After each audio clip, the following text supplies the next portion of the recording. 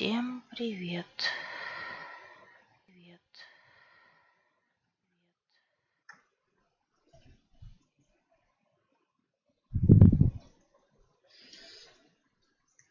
Так. Здесь мы запустились. Угу. Так, ВК еще запустились.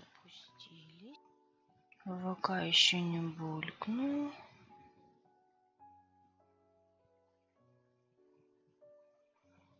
Как-то странно сейчас стали отображаться на ютубе все. Ну ладно. Так. И надо проверить ВК.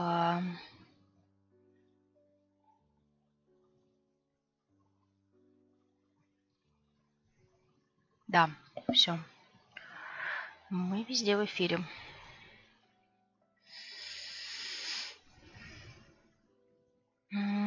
Зашибись. Еще и ник корейский.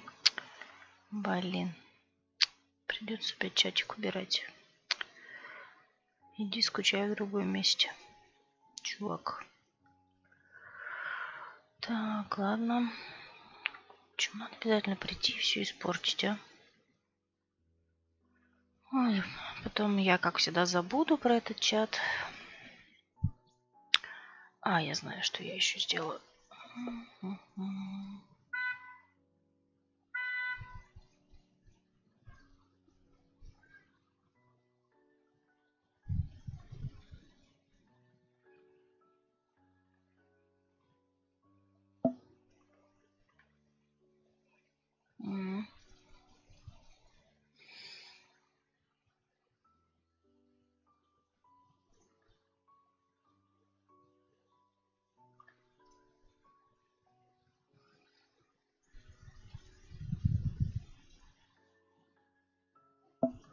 Так, но здесь это мне не сильно поможет.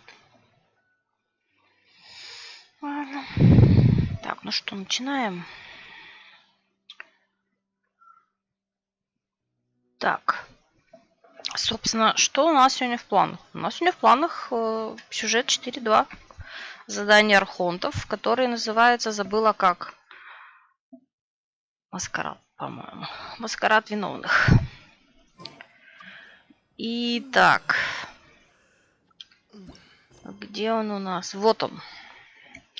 У нас, конечно, есть целых 3 задания мира. И я очень-очень надеюсь, что они не помешают.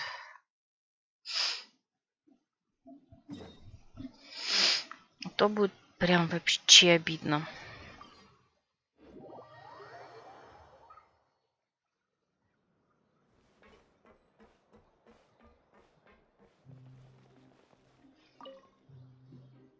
Please, sign here. This document will be effective immediately upon signing, and you two may exit the Fortress of Meripede via the regular channels. То есть до этого вы могли покинуть, но неофициально?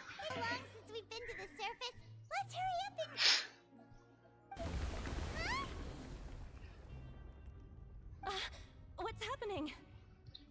Как быстро, а? Что-то происходит. I'm fine, thanks. But I wonder what that tremor was just now. Let's go ask the Duke. Может, сперва с документиками разберемся? Начало новой жизни.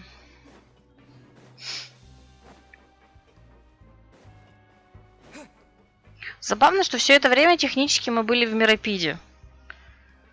Хотя геймплейно ясен пень, что нет.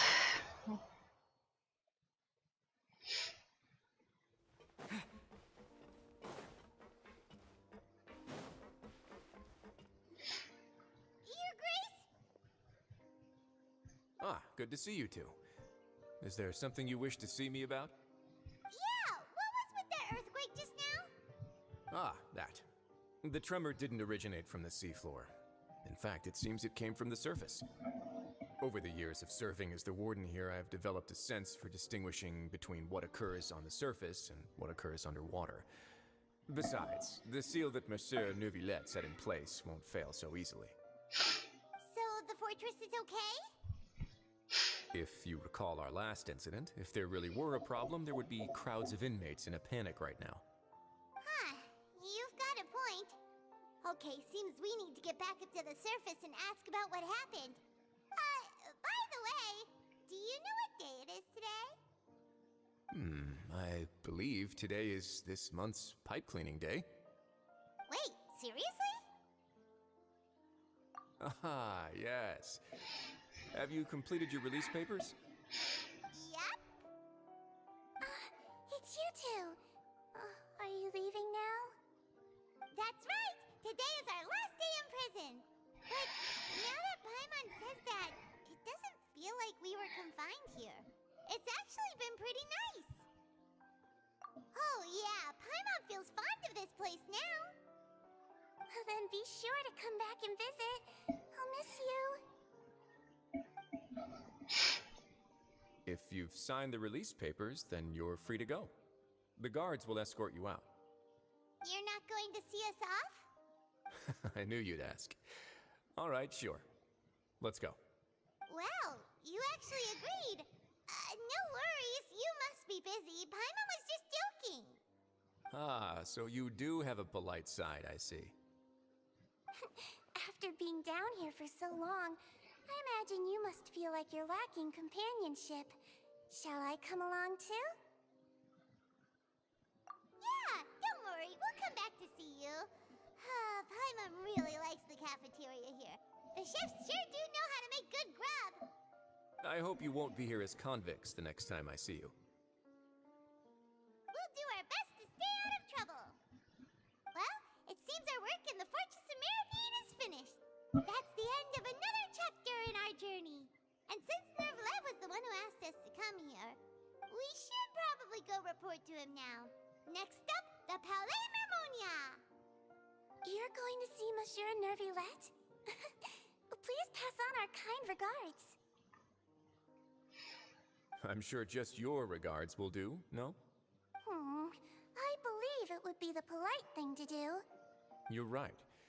I've heard the Palais has been terribly busy these days. Tell him that I hope he hasn't been overwhelmed by the recent string of troubles. Что за последняя череда неприятностей, мне теперь интересно.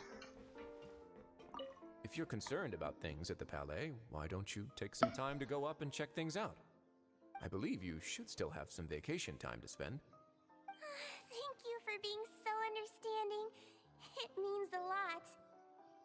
It's been some time since I've gone to the surface. I must say that I've started to miss it a little. Так, ну что, мы пойдем по-человечески пешком или телепортируемся?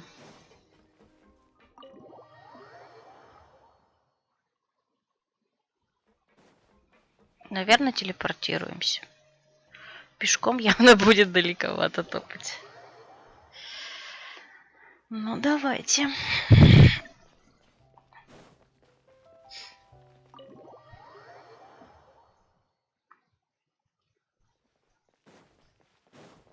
Так, подождите. У меня звук поехал.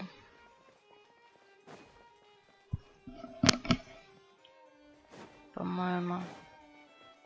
Или нормально все-таки. The Palais Mermonia sure is buzzing with activity today.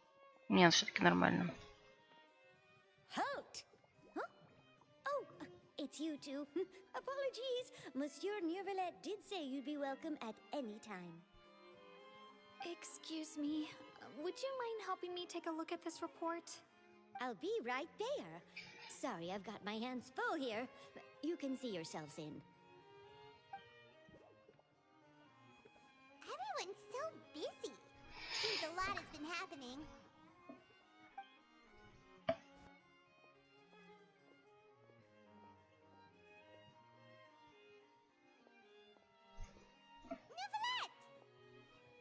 Hello.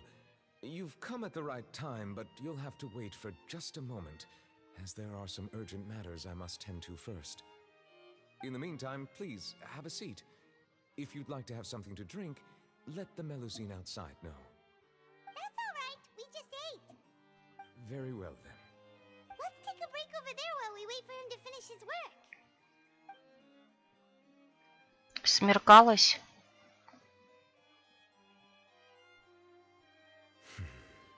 All right. That should wrap things up for now. Are you done with your work? Yes, sorry to keep you waiting. Today should be the day you were released from the Fortress of Meripede, and it appears that you've managed to complete all the release paperwork. That's right, and we came here to see you right away.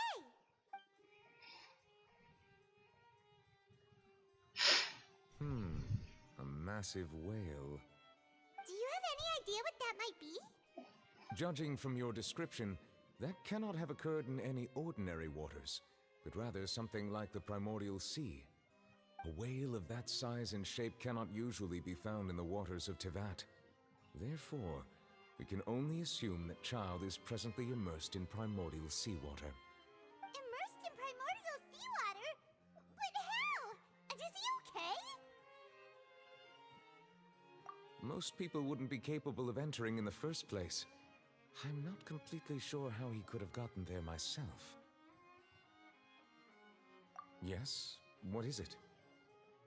Ah, right! Paimon felt it too! We asked the Duke and he said it wasn't from underwater, so we figured you might know something about it. It turns out that I have just received a report about this particular matter. In fact, that's exactly what I was busy with a moment ago. The source of the tremor was here on the surface near Poisson. After the shaking stopped, the water levels in the Poisson area rose at an alarming rate. The water levels rose? Oh no! What about all the people there? Fortunately, the water levels only rose for a short period of time and have already returned to normal now. However, I still have a bad feeling about the whole phenomenon. If the change in water levels is connected with the leaking primordial seawater, then the situation in Poisson may be much worse than it appears. Navia should be in Poisson, right? We need to go check on her! I would also like to go there as soon as possible, but I'm afraid I can't leave just yet. We must immediately formulate disaster prevention plans for the surrounding coastal areas to avoid potential catastrophes. I'll have to ask you two to go to Poisson first. I'll meet you there to check on the situation once I've finished things here.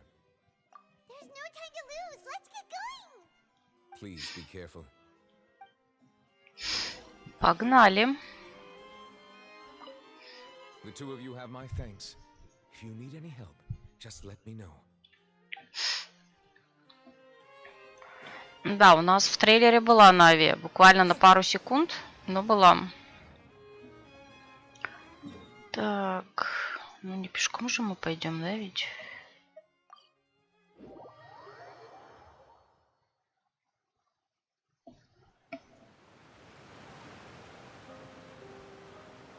Oh no! What happened here?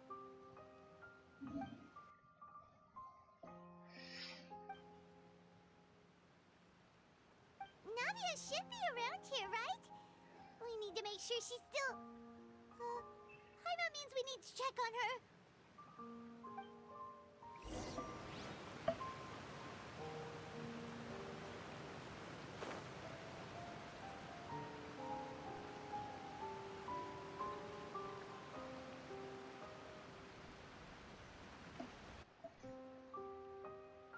We haven't seen a single soul all the way here. Oh, this is getting scary. What will I ever do now? Look, there's someone on the roof over there. Just stay put. We're coming up. Watch your balance. All right, just hurry.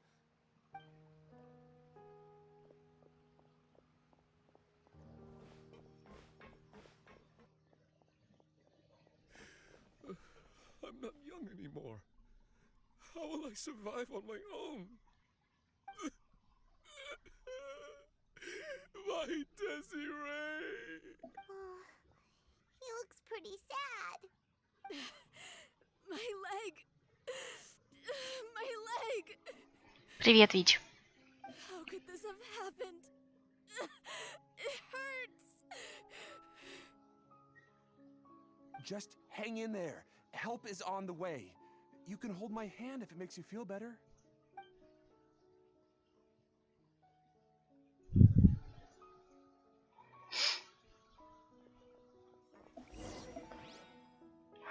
Ух. Начала проходить.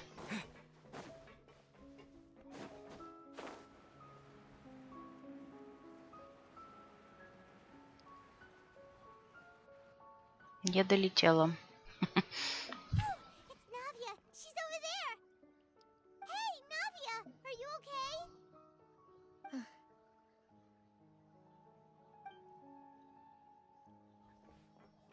You're here. We heard there was a situation in Poisson, so we came as quickly as we could. Yes. As you can see, the water level suddenly rose. It caused quite the disturbance, in fact.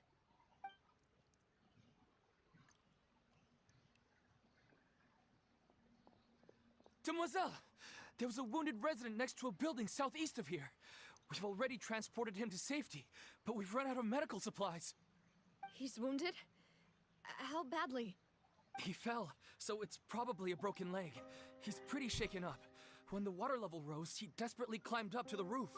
Once the water receded and he saw the ground, he became terrified and eventually... He jumped down then. Find the leader of Squad 1 and tell him to take the wounded resident to see a doctor. He should know where to go. Understood. I'll take over his search and rescue mission in the meantime. All right, you'll be in charge. I'm sorry. Where were we? The situation in Poisson? Ah, right. Allow me to explain. A little earlier, we suddenly heard a loud noise. At first, everyone thought that something might have exploded in the waterways. But before we knew it, water started pouring out from everywhere. Что со звуком? The rushing water seemed a little odd, almost like the unique color of primordial seawater. Some people didn't realize the danger and thought it was just ordinary water leaking from somewhere. Everyone on the street who happened to be close to the water didn't have a chance to escape. As the water levels rose, they suddenly disappeared. They were all dissolved. Those who realized what was happening started to flee in a panic, desperately trying to get to higher ground. Many were injured in the stampede, and some people fell from significant heights. The Spina di Rosula initiated rescue operations as quickly as possible, but there have been a lot of casualties. Fortunately, the water began to recede after some time, and the chaos came to an end. The water that flooded the area contained primordial seawater, so the lower levels of Poisson are still hazardous. To ensure everyone's safety, I've asked the people there to leave as soon as possible. No one knows if this could happen again. All we can do for now is try our best to help evacuate the residents. We still haven't completed the head count, but we'll have some numbers soon. How awful. And all of this just came out of nowhere. It was quite frightening indeed. I only wish that everything that just happened was a bad dream. Is there any way we can help, Navia? Thank you for being so willing to help in a moment of crisis like this. You don't know how much it means to me. I really can't express how grateful I am. Don't say that, Navia. That's what friends are for.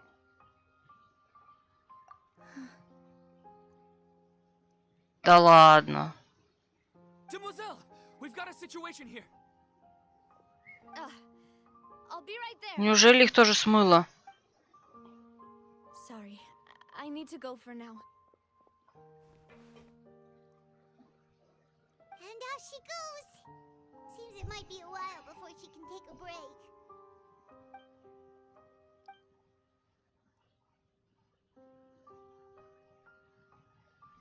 Okay, the wounded are being tended to, and we finished a preliminary head count. More support has just arrived, so I suppose I finally have a moment to focus on my own matters.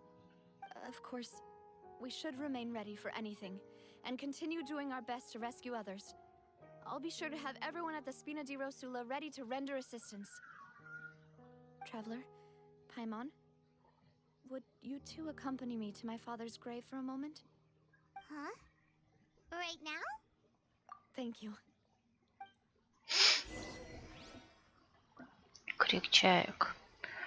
Так, кладбище. Ну, кладбище у нас не очень далеко.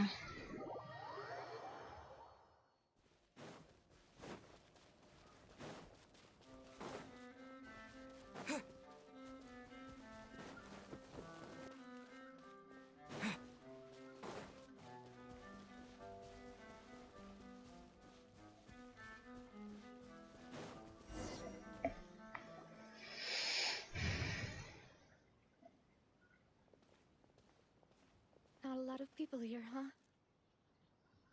Well, given the time of day and the whole situation in Poisson, Paimon doesn't think there'd be a ton of people here visiting graves. Right. That's how things are now. The living are so exhausted that they've no strength to spare any words for the dead. Navia?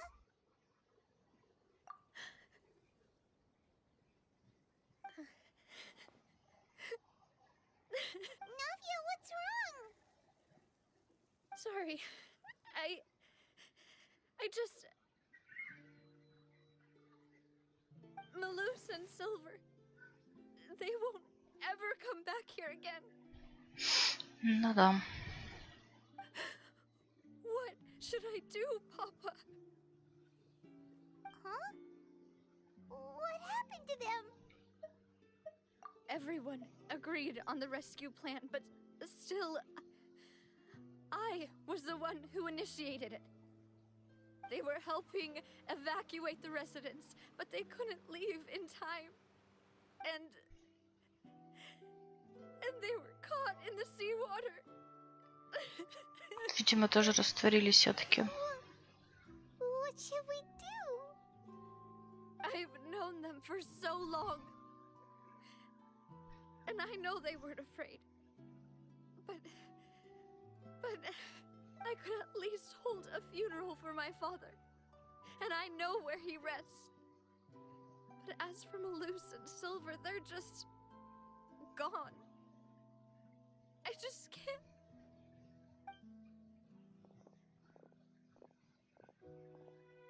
Everything looks so clean after it rains.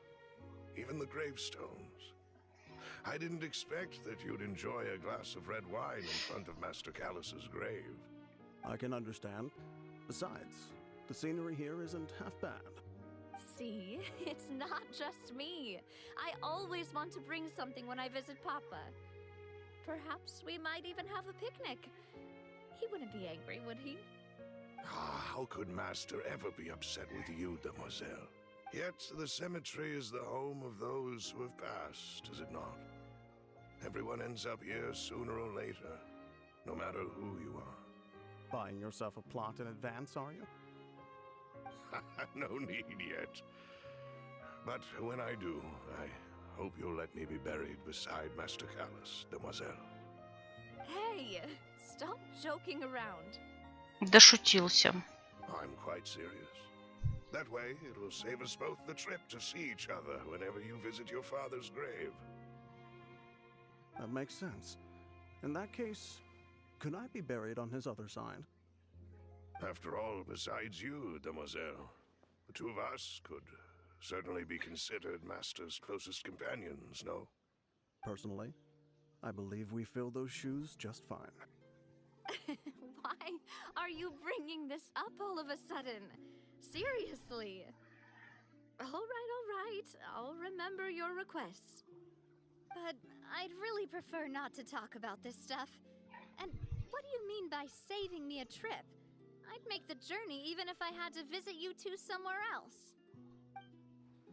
I'd promised to let them rest in peace here. But here I am breaking that promise. I'm sorry for letting you see me in a mess like this. I don't usually cry, really. Paimon doesn't know how to help you feel better. But Well, she understands how you feel. I had always thought I could make my wishes come true. But now that I think about it, that never solely relied on me. Many things can only be accomplished with someone else's help.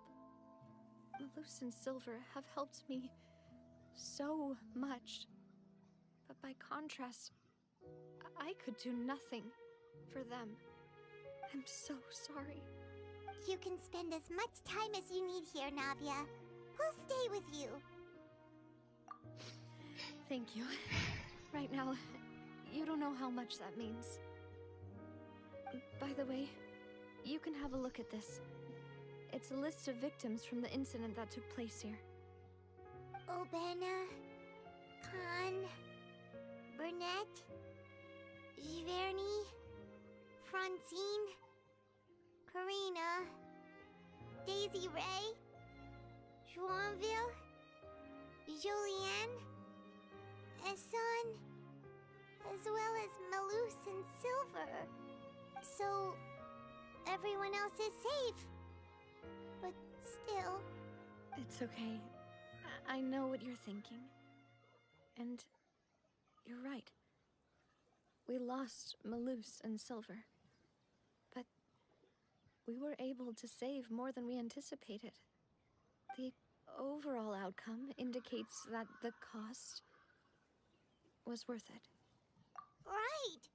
Don't think that way, Navia. One person might be saved at the expense of another, sure, but that isn't something we should ever consider a trade. Malus and Silver were not the price for saving anyone. They're heroes. You're right. Thank you, Paimon.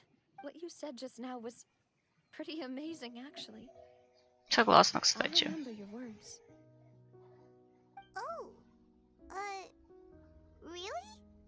Seems you've become more eloquent in the time since we last met. Ого.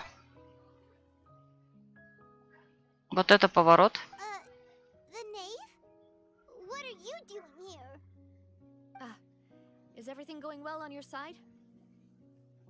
Yes, my people are carrying out the mission according to your request. All the residents of Poisson have been evacuated, and we're preparing to relocate them to higher ground. Она помогает. As for these supplies, we have everything taken care of. There is no need to worry. Thank you very much. Wait, do you two know each other? We just met recently. Right, Miss Navia? Usually, I would call this a coincidental encounter. But that doesn't quite fit this time. Besides, it never even crossed my mind that a Fatui Harbinger would come looking for me. Thanks to the Knave, Spina di Rosula received generous support from the Fatui, which allowed us to complete the rescue and evacuation work so quickly. Mutual aid is essential to fostering positive developments. We were already in the area, in any case, so it was nothing. That said, I must say that you're a lot sharper than you let on. I'm sure you understand what I mean. I apologize for all the ways in which I tested you previously. We've never worked with a Fatui before, and it's extremely important for us to know who we're working with. My subordinates have reported that Fatui soldiers have been observing water levels and taking head counts in various locations.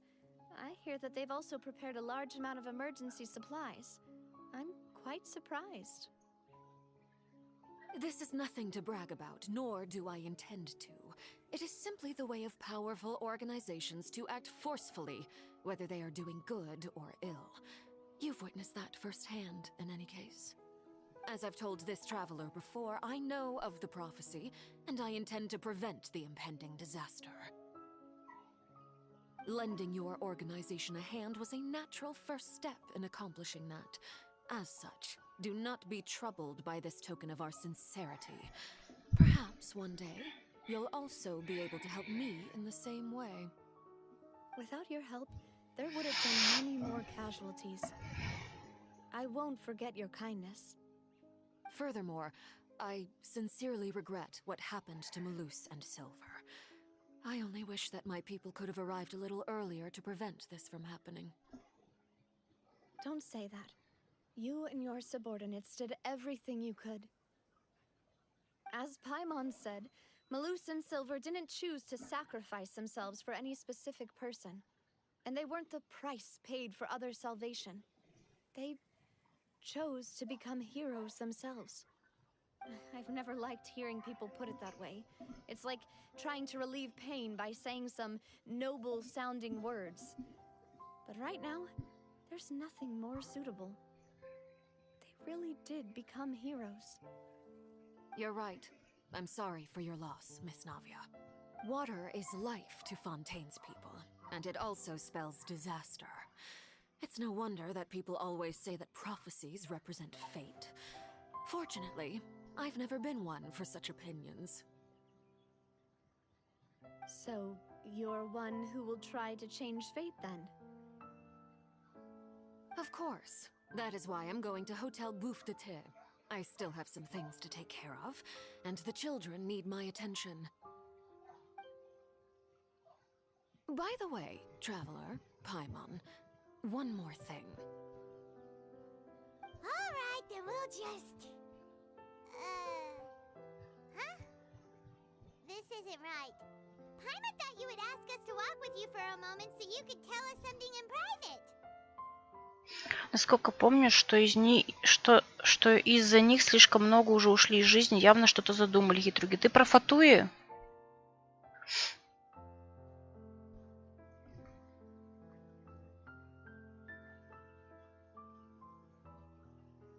That is a clever and useful conversation technique, which I do like to use when necessary. But there's no need today. It would not hurt to have Miss Navia listening in. Traveler, I'm sure you remember that I said we could work together when we had the chance. You and I both know that there may be issues with the Primordial Sea. Previously, it was the fortress of Meripede's sluice gate, and this time it was the water levels in Poisson. These are both signals. Indeed. Allow me to share the latest intel I've received from the House of the Hearth's intelligence network with you.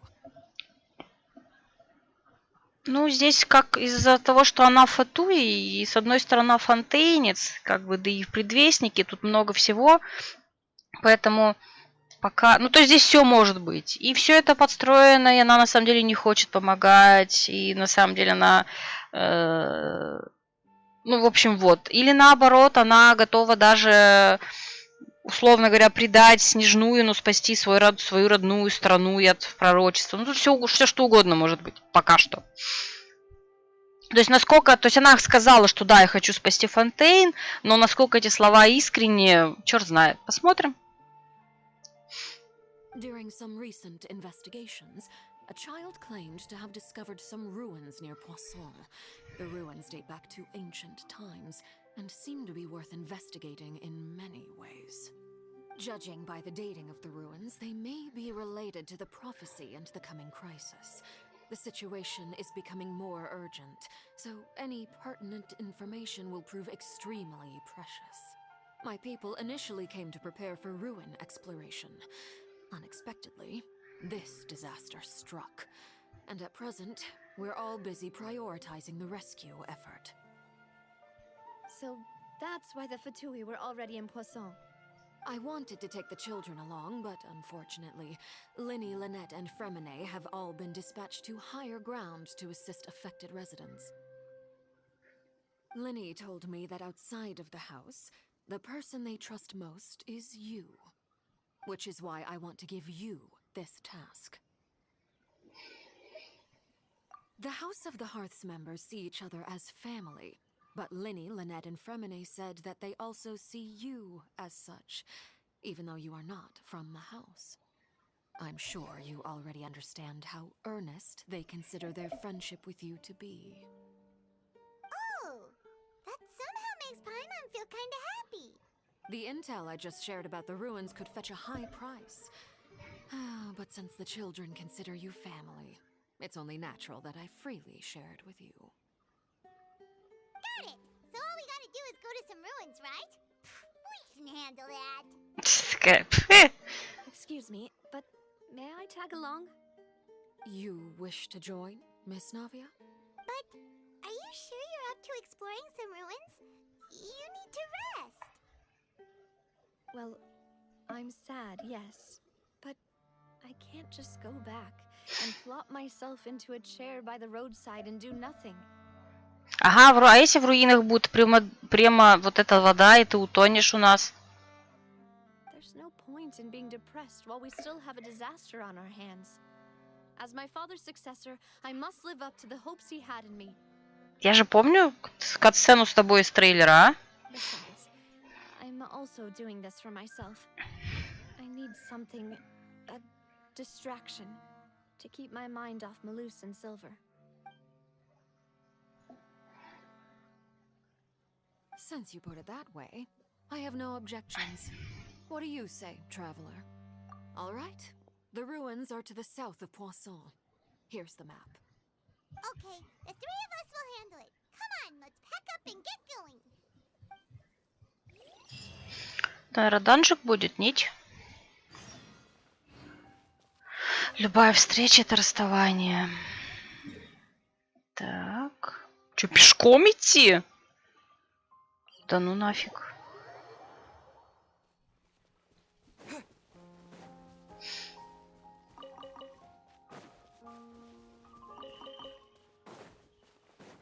Точнее, пешком-то все равно идти.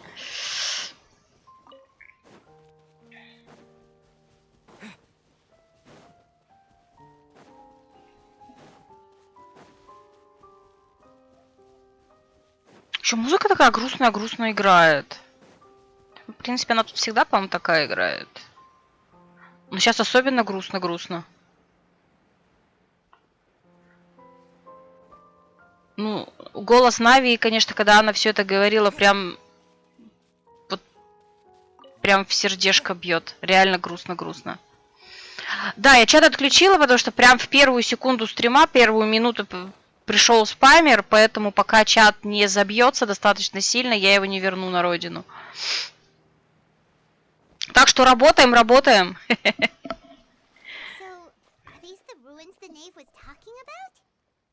Whoa, talk about old.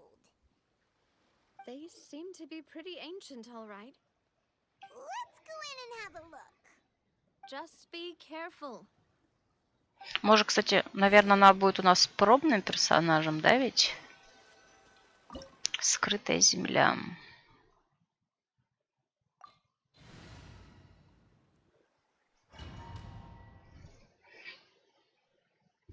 А, нет. И какой минимум? Да я не знаю, несколько строк. Ну, в принципе, просто общаемся. Я же чат читаю в любом случае. И пока что кроме тебя никого нет, так что то, что чат не виден, я думаю, не страшно.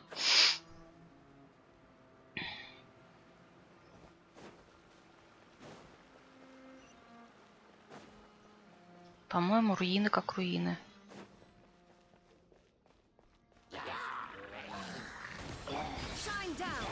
Make yourselves at home.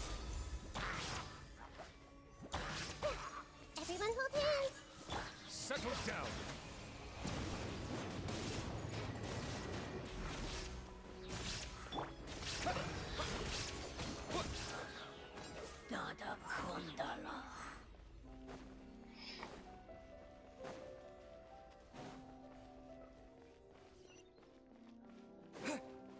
Ах, я не в ту сторону пошла.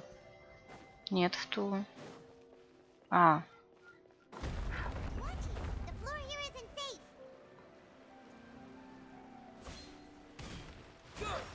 Illusion shattered.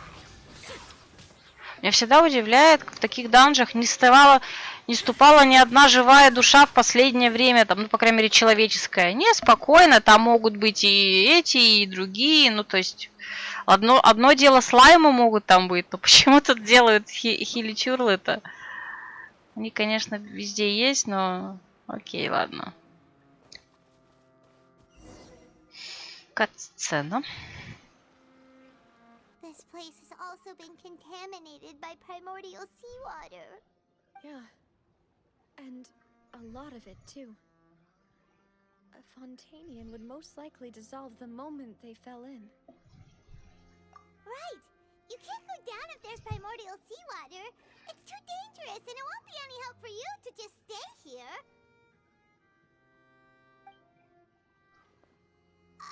Don't get by my wrong. We're not saying you're No, you're right. I can't do anything in this situation. I'll leave this to you.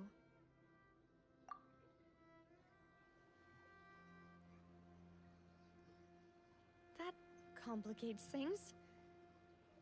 Maybe the only way left is forward. In that case, do you want to wait for us here? The water levels here are unstable, and there's a chance the water will rise. So staying here wouldn't be safe either. Я вам об этом сказала с самого начала. Я не понимаю, нафига тебя с собой сюда взяли. I'll go together with you. Perhaps we'll find the exit just up ahead. All right. Come with us for now then, but please be careful.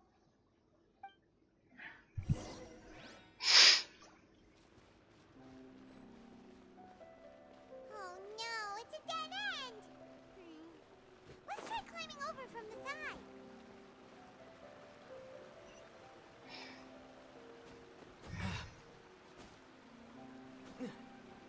Ну, серьезно, по-моему, вот сейчас они...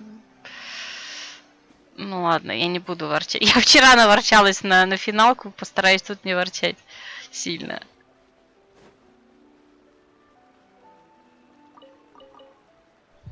Ладно, поворчу. Мне кажется, глупо было ее брать. Знали же, куда идут. Знали, что это связано с водой. Ну нафига?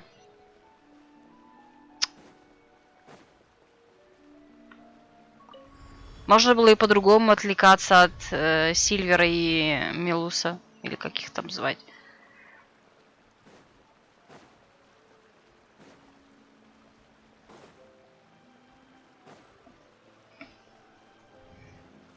Ай! Ладно. Неловко вышло. Никто этого не видел.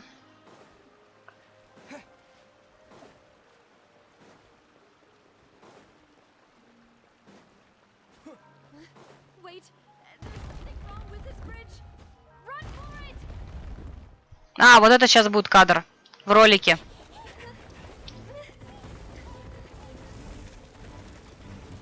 Сейчас она будет падать вниз.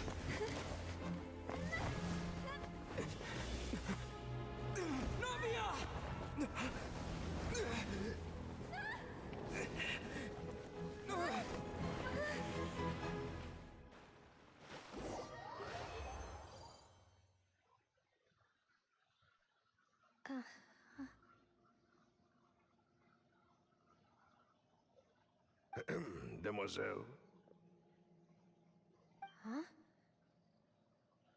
Demoiselle, what are you doing here by yourself? Would you be standing here till dark if I hadn't come to get you? Maybe she just wants some time to herself, Malus. Hmm? Oh. Was I sleeping? Yes, it would appear so. I must be tired. That's quite possible. However, you were the one that suggested we go out for a walk. Oh, right. I nearly forgot. It must have slipped my mind when I dozed off. I haven't had a nap today yet. This is a familiar feeling, yet something's a little strange. Is something the matter, Demoiselle? Oh, no. No, I'm fine. I was just trying to recall why we came out for a walk. Do you remember Mr. Giverny? He'd requested our help before with foreign merchants who had a debt dispute with him, and we'd resolved the matter not long ago. У меня дикая мысль еще до этого возникла. Что если все, кто растворяется якобы в этом море, может вернуться по каким-то причинам обратно? Что-то можно сделать, что они все вернутся. We were headed to see how things were going with him at the moment. Ah, right. Yes. I remember now. Oh, Miss Navia. Ah, Mr. Malus. And Mr. Silver, too. It's good to see all of you. How have you been? I've been great. Thanks to your help, those bothersome merchants finally realized that I wasn't the one they were looking for. Why, I wasn't even the guarantor for that person. They were knocking at my door day and night. Even my neighbor, Obina, was getting fed up with them. Sometimes force is required to calm someone down and get them to listen to what you have to say. That's right. Oh, by the way, Burnett, what was it that you wanted to give to Miss Navia again? Это, кстати, все те, кто были в списке растворившихся. Ну, по крайней мере, она, Бернет точно вроде там была. Точно вроде. These are some flower seeds that I prepared. Please take them. They're a very good variety, and they'll become very big and beautiful once they bloom. I don't know what we would have done without your help, so this is a little token of our appreciation. Так забавно. I hope you won't refuse. То, что как будто все в воде происходит. Did you cultivate them yourself? Thank you so much. I'll certainly take them. Maloose, we do still have some empty flower pots at home, right? Why, we can have as many pots as you'd like, demoiselle. Perfect. In that case, we'll swap out some of the decorative plants for some of Mrs. Burnett's flowers. Very well. Wait. Something seems to be off here. Excuse me, madam. If I'm not mistaken, your name is Burnett, correct? That's right. Is something wrong? No, it's nothing. This is the first time we've ever met, but your name seemed familiar to me. I must have heard it when I was discussing things with your husband previously. I've heard this name before. Sometime recently, I'm sure of it. В списке. В списке, Навия. And why are there so few people around here? Where did everyone go? We must mind the time, demoiselle. We still have important things to attend to today. Huh? We do? Like what? Well, now, did you forget? Miss Navia, here you are. I've been looking for you. Please, come to the Opera House. Your trial is about to begin. My trial? Wait, why would I need to go to the Opera House? Yes, she's right, demoiselle. It's just about time now, so we should get going. Oh? All right then.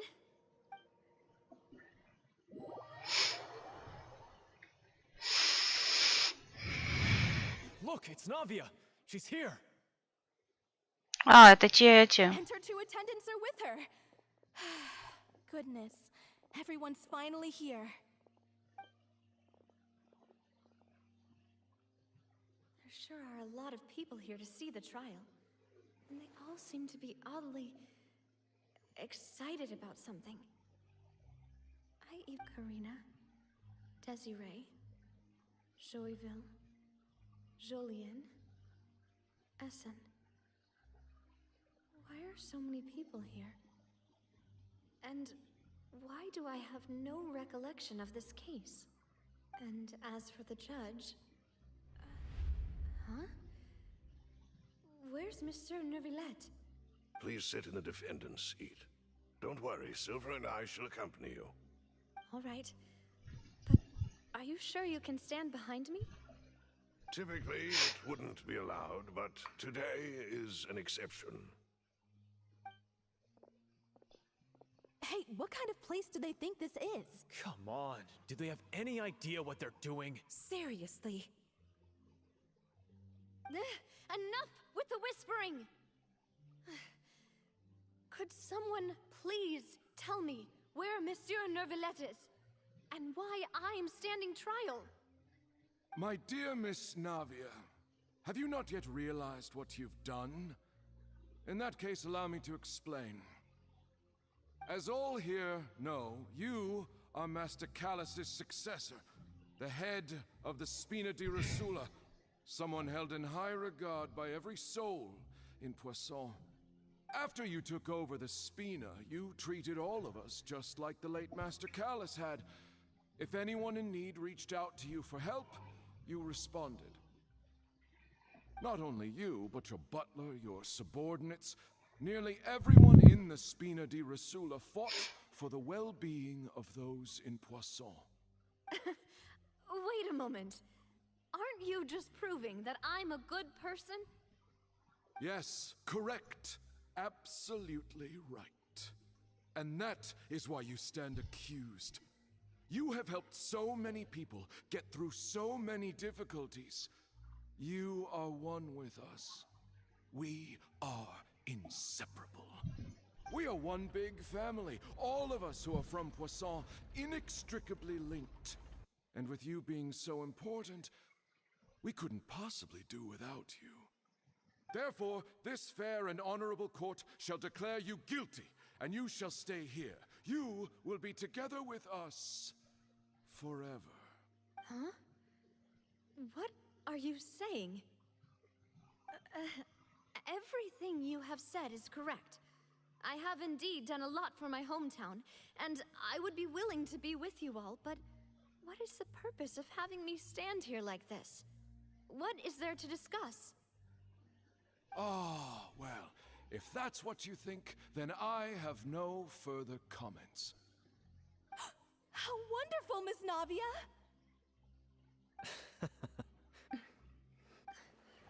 I know all these people. I seem to remember now. Yes, I get it. This trial is... Wait just a moment. This isn't right! Malus? What was that, Mr. Malus? Our conclusion is very clear and unanimous. Let the court judge her now. She's guilty! Stay here, Navia! You're one of us! Demoiselle, don't admit guilt. This trial means to keep you here forever. I wish to exercise my right to defend Our Lady. Mr. Joinville, you only know of Navia's goodness, but nothing of her utterly independent mind. She was born a free and independent spirit. She has never been tied down by anything. Indeed, even the death of Master Callus couldn't stop her. Her actions cannot serve as proof that she identifies herself as part of any group. She merely acted as an individual, extending her hand to help others. Please do not mistake her actions as being otherwise. Really? As an individual, you say? Don't forget, we are all Fontanians here. This is the nation of justice, the nation of Hydro! Even if Miss Navia only voluntarily rendered her assistance, that doesn't change the fact that her beautiful soul must return to everyone. Water accepts all, blends with all. It will everything is measured here in the nation of Hydro, and in the end, everyone shall meld together. Thus, when a unanimous opinion emerges, that opinion represents justice. Now I speak for everyone. Our opinion is consistent. Navia should stay. We and Navia are one. And you would call this justice? Preposterous. You are merely jealous that Demoiselle still has a chance to exist as an individual. Have you forgotten how much you all once longed to become individuals, to become independent? Do you mean to defy our justice? If your justice is flawed, then why should we acknowledge it? As you said, we can also have our own justice. Silver and I shall defend Demoiselle. And that is how we will enforce justice. My head... it hurts. Demoiselle. Silver, it hurts. My head is spinning. All I can see is stars swirling in front of me. I remember now. Everything that seemed odd from the very beginning. Karina, Desiree, Joyville, Jolien, Essen, and Mr. Giverny and Mrs. Burnett, who we met earlier. Even Malus and Silver. I don't want to admit it, but they're all dead.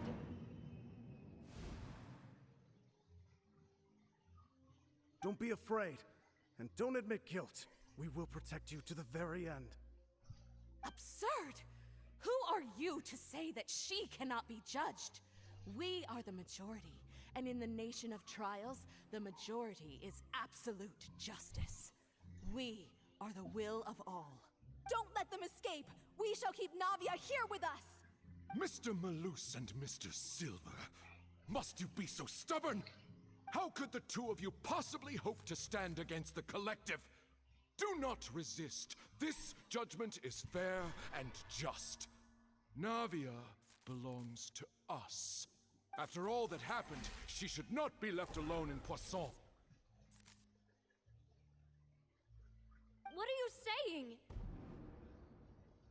No more excuses. He says we're jealous. Jealous? How could she possibly be an independent individual? What's with these people? Who's jealous of her? She belongs to us! Miss Navia, she... Silence! That's...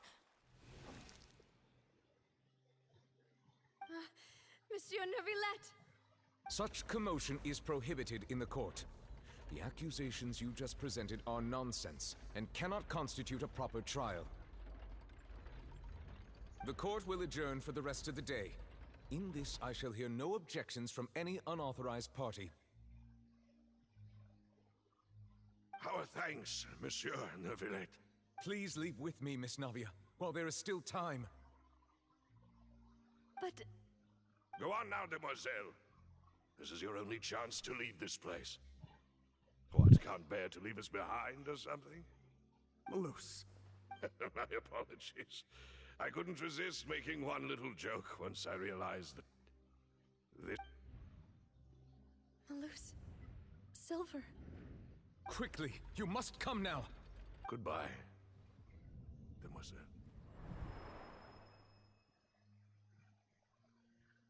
Farewell.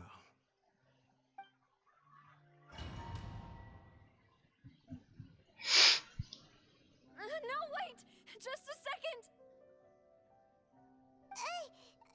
Navia? You're awake? Good.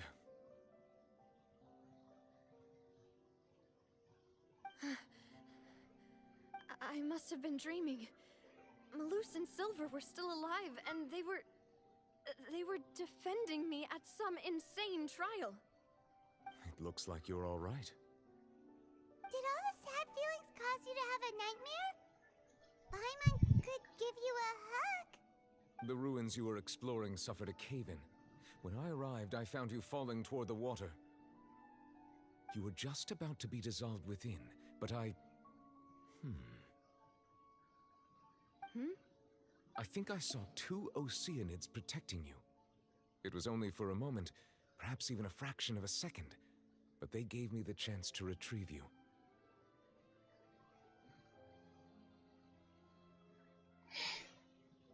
Were it not for their intervention, I would not have been able to rescue you before your consciousness dissipated.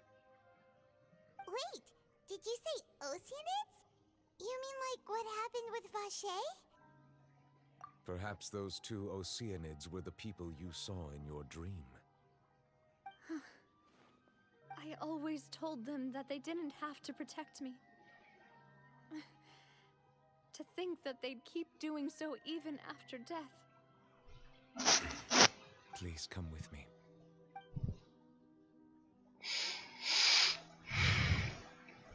Neuvillette, are you okay? Oh, I am quite all right.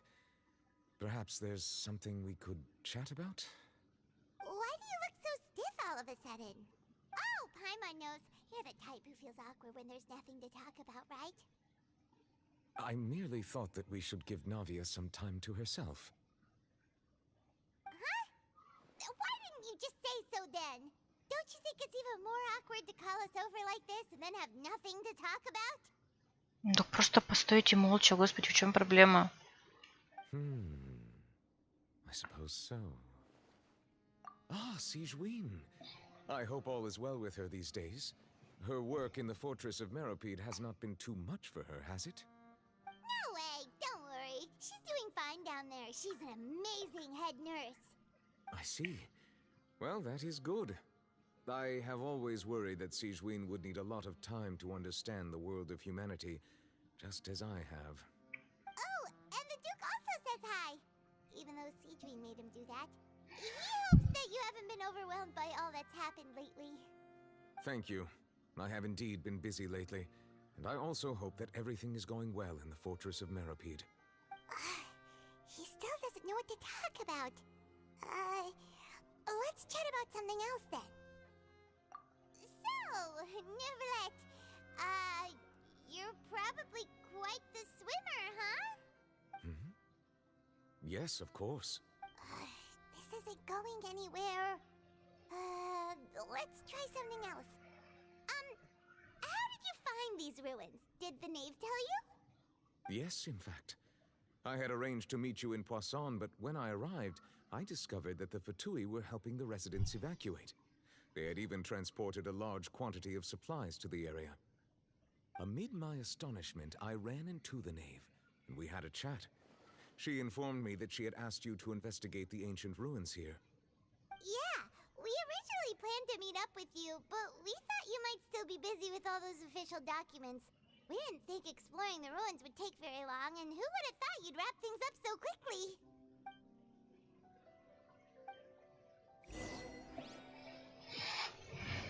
Почему не переведена ачивка? I'm sorry to have kept you all waiting like that. I'm feeling much better now. I guess we should get going again. Will you come with us, Monsieur Neuvillette? Yes, if you wouldn't mind my company. All right! Another one joins the party! Let's get going then!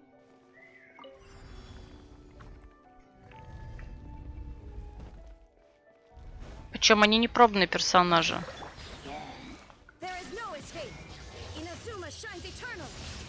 На удивление.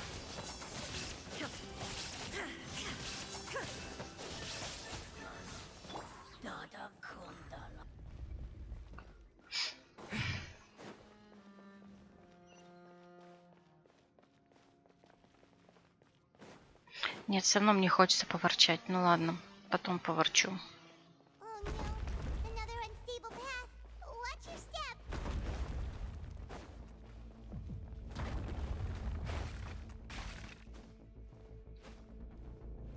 А чё? А, понятно. Ну, чё такое?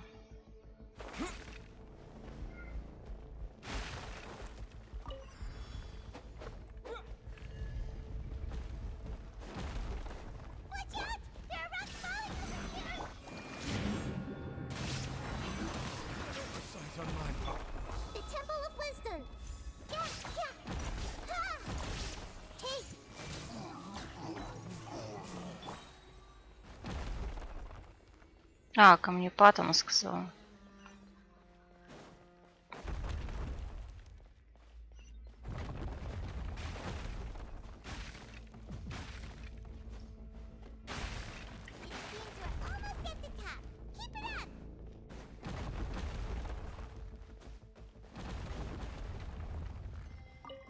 Так, ну от сундука отказываться это не повод.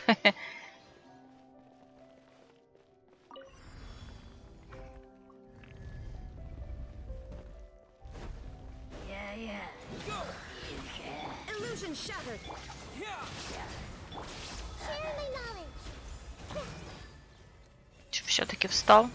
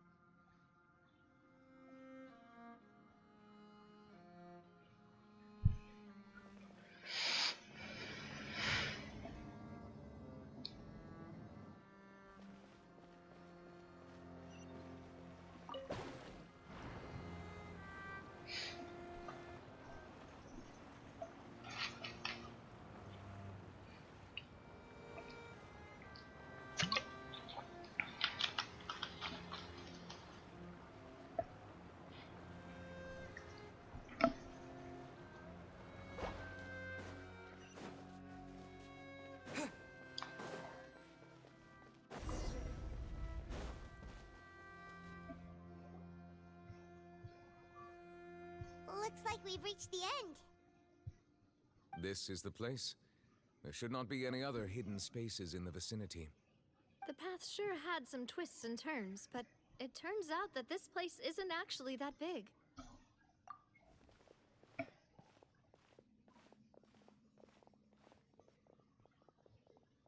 Фурина. Stone slates. It seems like they were put here as an offering. Could we take them down and have a look? Perhaps we should just leave them be for now. There are 4 locations in total, but only 3 stone slates. The slate that should be in the first empty spot is missing. Мне кажется, на ней миссия разрушена. The Нет. surrounding walls also show signs of damage. There's something written below. Let Paimon see. Reason dictates that this nation be destroyed. I shall record the history of its future here in its past. Say what? It feels like someone left these slates and these words here for a purpose. But does he mean that Fontaine should be destroyed? That would fit the circumstances dictated by the prophecy, yes. Indeed, the slate's contents correspond to it. Take the second slate, for example. There's a person kneeling here. She seems so dedicated. And there's a whole bunch of other people behind her doing the same. She's facing this... what is this? Some kind of island in the sky? Селестия? А это Архонт? And is that Lady Farina in the third image? Did the Hydro Archon fall into the water? And is that a ring of people around her? Paimon doesn't quite get it. Are they all in the water? The fourth image.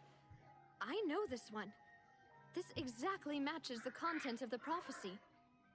The people will all be dissolved into the waters, and only the Hydro Archon will remain, weeping on her throne.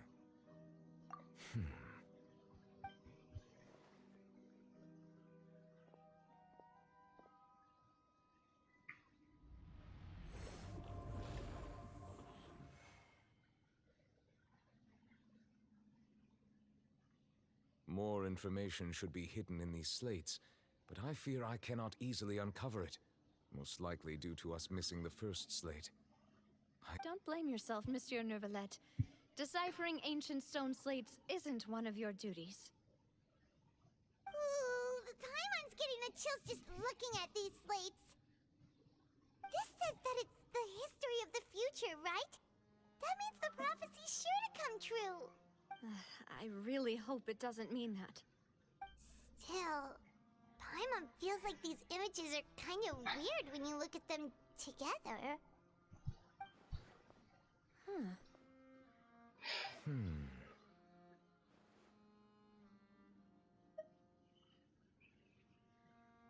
That's right! If the images are in chronological order, shouldn't the fourth, the waters drowning Fontaine, come before the third, where the Hydro Archon herself falls into the water?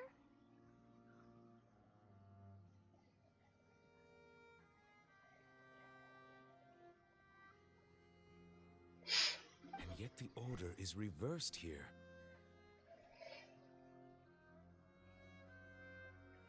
If we go by timing, Lady Farina only emerges in the third image. That means that the person in the second image might be the previous Hydro Archon. Egeria, then. I had never met her, but her appearance here does match the records. The previous Archon kneeling before the floating island in the skies, as if confessing a sin. Did she herself commit that sin? And if not, why would she be in such a posture? Also, I'm still wondering why these ancient stone slates are here at all. Judging from their contents, could this place be the origin of the prophecy? Does that mean that someone, or some people, once saw these slates? But who would have created these slates and left these words here? It seems that any further clues will have to come from Farina. In that case, there's no time to lose. There's nothing else to be gained here, so let's head back first. Yeah, we'd better get somewhere safe for now.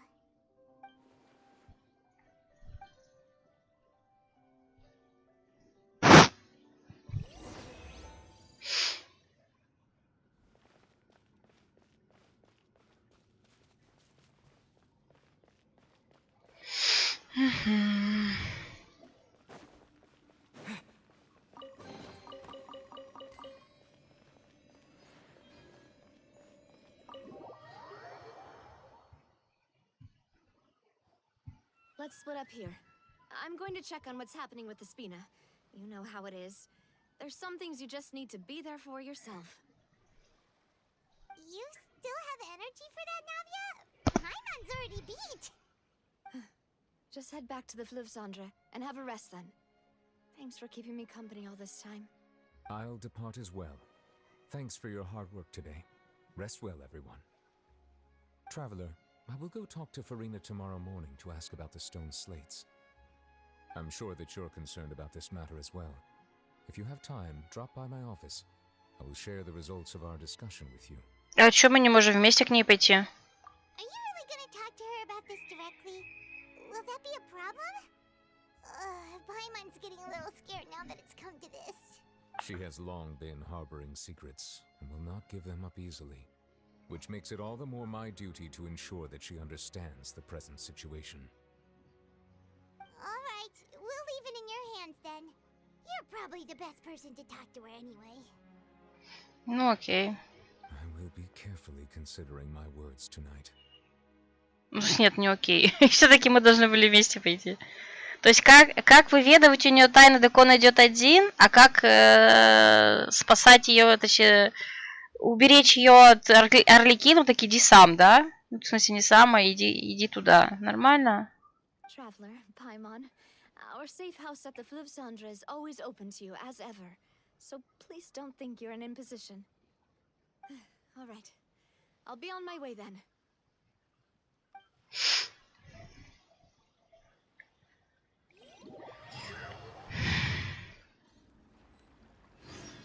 Нас туда сразу перенесли, да. Welcome back. We've got a special menu prepared for you two tonight. Yay! And there's good food too! Navia, no, the boss is the best. Ooh, desserts! Nice, these are all Paimon's! Paimon's already starting to forget what happened today. Мона? Oh, that voice. Is that who I think it is? А, ну да, она же была в трейлере. Голос. It's you two. What are you doing in Fontaine? Мир спасаем, чё, как обычно.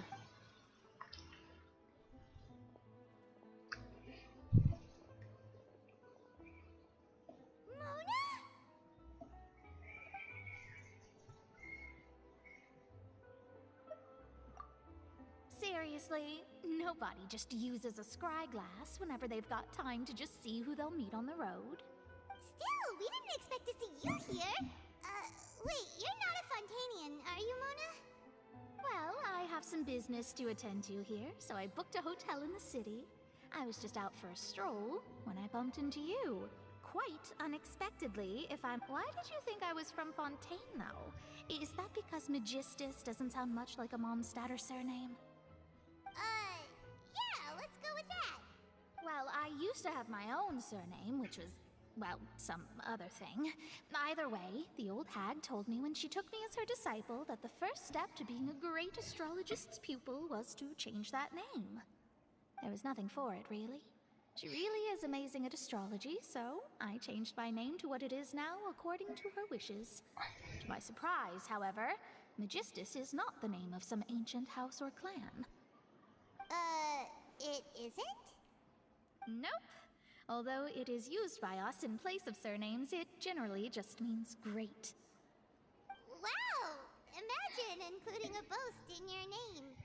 Wait, are you gonna have to put that into your genealogy as well? I reckon so. In any case, I'd give my disciple a name like this as well, if I were to take one. Astromancer Barbeloth Trismegistus. Whoa, that's a long one. Does it also mean great or something? My name means Mona the Great Astrologist. As for the old hag, hers is, in plain speech, the thrice as great Scholar of the Stars. Just take it as a title specific to astrologists. Thrice as great? That's so petty. I know, right?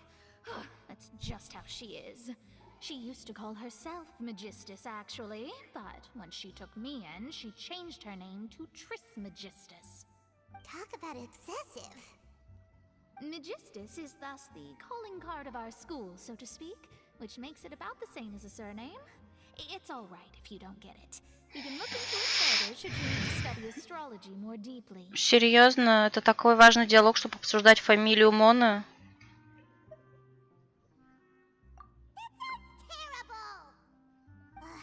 But anyway, you're not Fontanian, are you, Mona? You're from Mondstadt, right?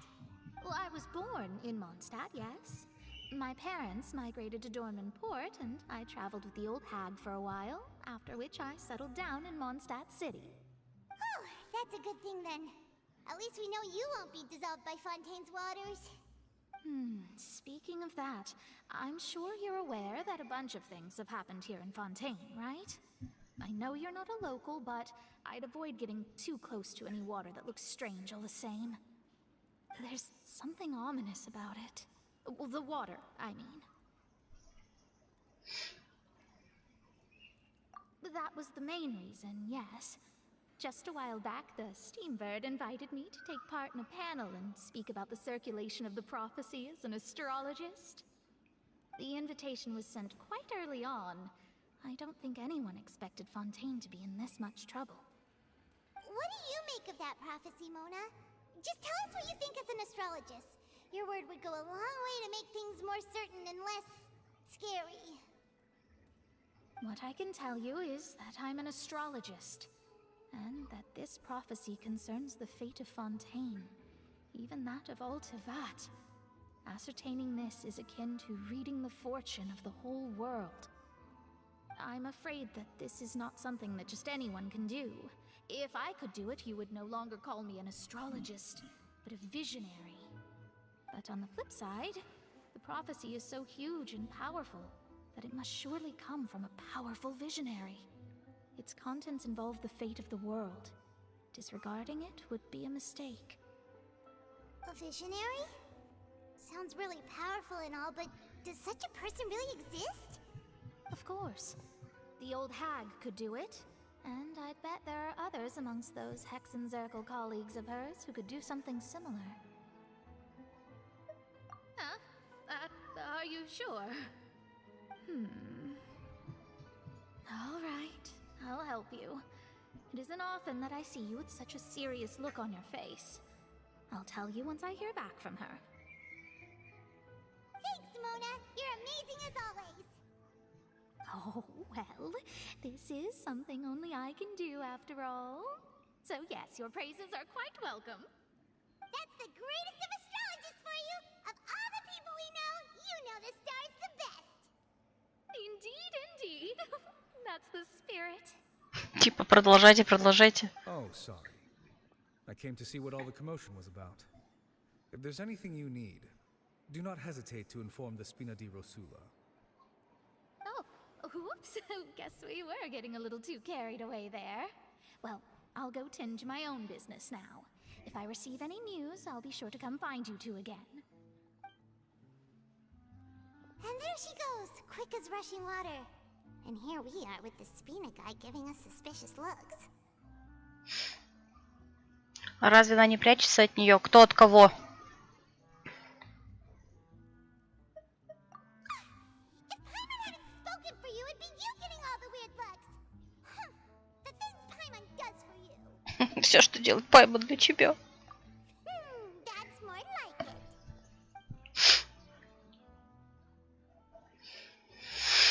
Наконец-то отдых. Good morning. To be honest, Paimon's still feeling kind of sleepy. But it's time to get up, traveler. We agreed to go see Neuvillette, so let's pack it up and get going. Мона от наставницы? Ну, даже если и так, она же сказала, что у тебя такой вид очень серьезный, то что здесь как бы выбора-то особо нет. Мы явно просим ее это сделать не для того, чтобы взять автографа у наставницы, а решить серьезный вопрос. Поэтому я думаю, Мона это понимает, и как бы она от нее не спряталась.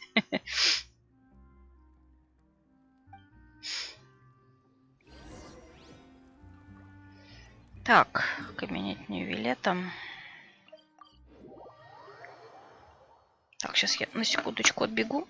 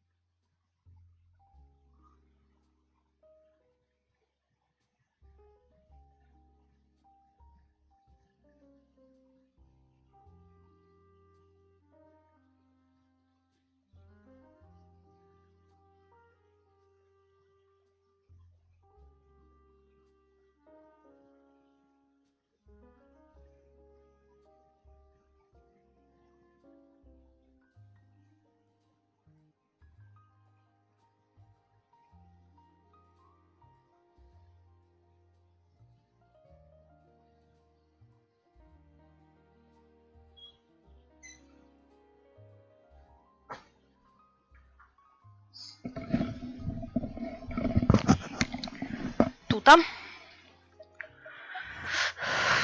Что у нас тут понавтыкали? Навия выжил. Love is Destructive выживает. Ну, как бы ее успели спасти. Так, ну что, вот это вот интереснее. Блин, я на самом деле, конечно, приятно видеть Нави, но я жду Фурину в этом квесте. Много Фурины. А не вот это вот все. Пупсик. You're here, finally. Is something wrong? Monsieur Neuvillette and Lady Farina, they seem to have gotten into a dispute. Please go see for yourself. Подрались? Ньювилет и Фурина. Like I said, I've already explained everything. And yet the problem has not been properly solved. There is little space for excuses between us. It is not my intention to offend you, but please tell me where you stand. You are the Hydro Archon Focalor, are you not? Он забавный, хороший вопрос. Так ты архонт или не архонт? Look at this. This is a list of the victims from the recent Poisson incident.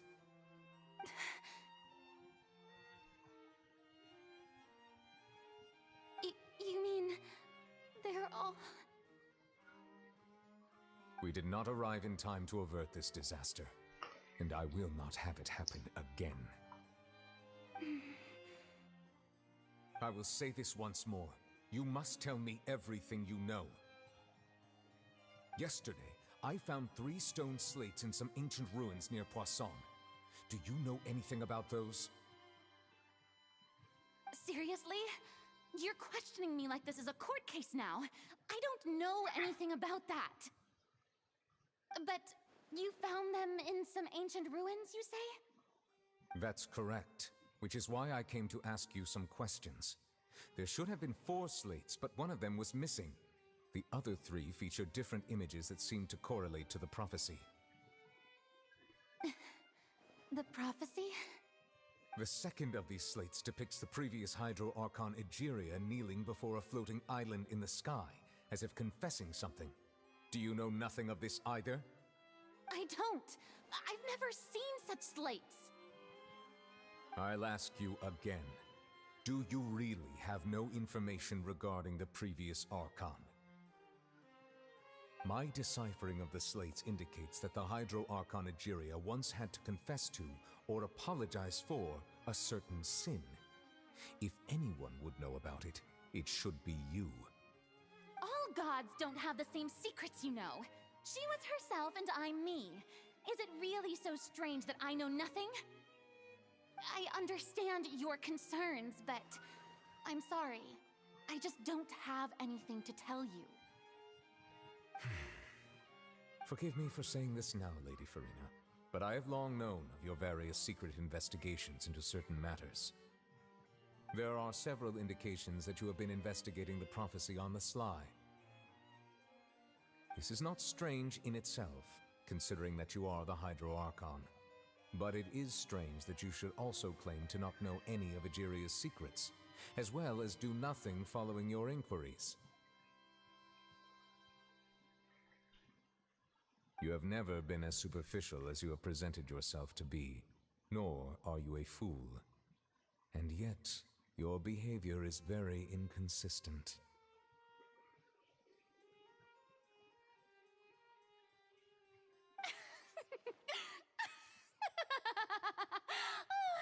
So you've been watching me all this time, have you? I didn't think you were that type.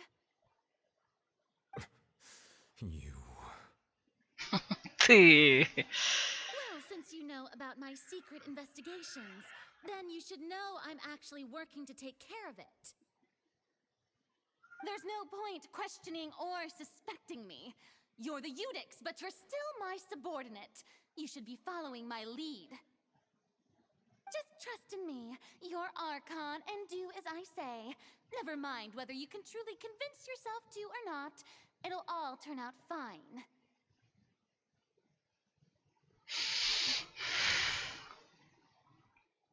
That's all I have to say. We do not discuss this matter again. Oh, the opera's about to start. Toodles!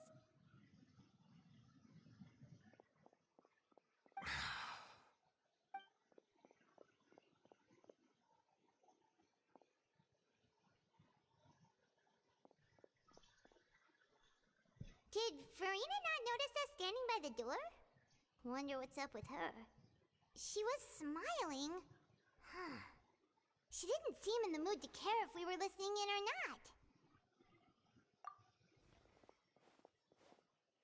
not. I assume you've been outside for a while now? Oh, you noticed. Seems Farina didn't even realize we were here. Да сейчас. She was in a great panic, though I cannot discern the reason. Our discussion reached impasses time and again, a state of affairs that we cannot allow to continue. Still, I do not understand. Dialogue is the basis for understanding, so why did she keep refusing to engage?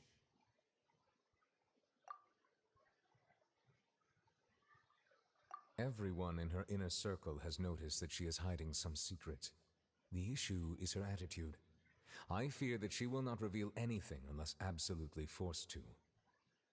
И поэтому нужен будет суд. We may have to create a situation in which she will have no choice but to speak. Oh? Like what? Normally, people will only reveal the truth when standing trial. Perhaps we must have the Hydro Archon experience just such a scenario. But Farina's seen so many trials, and she's really good at dodging questions. How do we make sure that she won't just slip away at the first chance she gets? We will need to consider this thoroughly, join forces with various parties, and then do what we can. If at all possible, I would prefer to recuse myself from this affair, but we must prevent the prophecy from coming to pass. This may be cruel to her, but all Fontaine is in crisis. The information a god possesses is too precious, and so we must take a chance on this. But who will lend us their aid to do such a thing? Арлекина.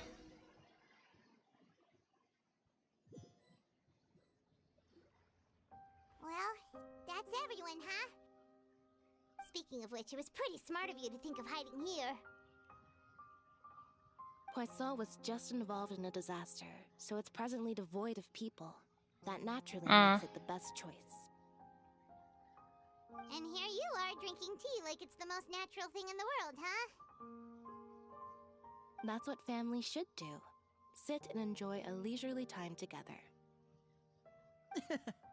It's nice to enjoy tea here, you know? Care for a cup? Lend me your ears, everyone. Or perhaps one of you might like to start us off. How about you, friend? Me? No, I don't think I can. Then, how about you, good sir? I fear that I will cause the mood on this boat to become as somber as it is in court. Well then, I guess we're lucky we've got a local like me to organize things. Wonderful, the spotlight at last.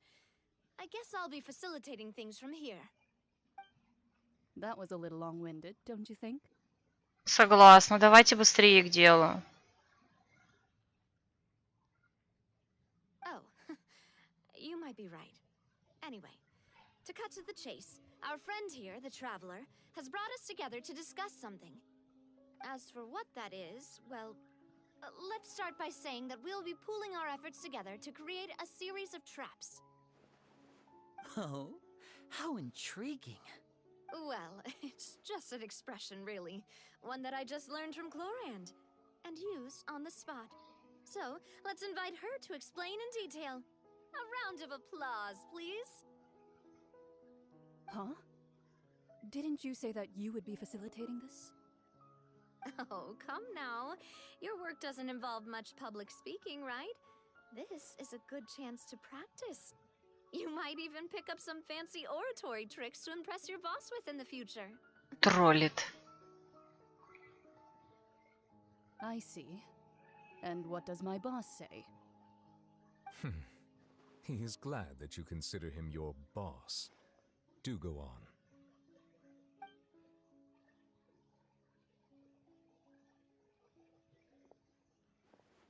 In that case, do any of you have experience hunting?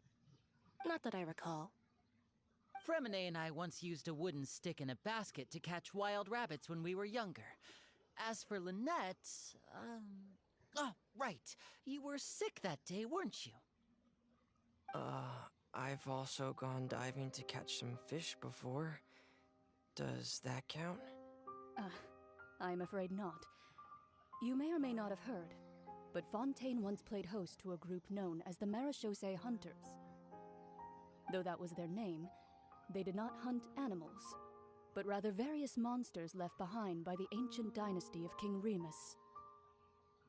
Today, Fontaine's monster population has already thinned greatly, so the hunters have blended back into society, taking up arms in other lines of work.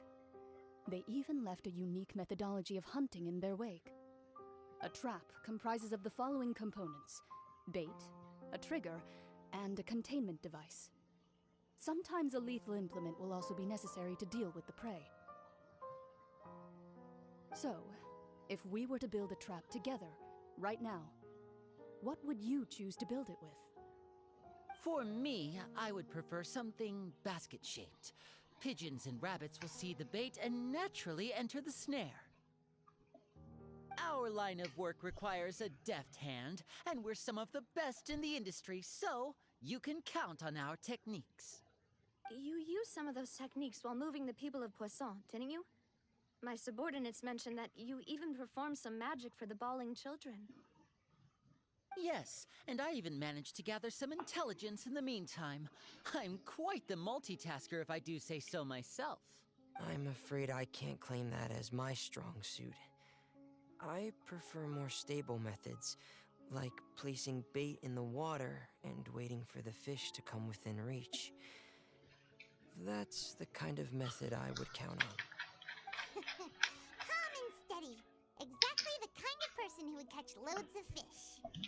And I can be their assistant. With discretion, I'm sure. I'd probably use some sort of mechanical animal. Papa once bought me some small clockwork squirrels, mice, and such. When placed in the forest, they can attract others of their kind. I remember that you liked those too, didn't you? I did. And that would be a good way to go about it. If they're realistic enough, animals of the same kind will follow them all the way to the trap. What about you, Monsieur Neuvillette? I fear I do not have any related experience. That makes sense. You usually solve problems directly, without the use of any such tricks. But I do have one more question for you, Monsieur. If we were to create a trap now, how would you design it?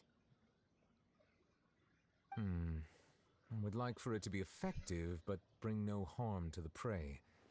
A more gentle trap would be ideal. Kind, as always. However, our intention doesn't necessarily change the containment device and the type of implement we need. If we wanted to kill the prey in one strike, we would need a powerful implement. However, that also goes for prey that must be captured and safely contained. Wait, why is that? Only a hunter who's a true expert at subduing their prey can snare it without harming it. The line that divides life and death is often exceedingly thin. So are we going hunting together? Huh. We hadn't thought of seeing ourselves as hunters. It kinda works, but maybe it's still not the best metaphor. If our means of capturing and dealing with our prey is to put them on trial, then the hunting metaphor is actually quite accurate. But we shall require much more courage than any hunter to judge a god, a being whose seat is an exalted throne. Oh, so that's what's going on.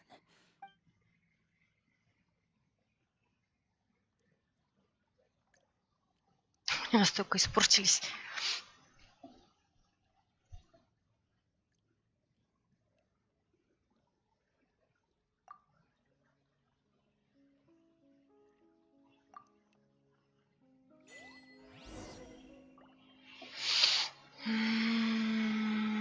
Вообще бесполезная сцена, откровенно говоря.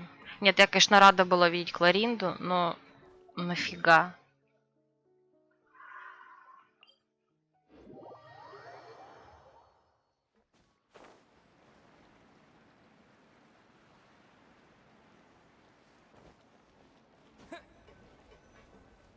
Ну, точнее, понятно, что они организуют что-то совместно, но... Ой, чё они таких затягивают-то, а? It's been a tough few days, hasn't it? So much has been happening. Paimon didn't think the meetings would go on for so long, but everyone seemed pretty fired up, huh? Paimon thought they'd be at least a little frightened. Well, Fremine was, now that Paimon thinks about it, but everyone else just looked a little surprised. Well, it's hard to say. Paimon doesn't have any experience with this sort of thing. But with you around, Paimon sure will do great. After all, you're the most reliable person in the world, aren't you? Did you just pour some tea? Paimon didn't notice you doing that at all. Then what's that? Paimon's never seen that cup before. Don't be frightened. I'm just joining you two for tea. I merely refrained from saying anything till now. Who's that voice? But there's no one here. Ah, have you forgotten me already? Wait, you are familiar. You're the voice we heard from the sky in Sumeru. Вот от Моны, наставница. The voice from the sky, I fear that description is wrong. Though, not completely wrong. You're feeling lost now, just as you were feeling previously. I sensed that confusion and thus came to you. Guiding people is an irresistible hobby of mine, after all. Consider me a passerby, just accepting a commission from my friend's disciple on a whim. А, нет, это не совсем наставница, это ее подруга, окей.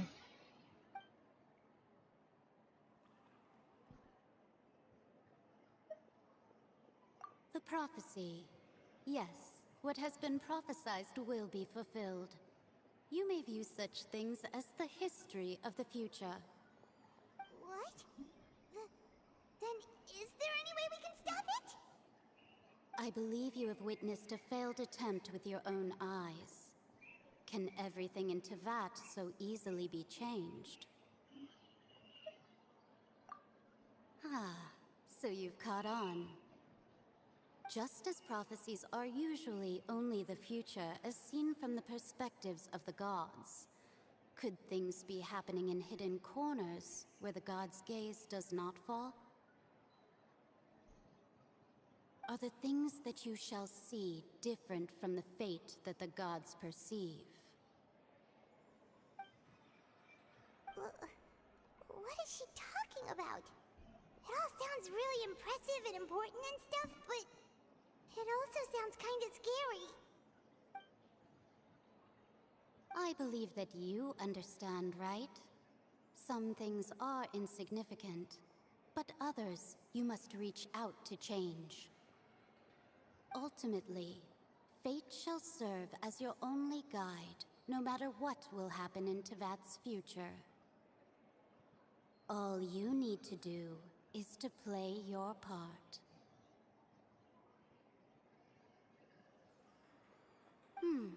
This was good tea, by the way. Thank you for your hospitality. Well, that'll be all for today. The voice. It's gone. Ну, нифига не понятно, конечно же.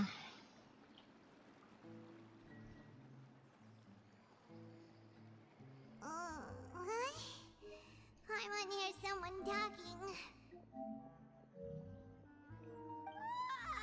All right, coming. Hey, it's you who's getting lazy, okay? Well, I see I've walked in on some lively banter. Luna! Fine, just fine. I went to take part in that Steambird panel. It turned out to be more interesting than I expected. Not all Fontanians are pessimistic about this. One journalist mentioned that sitting around and waiting for the end to come would be wrong, and that they should make their own rescue preparations. I agreed, so we had a brief chat with her. Did she have pink hair by any chance? Why, yes! Шарлотта. Charlotte.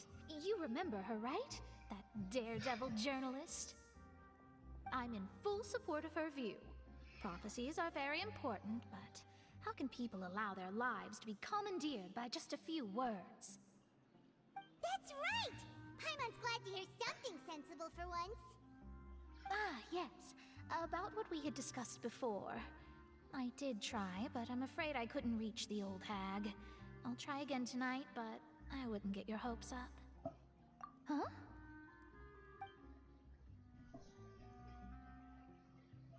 Goodness gracious. Are you serious?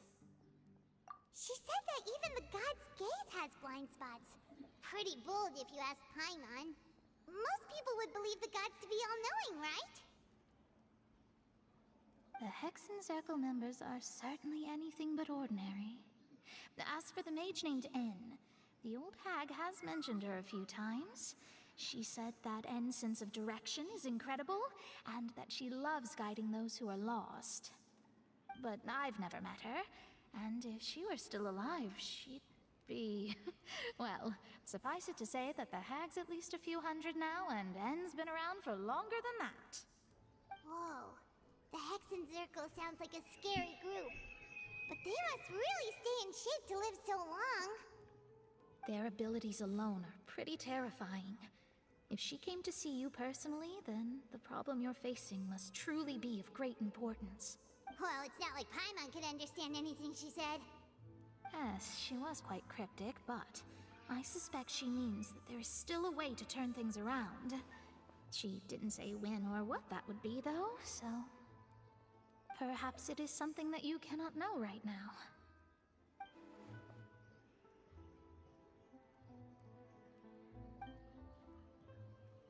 Traveler, Paimon, are you two all right? Oh, we're fine. We're just a little down right now. It kind of feels like the end is coming, you know? I see. I feel that same sense of desperation too.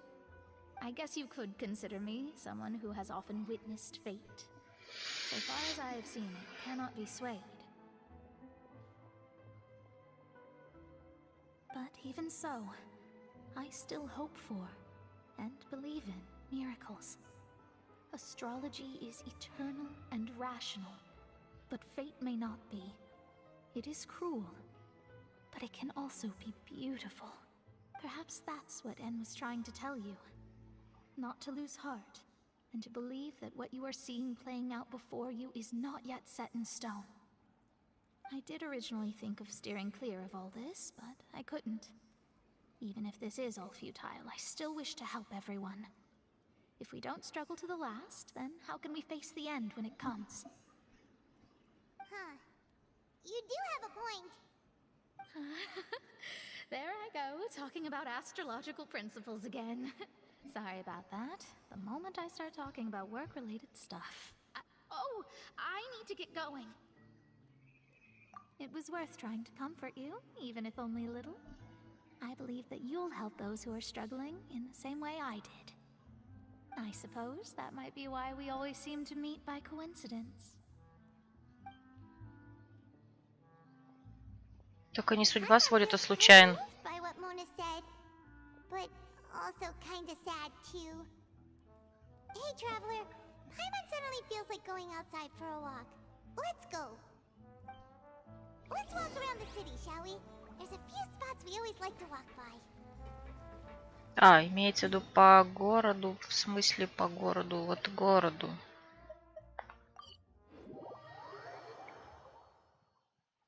Нет, не будем смотреть, не будем.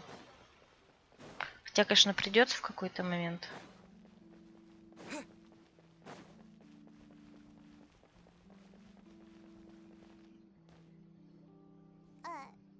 Huh?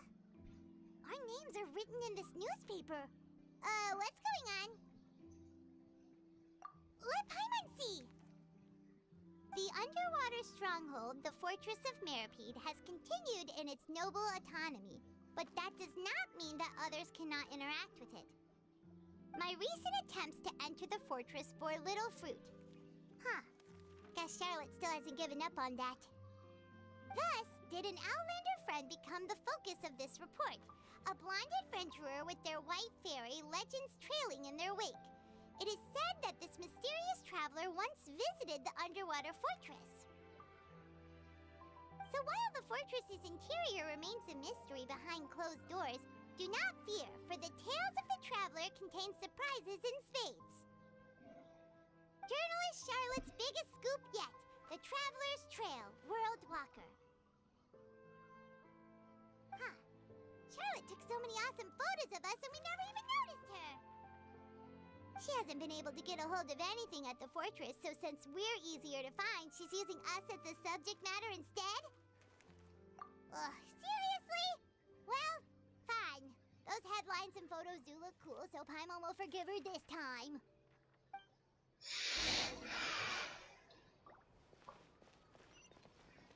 Может, мы Фурину встретим? Мы же видели, как она гуляет в конце прошлого стрима. Тьфу ты, стрима. Патча. We're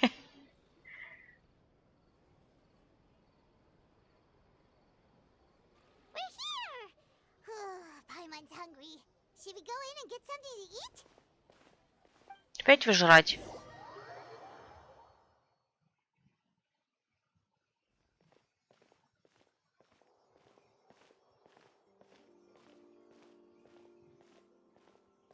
Hey, quick! Look! That's the limited edition only 16 slices a day cake!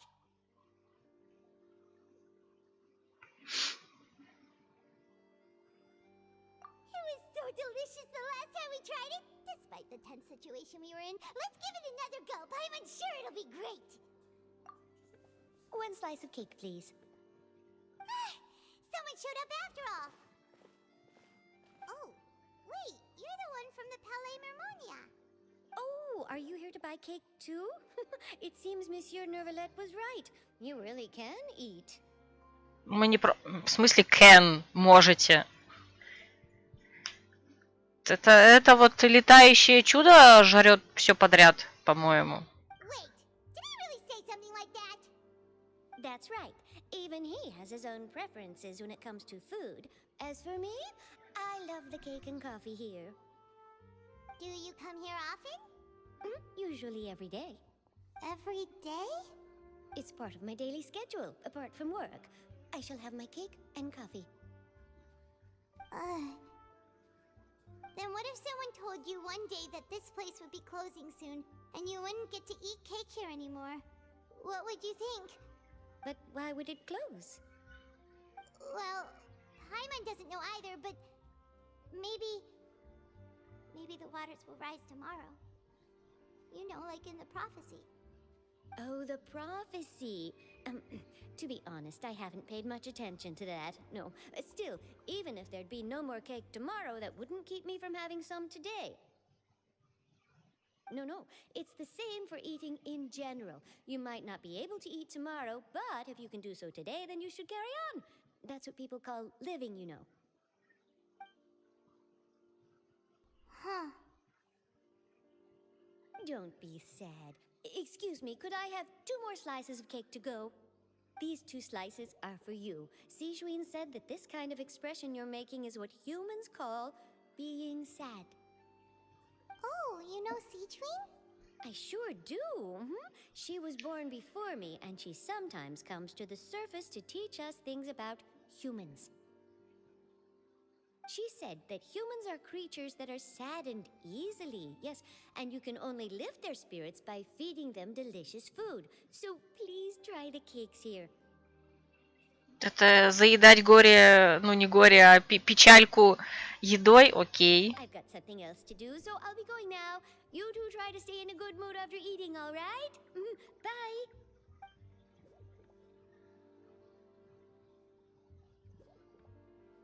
And there she goes. All right, let's dig in. I'm unsure this cake will be delicious.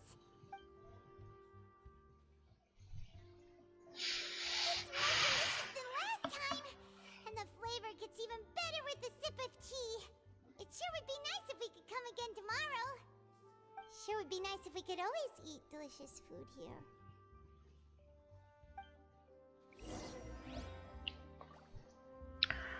Так, покиньте и пойдем дальше гулять, да?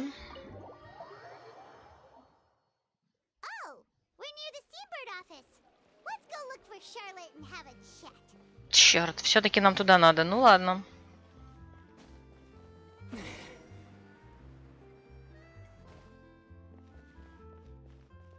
По-моему, сейчас у меня опять пересечение квестов будет.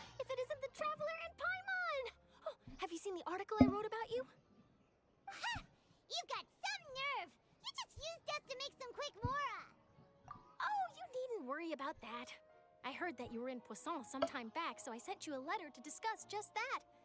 It appears you didn't receive it, though. It's all right, though. I've set aside the amount intended for you.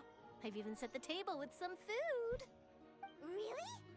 Oh, you're the best! И все. Достаточно было сказать об еде. You're almost a little too easy to win over, Paimon. If I were a journalist with ulterior motives, you'd be in trouble now, you know. Oh, Paimon knows you're not like that. Still, what brings you here all of a sudden? Were you looking for me? When Mona mentioned you, we thought of coming to see you at work. I see. It seems you've already bumped into Mona here in Fontaine. So she mentioned me? What did she say? She said that you're a real daredevil of a journalist. Nice. In which case, can this daredevil journalist dare to request an exclusive interview with the legendary traveler and Paimon? Huh? So your article in the paper today doesn't count? Oh, of course it doesn't. That was more like live photography. What I'd like to do is dive deeper and ask you to talk about the things you've seen and experienced. Yeah, are we even qualified enough? Why not? If I say you're worth an interview, then you're worth it. But not right now, of course. I'll need a few days to prepare. Oh, in that case, we'll just chat when you have the time then? Oh, so that's a yes? Ooh, splendid! I'll tell the editor-in-chief immediately. I'll have to apply for lighting, a venue, some props, and... Бегите. Бегите от нее. So much to get done now. Talk to you later. Wait, Charlotte. Paimon's still got a question for you. And what's that? If, just for example, Fontaine were to be flooded tomorrow, what would you do today? Huh. That's the prophecy you're talking about, isn't it? I mean, I do hear about it often, but I've never once thought that the day could be tomorrow. If you're seriously asking, then I might try and think of a way to leave Fontaine. Oh, but I'm still a journalist first and foremost. That means I have a duty to be reporting from the scene. And secondly, I wouldn't forsake my homeland that easily. From what I've seen, most people don't know what they'd do should the worst come to pass. In truth, it might be better just to behave like normal rather than worry over such an end. So in all likelihood, I'd probably still be prepping at the office for that interview of ours. I know what you're thinking. That sounds a bit sad, but I've always believed that it's best to do what you enjoy. Just think about it. If this nation really were to be suddenly destroyed tomorrow, but I still successfully finish an exclusive interview with a truly unique person, then the story I would wind up writing would truly be timeless. И никто ее не прочитает, эту историю. Отличный план. And then do you know what I'd do? Well, I'd write that story, send it for printing, and use messenger pigeons to get copies out to the various nations as soon as possible. I'm not a dreamer, nor am I a workaholic, but I do love my job, and I'd be proud of leaving such an article behind. I guess you could say that I was born to be a journalist. But anyway, that's my answer. And on that note, I'll get back to my preparations. That's so nice. All of a sudden, Paimon actually kinda envies her. Anyway, let's go and take a look at the sea, shall we?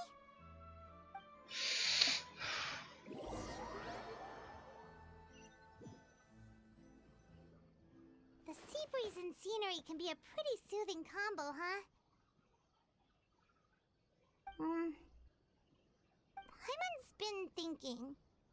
If it wasn't Fontaine, but all of Tevat that would be destroyed tomorrow, where would we go and what would we do? No, Paimon should ask, if you could choose, what would you like to do?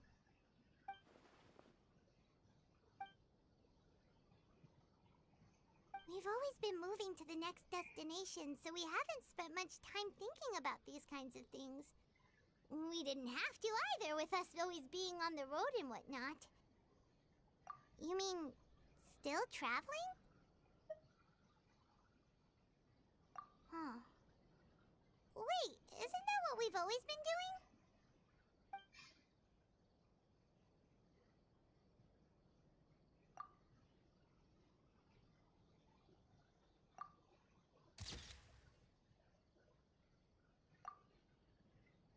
И тут бах! Какая-то фигня случается, да? Feels like you'll grow mold if you stay here long enough. But it's still better than the Fortress of Mirapede, that's for sure. It's not only damp there, but salty too. Ah, so the two of you are still here. Wonderful. Oh, you're from the Palais Mermonia, aren't you? Yes, I'm Isadora. Monsieur Nervillat sent me to look for you two before. I heard that afterward you went to the Fortress of Meropide. Not at all. I'm well aware that you're friends of his. Actually, I'm here to pass along a message from him. Yes, inside the Opera House. The Maréchaussée Phantom has declared the incident a small-scale riot. A riot? Well, that said, I don't personally think it was that serious.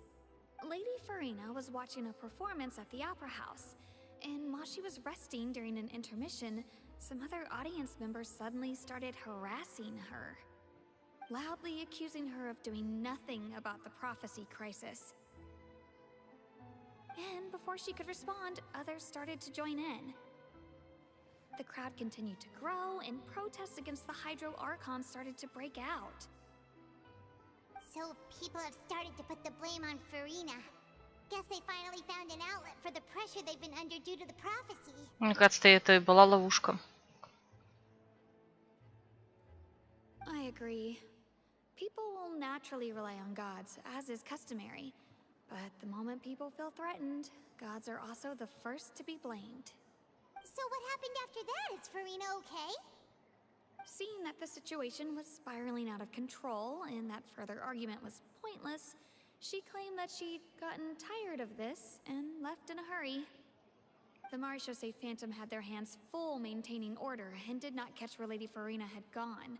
Only when things had stabilized did we realize that she had gone missing.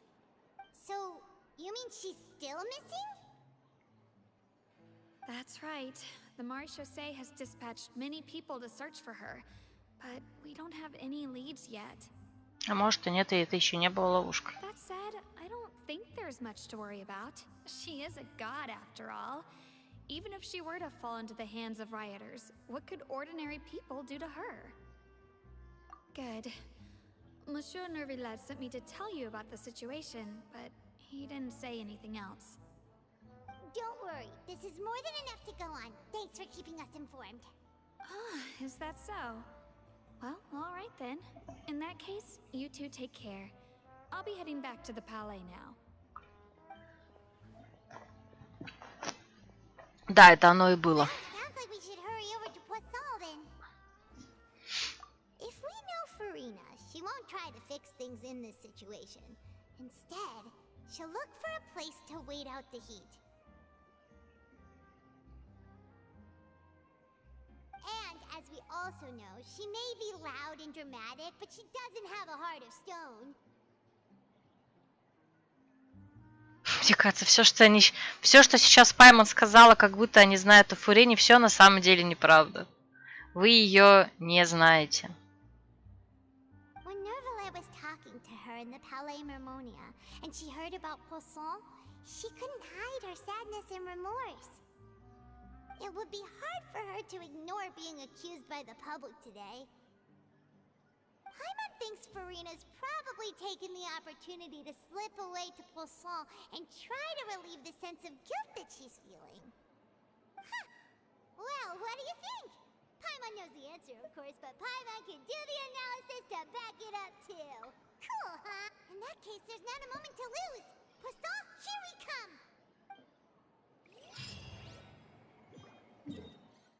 Охотники-пророки. Найдите Фурину в Пуассоне.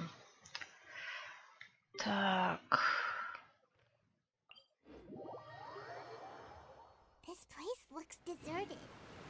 Guess all the survivors must have evacuated already. All that's left here are signs of devastation. Could Farina really be here? Let's try to find her as soon as possible.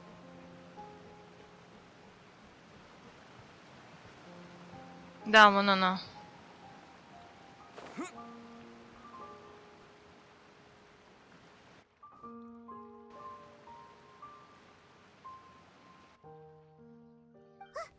That's Farina, right over there. She really is here all on her own.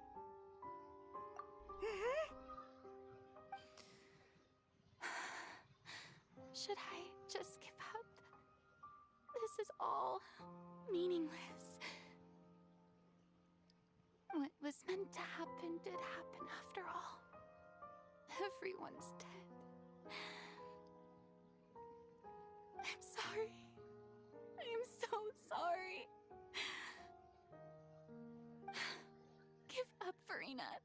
There's no point in holding out. I'm sorry. But what can I even do other than to repeat meaningless apologies over and over? Who's that? Don't worry, Farina, it's just us. So it is you, blonde traveler from another land. Why, I almost thought you were someone from that mob of my ignorant subjects, come to kneel and beg for my forgiveness. Farina, you were crying just now, weren't you? The tear stains on your face are obvious. What do you mean, tear stains? Oh, I remember. The show at the Opera House earlier this morning was so moving. I'm still trying to process it. Who did that uncivilized rabble think they were, disturbing my enjoyment of the arts? They even dare to tout their Archon! I must teach them a lesson. I can just imagine their twisted and frustrated faces once they realize that I'm nowhere to be found. Oh, and I'm sure Nouvellette and those people from the Marche Sauce Phantom are freaking out right next to them too.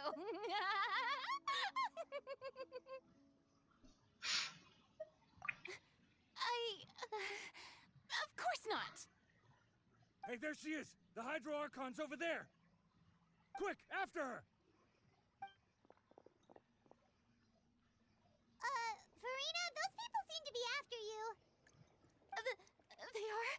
They're just some rabid fans who want to cut the line because they haven't been able to meet me in person, aren't they? That's against the rules. I can't let them get their way.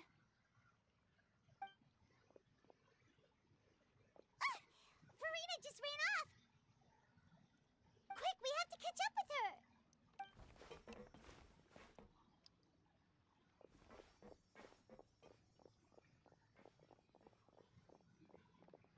Сейчас мы будем тут друг за дружкой бегать.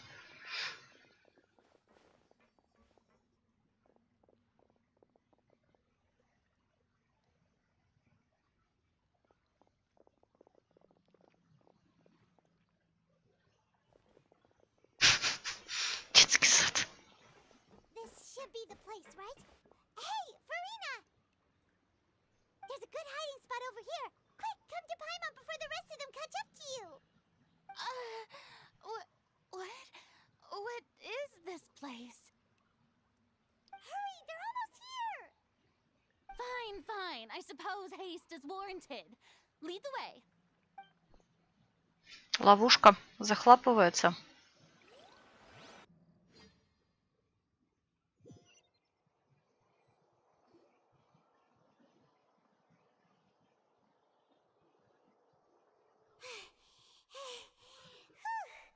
Paimon's exhausted.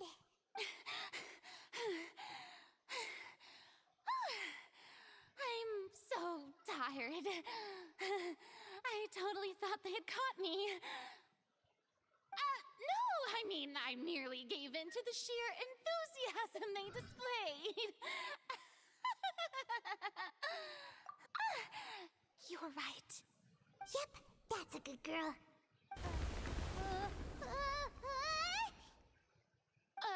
What's happening? The ground's shaking. Is it an earthquake? Yeah, a quake of this kind preceded the flooding in Poisson, didn't it? It can't be. It's happening again.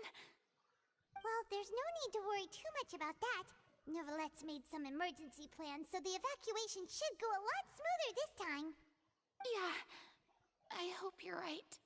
But the people of Poisson, they've already...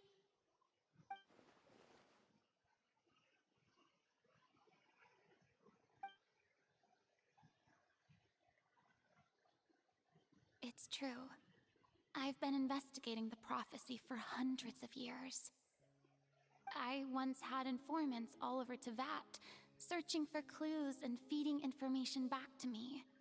I've tried all kinds of ways, too, to hold back the sea. Anything to keep the coastline from advancing. But all my efforts proved to be futile in the end. Really, the truth has been clear to me for a very long time. We cannot make an enemy of the divine. No matter what we do, the will of the heavenly principles will have its way, and the prophecy shall be fulfilled. Give up.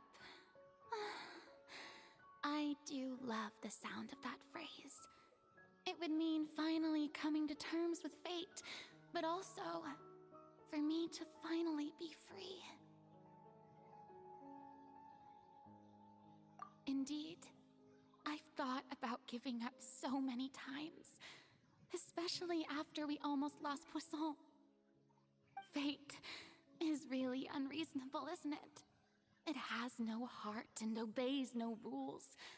The prophecy has only just started to come true, and so many people have already lost their lives. But just now, it all became clear to me. I still don't have the right to come to terms with fate on behalf of everyone else.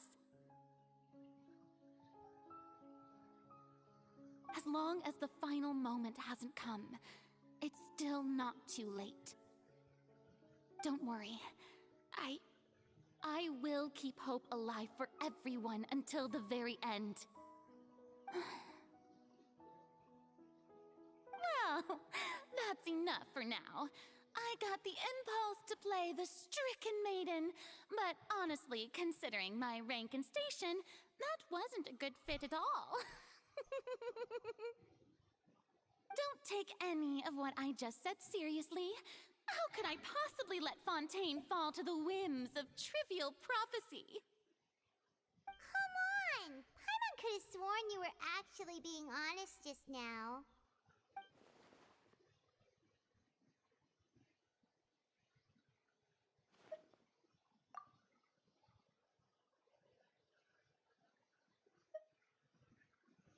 Share my burden.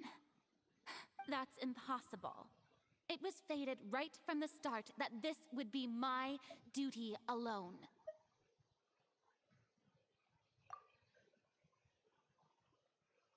A witness. Yes, I've heard that you came to Tevat from beyond the stars, yes. In other words, you never belonged here. And if Tevat is, in its entirety, a show on a stage, then you're just a spectator, aren't you? If that's the case...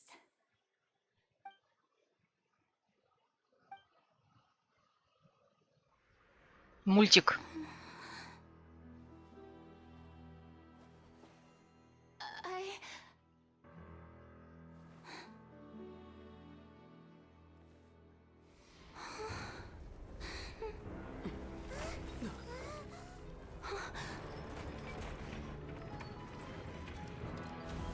А.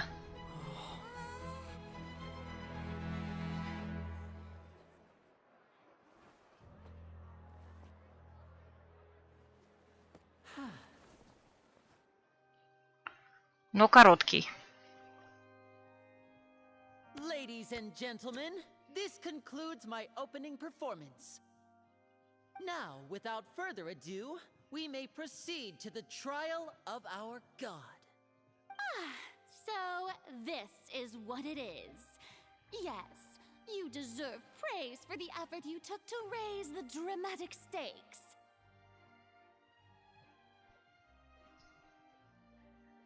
Do not forget, however, that I am Focalor, the god of justice, the embodiment of justice itself. Does it not strike you as even the least bit absurd to bring the very concept of justice to trial? May I interpret these words as your refusal to stand trial? In that case, you will have the opportunity to defend your honor through a duel.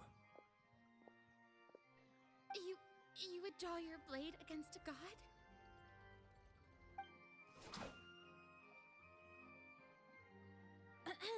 I see. It seems like you have made up your mind.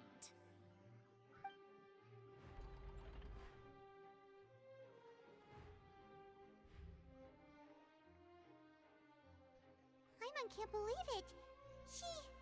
She just surrendered.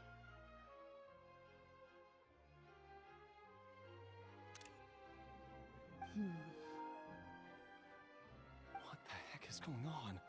Did I just see an Archon surrender to a human? Wow, how utterly humiliating. Lady Farina, what is the meaning of this? It would seem that there has been a misunderstanding. To be clear, the raising of both hands is not always an indication of surrender. Looking for excuses again, huh? I raised my hands just now to indicate my acceptance of the trial. No duel shall be necessary. I will admit that I've been running away for a long time. I'm sorry, everyone. I was unable to protect the people of Poisson. It is my duty to stand trial for my crimes. Вот это поворот. You are not the only ones to be disappointed in me. I, too, am exceedingly disappointed in myself. But now, it is time for the Hydro Archon to show you her courage and resolve. I, Farina, will use this trial to show the world the true meaning of justice. This time, I will protect you. Applaud and rejoice. One of the most outrageous and fantastical arcs known to the opera epiclese is now unfolding before your eyes. Mark my words, this shall be one of the most exhilarating and brilliant shows ever to grace the stage of Fontaine. The trial of the Hydro Archon, Focalor, will now begin! Woohoo! Oh, now we're making history. Не, Вилет, ты этого хотел, ты этого получил. Что ты сейчас вздыхаешь? Why does it feel like Farina just took over the whole thing? Like, come on! Didn't she just get forced to stand trial for her crimes? Also, even though she's still acting super dramatic, she is taking this seriously this time, right? Угу, более чем. All right, then. Who will be my opponent in this trial? The court asks the prosecutor to please take the stand. Мы. Is that so? Very well. Then please speak, witness of Tivat, my accuser and fated opponent.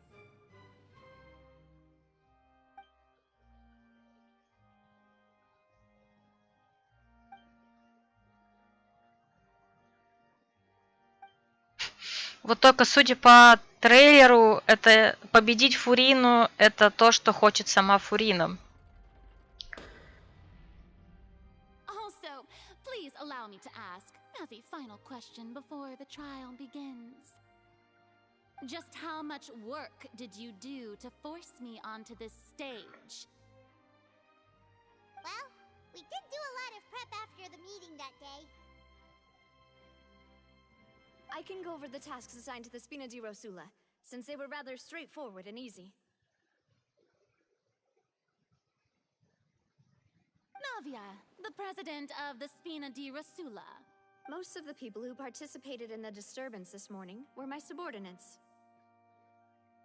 They changed into plain clothes and came to the Opera House as regular audience members, waiting for the perfect opportunity to incite insurrection against you.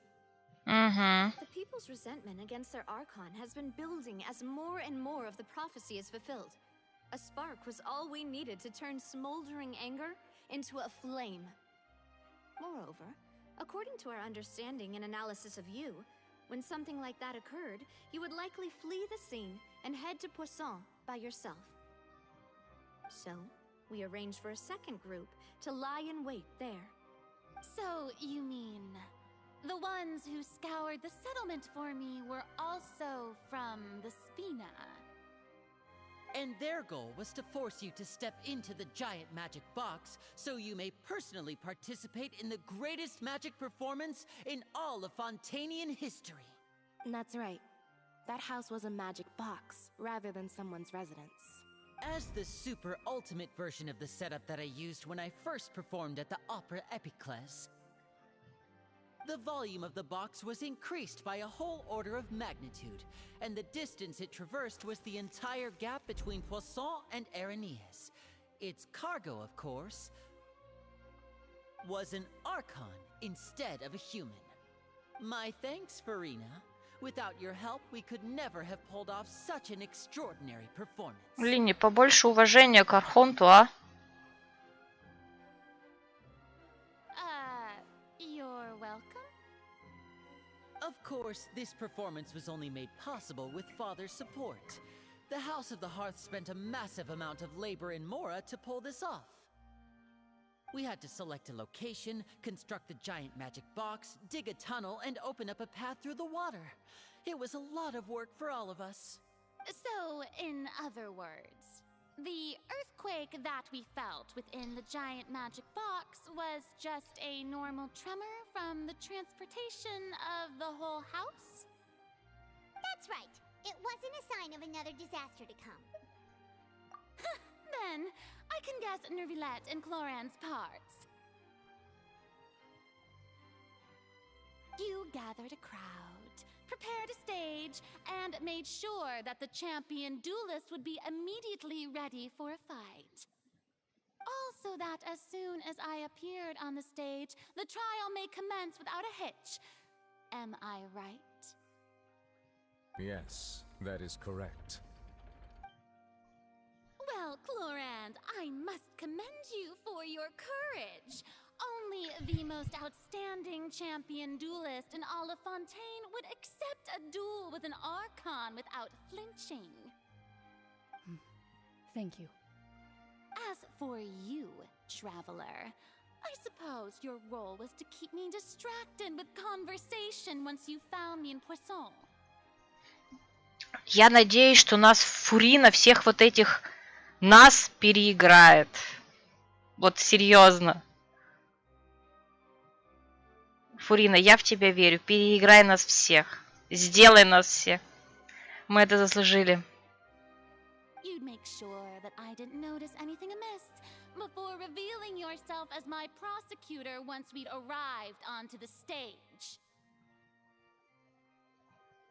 Oh?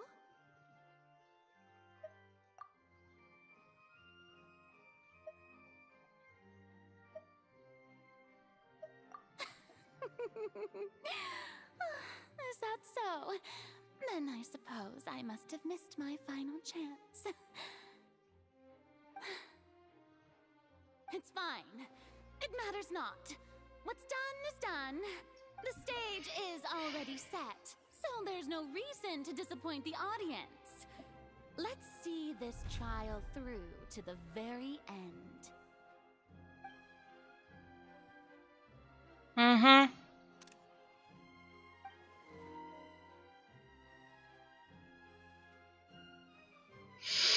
Ну, поздняк метаться.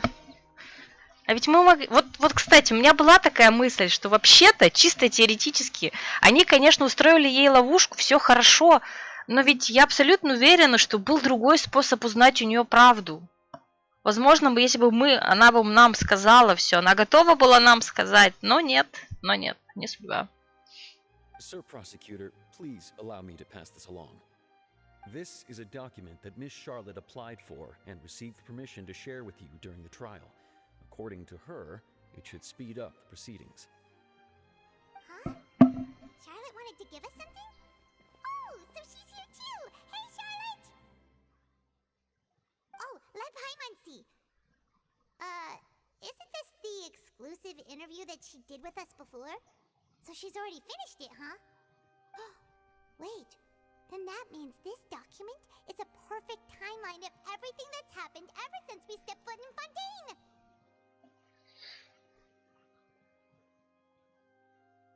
So in other words, we can refer to this anthology of evidence every time we want to use something from our journey as evidence for an argument! Let's quickly confirm the information in it. Just think of it as a refresher, alright? You defeated the Hydro Archon in the very first duel you took part in at the Opera House. That's one for the history books, all right.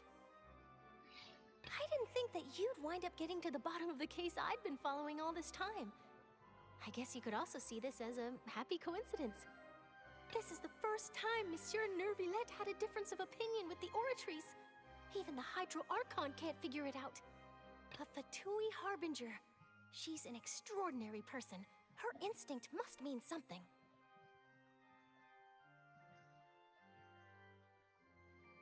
Ну и поражена каким-то проклятием. The fortress of Meripede was almost destroyed in a single day. that I didn't witness that scene personally will always be a source of professional regret, I think. According to Monsieur Neuvillette, both Child and that whale should have been in the primordial sea at that time. I nearly lost my awesome friend Navia. To be honest, that still gives me shivers. The words of someone as extraordinary as a witch can probably only be truly understood when something surreal happens to you. The words of someone as extraordinary... Ну что, погнали. The prosecution and the defense are both in position. The trial shall now begin. Oh, come on, Neuvillette. There's no need to repeat all the unimportant legalese. Just fast forward to the part where the prosecution lays out my offenses. As the defendant and the lead actress of this performance, I still haven't even been informed of my supposed guilt in all of this. Of course, it is only natural for humans to struggle to understand the actions of a god. However, you will need more than that to convict me of a crime. That's true. But my charge here is unrelated to your conduct as an Archon. О, мы говорим. Instead, I would like to charge you as a fraud who's never been the Archon in the first place. Это интересный расклад. Wait, what was that? Lady Farina's a fraud? Ну и, кстати, вполне возможно, это правда. Hey, I came here thinking that we were going to try the Hydro Archon for forsaking her duty, but did I hear that right? She's not our Archon at all? Charge accepted. Lady Farina, do you plead guilty to the charge? Скажи да, и все закончится. Lady Farina.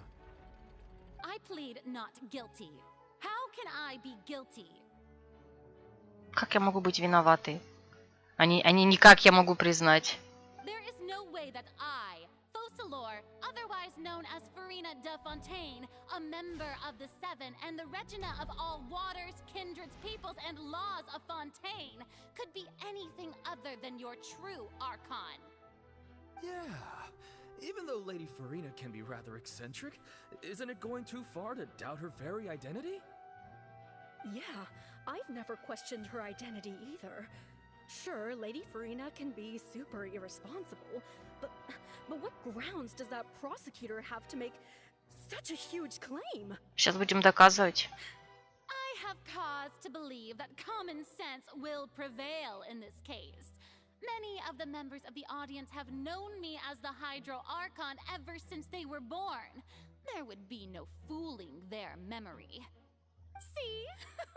Even the Oratrice has decided to show me its favor. Are you sure you want to commit to a charge that will never be upheld?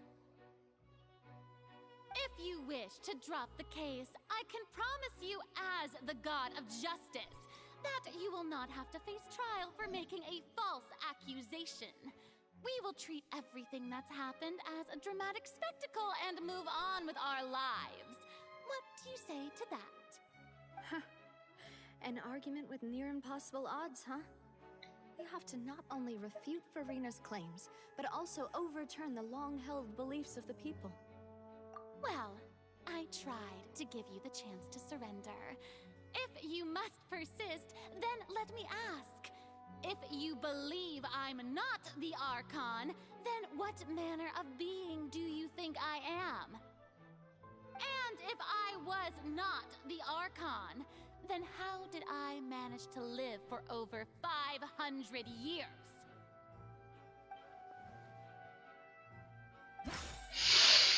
Так, я отбегу.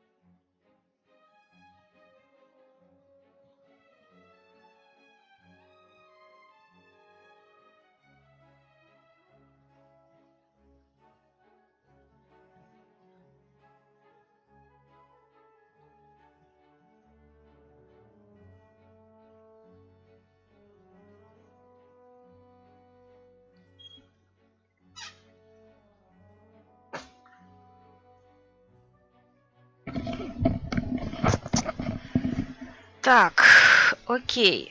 Ну, в принципе, у нас, по-моему, только... Оперный театр. Только слуга вроде говорит о том, что что-то здесь подозрительное. Давайте попробуем. Только она вроде об этом говорила. First of all, you may be a member of another long-lived race, which would allow you to naturally possess an extended lifespan. And second of all, even if that wasn't the case, there could be other ways to extend your life. Who gave you that idea? Was it the knave? You'd sink so low as to use a harbinger's words against me. A curse?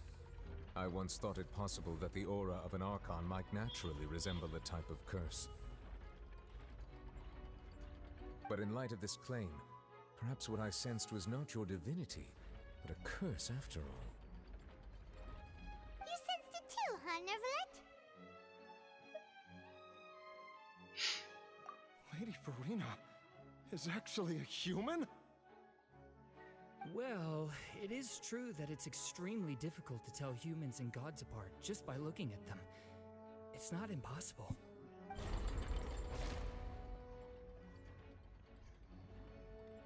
Well, don't start celebrating too early now.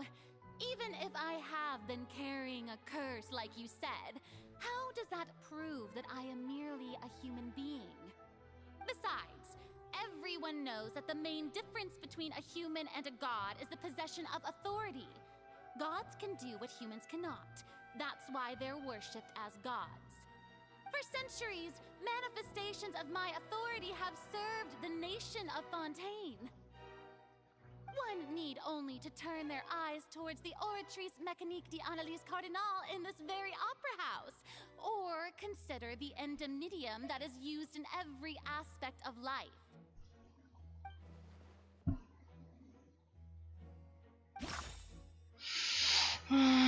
Где это у нас было?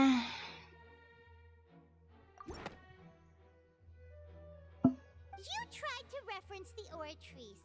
But weren't you as confused as all the rest of us when the Oratrice declared Child to be guilty without any proof? Otherwise, you should have come up with a good explanation for that by now. Didn't I make myself clear at the time? The decisions of the gods are naturally difficult for humans to comprehend. There is no need to provide an explanation. Lady Farina, I believe a reminder of your current circumstances is in order. While the court is in session, the principles of justice and the law must come before all else. While you are an Archon, you are also first and foremost the defendant in this trial. You will prove yourself unable to defend against the prosecution's charges if you continue to withhold vital information against the rules of the court. I never thought you'd use that kind of rhetoric against me. That was no trick of rhetoric, Lady Farina. I've merely reiterated the rules of the court. Rules that all should respect and follow. So, you neither knew why Child was declared guilty, nor did you understand the structure and operations of the Oratrice. Instead of having been created by you, the manifestations of authority you mentioned have been made by the real Hydro Archon, haven't they? The real Hydro Archon. Well, now you're really losing me. It is true that I did not know why the Oratrice gave out a guilty verdict that day. But the Oratrice handed out that verdict unilaterally, and it has been operating independently ever since it was first created. You can't argue that just because a divine creation is flawed, that the god behind it must also be no god at all. She's still throwing out all kinds of excuses. Seems like she's confident that we won't be able to produce proof that she has no power over the Oratrice. My power as an Archon. There are many ordinary citizens in the audience. How can I just carelessly demonstrate the formidable power of an Archon? If that poses a concern, I'm prepared to extend my protection to the audience. You don't need to go that far.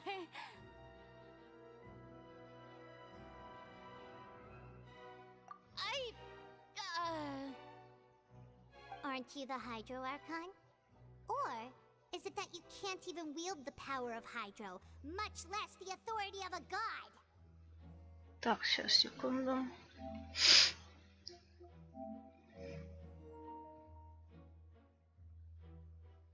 Indemnitium! Yes! It's all because of Indemnitium! All Archons derive their power from the faith of the people, and I've converted the people's faith in justice into Indemnitium! Thus did I give up all of my divine power to provide everyone with energy for their daily lives. Have you ever seen a more magnanimous god? Isn't that a huge stretch? Yeah, no matter how generous an Archon can be, how could they give up all their power? Can a god with no power even still be called a god?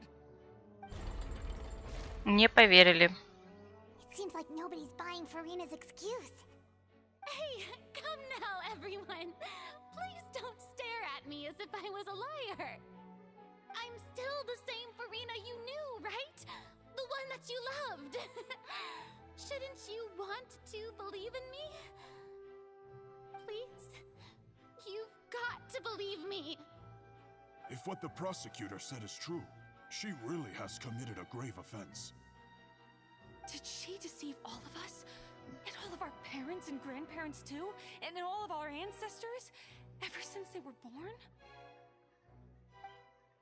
Enough! That's enough. Tell me then, if I'm not the real Hydro Archon, then who is? If you have no evidence of another Hydro Archon's existence, nor can you find anyone who can back up their claim to be such, then what grounds have you to say that I'm not actually the real deal? Wow, she came up with yet another argument. How can we refute her now? Seems like she really doesn't want to give up.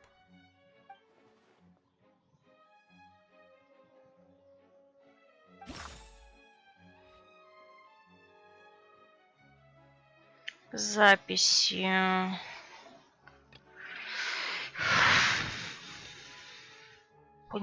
Сразу, кстати, написано, не связано.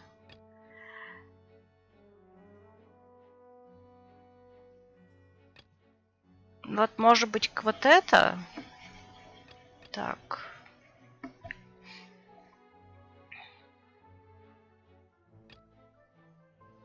Так, ну давайте попробуем это. Я не уверена, конечно.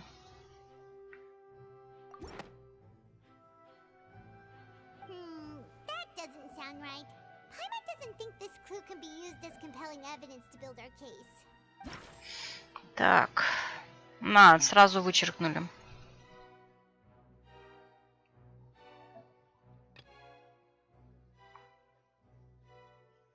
Давайте ее растворим.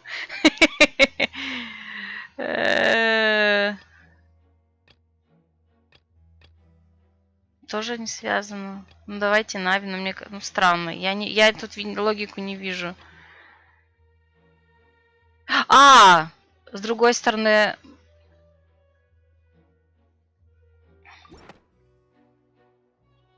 Нет, тоже нет. Ну давайте. Ну все начинает тыкать во все подряд, откровенно говоря. Что Фурины человек.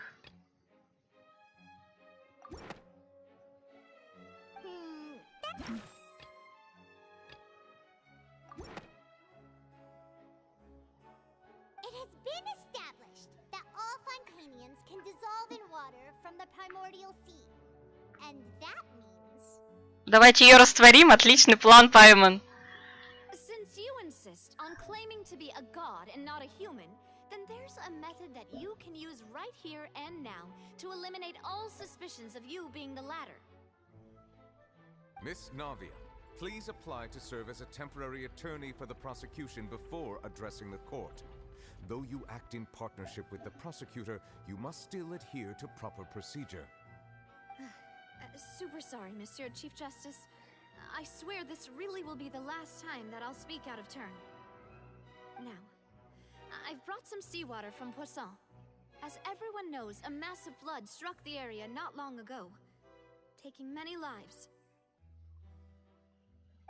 including those of some of my closest friends. А вот это не важно в данном случае. So, Miss Farina, would you dare to touch some of the seawater? If we are to believe that you are indeed the real Hydro Archon, touching the seawater would have no effect on you. All it should do is strengthen your case. But if you don't dare to touch it, then we would have basically proved the reverse. Oh, and I must remind you that after the disaster at Poisson, nobody wants to see any more people dissolve. I do hope you'll act prudently and choose the simpler path of admitting guilt.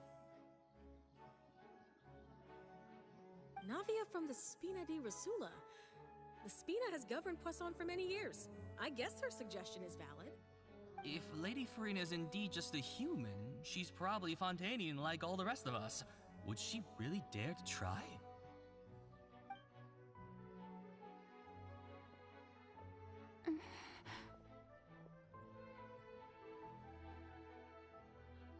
Lady Farina, this test has been unilaterally proposed by the prosecution.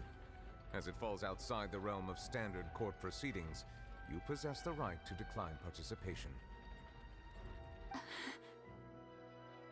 Well, of course he had to tell her that. But refusing to participate is basically the same as a confession of guilt. She's just staring at the water without saying a single word. It really does seem like she's quite terrified of it. That could only mean... What's going on? Is she really planning to... That's not what we thought she would...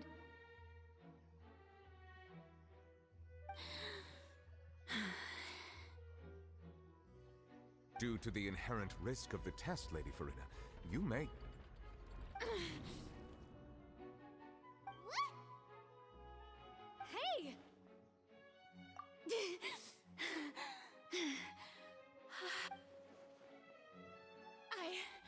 I'm fine!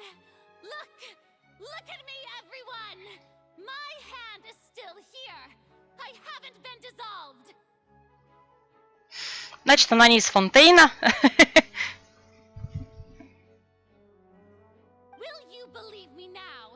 I really am your Archon. I'm nothing like a normal human who would fall apart as soon as they touch this water. Really? Was this not the most obvious thing in the world? Miss Siegewien?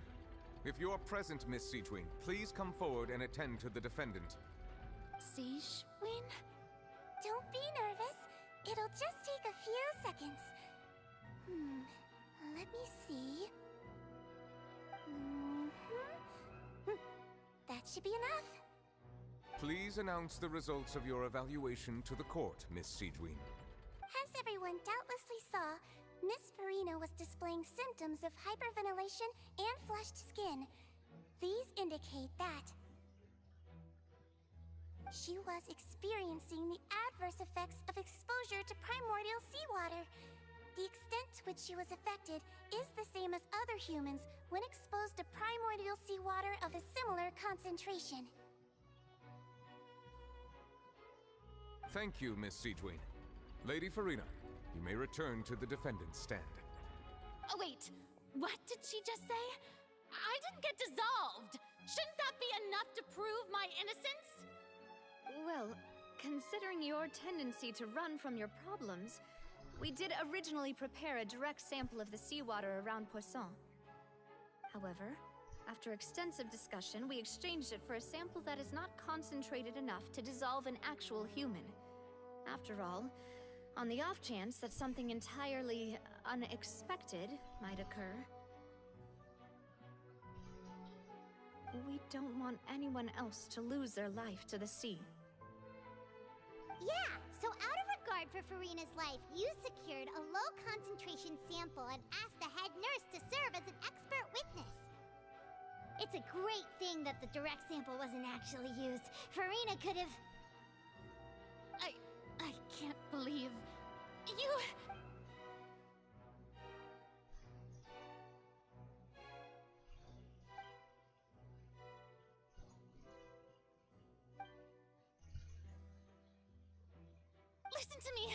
Listen to me, everyone. Please don't give me such cold and disdainful looks. What happened just now didn't prove a single thing. Think about it. How can you conclusively prove that an Archon can't also be affected by the primordial seawater? Also, if I was really just a human, why would I dare to just put my hand in that kind of water?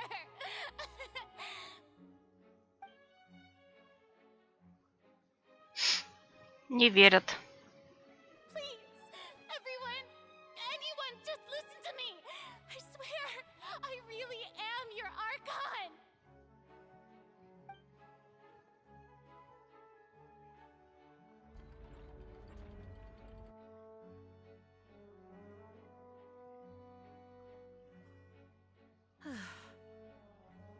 I don't think anything she says at this point will sway anyone. The odds are just too stacked against her now. With all the things that have been said, Paimon doesn't think there's any way left for Farina to win.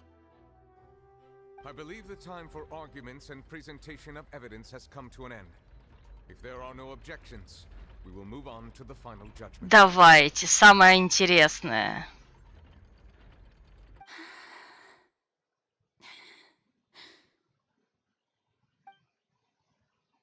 I don't think anything she says at this point will sway anyone. She's too stacked against her now.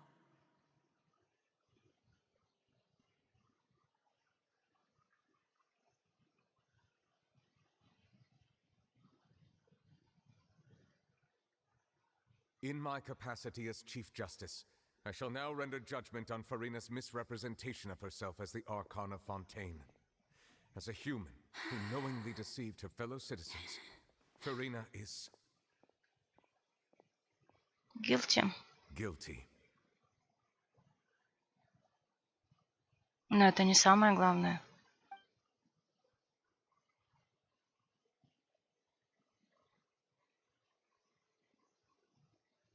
Вот она сидит и плачет на троне. Как и пророчество говорило.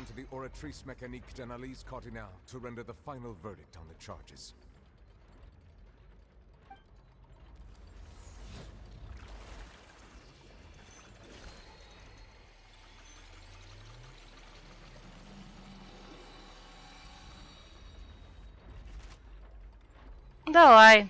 According to the judgment of the Oratrice Mécanique d'Analyse Cardinale, Farina is... Выкусите, да? Well, what's wrong? What's the Oratrice's verdict? No, the Oratrice also displays a guilty verdict. Isn't that correct then? However, the exact wording of the verdict is thus: the Hydro Archon, guilty, to be punished via the death sentence.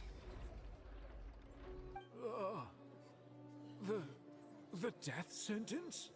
Забавно, что зная, что Оратрис один раз накосячила, они в итоге рискнули... Ну ладно. Ну то есть, как бы, они разыграли этот спектакль, но Оратрис же все равно выдает последний вердикт, а у них уже были сомнения в Оратрис, ну точнее, должны были быть, но нет.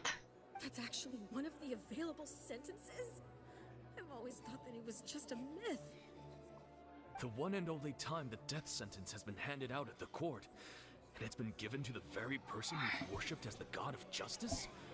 What an unexpected twist. Farina's been sentenced to death by the Oratrice? We just wanted to use the trial to show her the seriousness of things so she'd tell us the truth. How did things escalate this quickly? Escalated so quickly, да уж. This outcome is indeed quite strange. According to Fontaine's current definitions of justice, as well as its recommendations for criminal sentences. Is this sentence really appropriate for the crimes that have been committed? Yeah, even Vache wasn't sentenced to death by the Oratrice. You know, the real evil mastermind behind the serial disappearances case. Но что еще более странно, Оратрис объявлена виновной не Фурину, а Гидра Архонта. Indeed. Not only is Furina's sentence overly excessive, the very point of our trial today was also to prove that Furina has never been the Hydro Archon in the first place. But now, the Oratrice seems to have deliberately invoked the title of the Hydro Archon. What does this mean?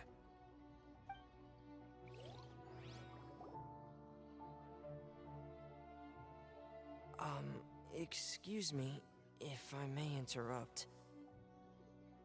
Is the trial still going? Fremine! Huh, you finally made it. I assume this means you've completed your mission? Mm-hmm. Any mission Father assigns to me will always be top priority. А, они нашли плиту. That the first prophecy slate? Huh. So the knave privately arranged for Fremine to try and find the missing slate. I looked everywhere and finally found it at the bottom of the sea. It took me a long time to get around some dangerous stretches of water. But has the trial already concluded? Then doesn't that mean I've come too late? Oh no. Father will be disappointed in me. Thank you for your hard work, Mr. Fremine. Please allow me to review the record left on the slate. Traveler, I believe that you have already seen the other existing slates. We'd like you to come here and confirm their contents.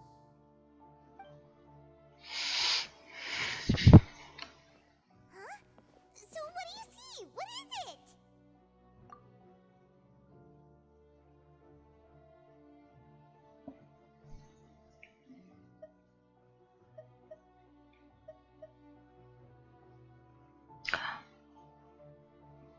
Слушайте, они реально в обратном порядке нарисованы, чтобы превратить океанидов в людей? А может, наоборот, это то, что будет? Океаниды же превратились после... То есть это не первая плита, а последняя?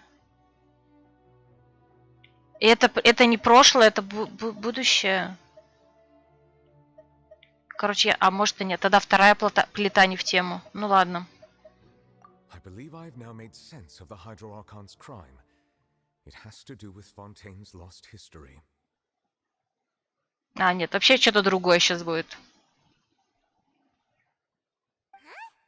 Isn't the Hydro Archon just guilty of deceiving her people? Oh, wait, no, that's Furina, and we've already proven that she's not the Hydro Archon.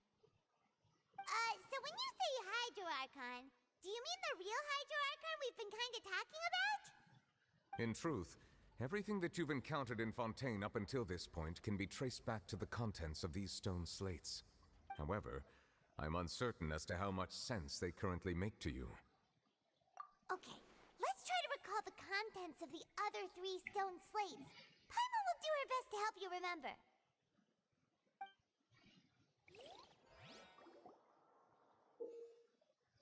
Выберите возможность проверки описания на каменных плитах, чтобы извлечь из них ключевую информацию. Сценарий с... Угу.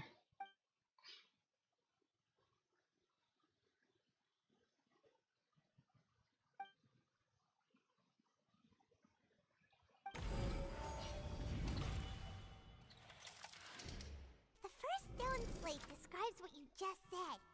It seems to show the previous Hydro Archon using her divine power, and then the Oceanids turn into humans. Does that mean that Fontainians are transformed Oceanids? Oh, Paimon wasn't expecting that. But if Oceanids can turn into humans, then perhaps this process can be reversed as well.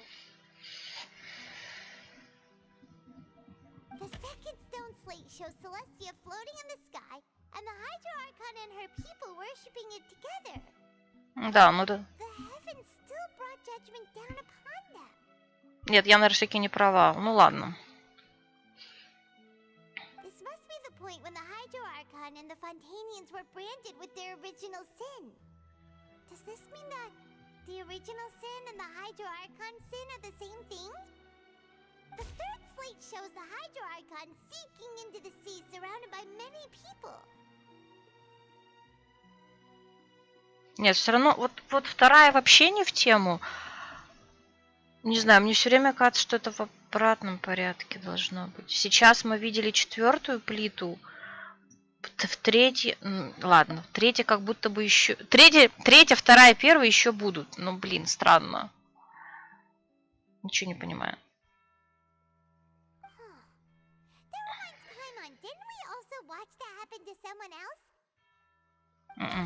Slate is the prophecy the Fontanians have been talking about.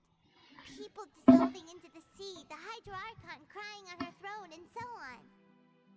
We didn't believe that such a crazy disaster could happen at first, did we? But after that incident, it was just a question of when and not if. Ладно.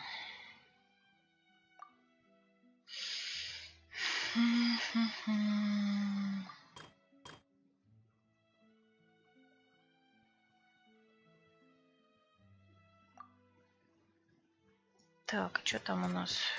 Вот это сейчас. Когда суд доказал, что Фурина не является гидроархонтом, вердикт Аратриса звучал так: гидроархонт виновен и подлежит казни. Да ладно! Ну все, тогда я нифига в этой штуке не понимаю.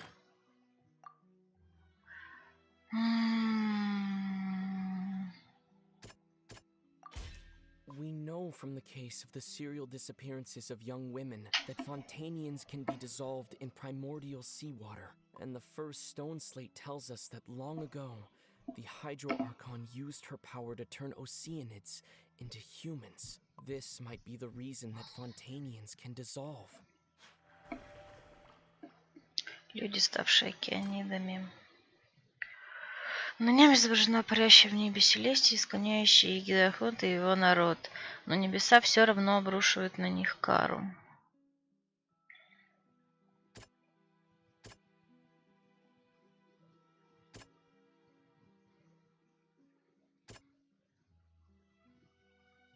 Я не знаю тогда. Да ладно. What is about to take place has all happened before. The true sin of the Hydro Archon that Nervalet mentioned, and the original sin cast down on the people of Fontaine by Celestia, as recorded on the stone slates.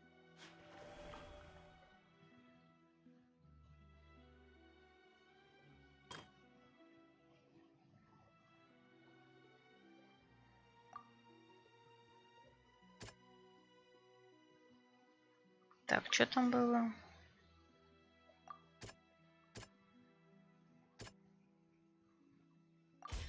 It's not as simple as falling into the sea. When Navia fell into the sea, her consciousness was subjected to judgment. The stone slates show the people gathered around the Hydro Archon in the sea. Could that be alluding to the same thing? Ой, где он?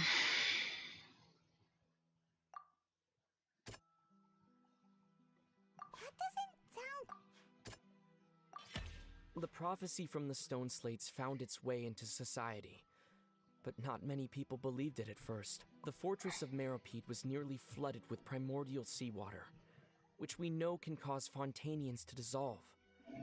It seems increasingly likely that the prophecy may come true. If we hadn't dealt with it in time, things could have gone very badly.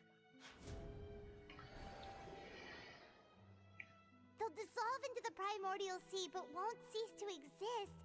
Their essence will flow in the seawater, converge, and take the form of an Oceanid. The Hydro Archon was sentenced to death in court, shocking everyone present. Perhaps this means that her sin was actually Fontaine's original sin. Navia fell into the water inside those ruins, and she nearly dissolved. She was surrounded by the people of Poisson in a court within her consciousness, and was forced to take part in a trial meant to make her stay. The eruption of the primordial sea at the fortress of Meripede was the surest sign that the prophecy was about to come to pass no matter what.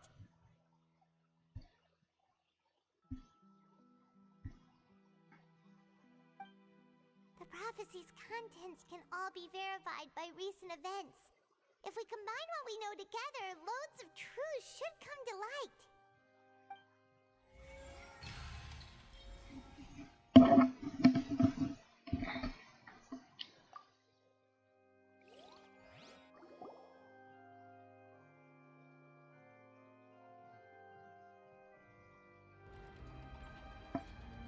Huh?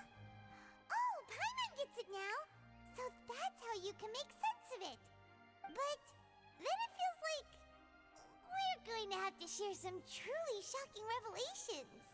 Let's hear them. Incredible. Linny, did you hear that?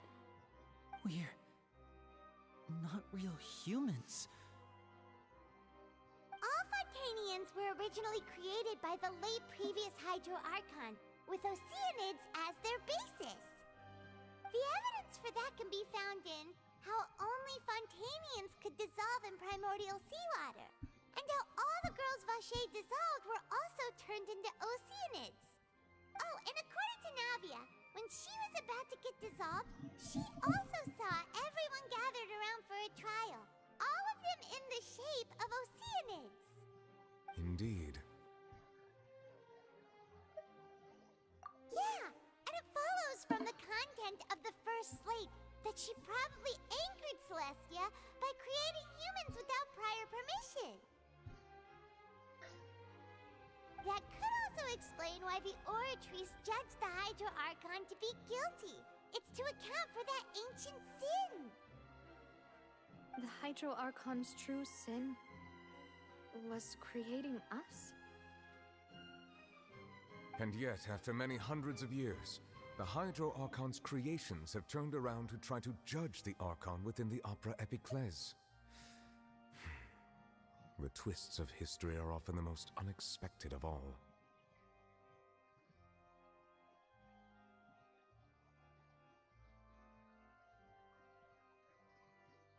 Yeah, isn't the image here just like when Navia fell into the sea?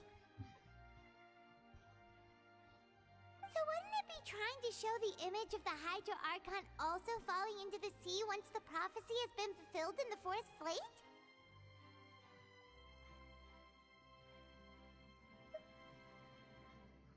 In the end, the people will all be dissolved into the waters, and only the Hydro Archon will remain weeping on her throne. Only then will the sins of the people of Fontaine be washed away. Так, ну Фонтейн... Жители-то ни в чем не виноваты. Причем здесь они? Did Paimon get all that right? You've made some keen deductions. I must say, given how much you still don't know, it is impressive that you've already managed to connect so many pieces of the truth. При этом все это время Фрина молчит. However, while you were able to decode all the information on the slates, they've also been etched with an additional layer of hidden information using a different power source. When we were at the ruins, I tried to decipher the hidden information recorded in the slates. But since we only had 3 slates at the time, I was unable to come to a full conclusion. Now that the slate collection is complete, I shall make another attempt to decipher the narrative recorded within. If everything goes well, we should finally be informed of the unadulterated truth.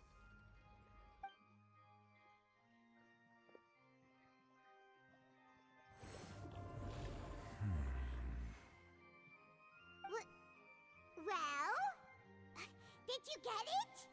I believe I should share this truth not only with you, but with all the people of Fontaine as well. I will try to briefly summarize it for you. Your hypotheses regarding the origin of Fontanians and the sin of the Hydro Archon were both correct. In the Fontaine of old, the previous Hydro Archon sensed the yearning of her Oceanid familiars for life on land. The Oceanids were enamored with the beauty and romanticism of human beings, and wishing to have those experiences for themselves, expressed to the Hydro Archon their desire to become of a similar kind. However, even though water as an element is intricately linked with the power of life, the Hydro Archon, as one of the seven, did not possess the authority to create a new form of human life. Not one to give in, she eventually found a way to create permanent humanoid bodies for her familiars by appropriating the power of this planet's primordial sea.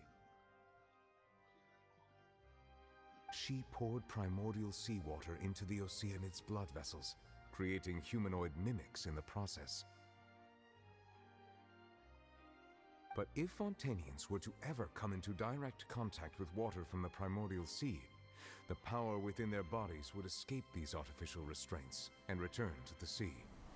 As a result, their forms would collapse, and they would be reverted to their original forms as Oceanids. Of course, the Hydro Archon never received permission from the heavenly principles to create a new human race.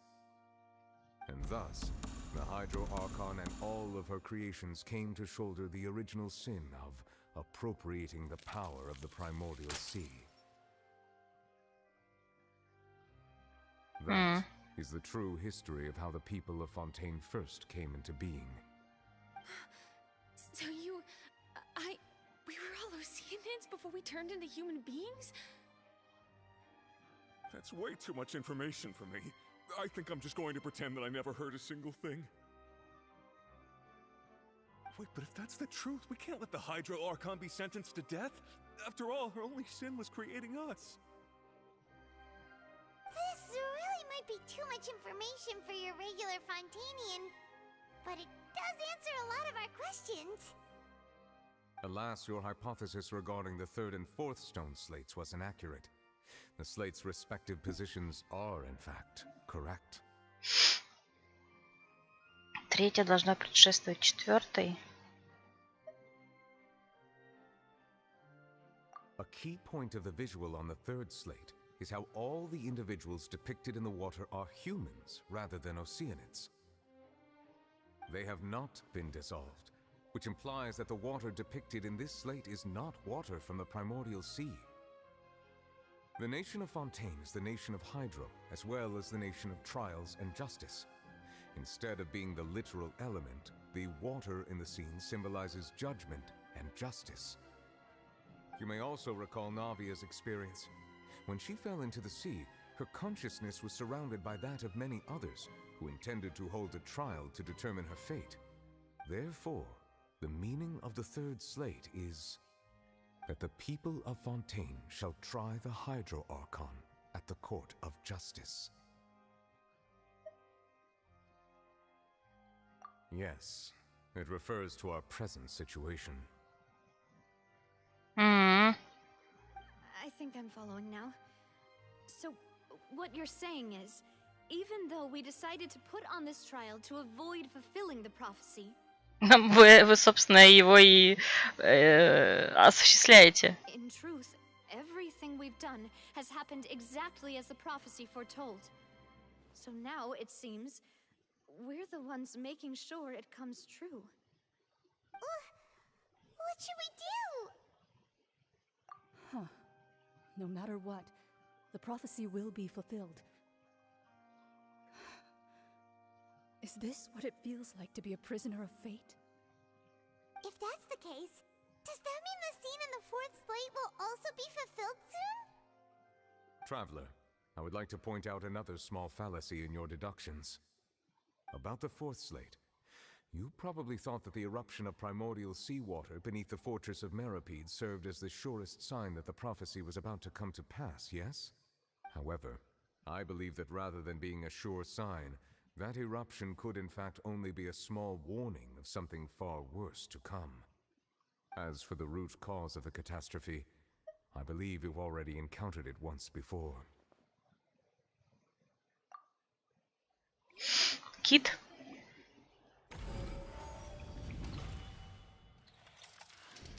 This eruption was just a small warning of the things to come. We must find the root cause of the disaster.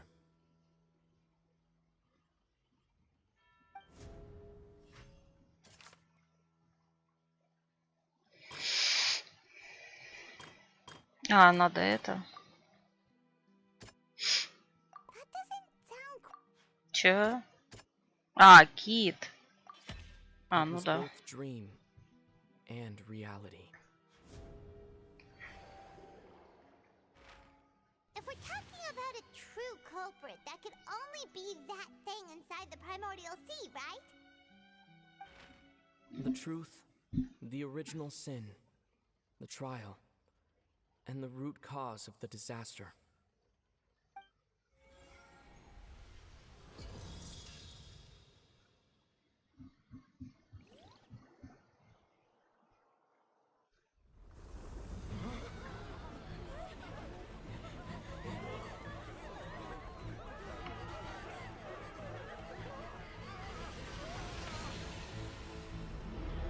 Как он вовремя, а? Да ладно, серьезно, прям сейчас.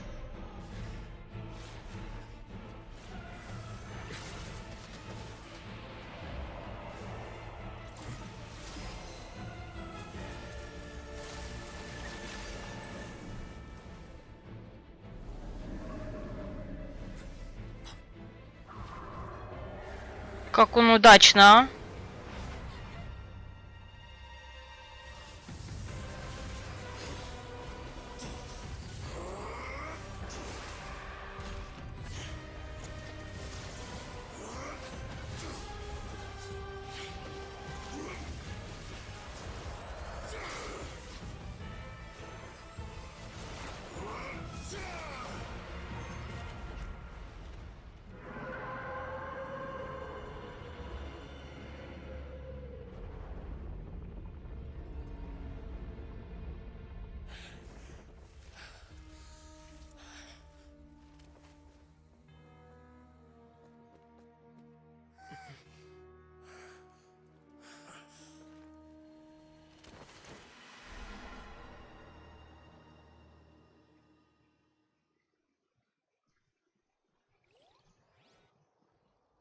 That was way too close! How did that thing just burst into the opera house? Wait, was that the huge whale you saw in your dream? So we've met it at last. I understand very well why it has chosen to make an appearance here. А я нет, сфига. That whale does not belong to Tevat. It is a monster that has traversed the stars, weeping all the while.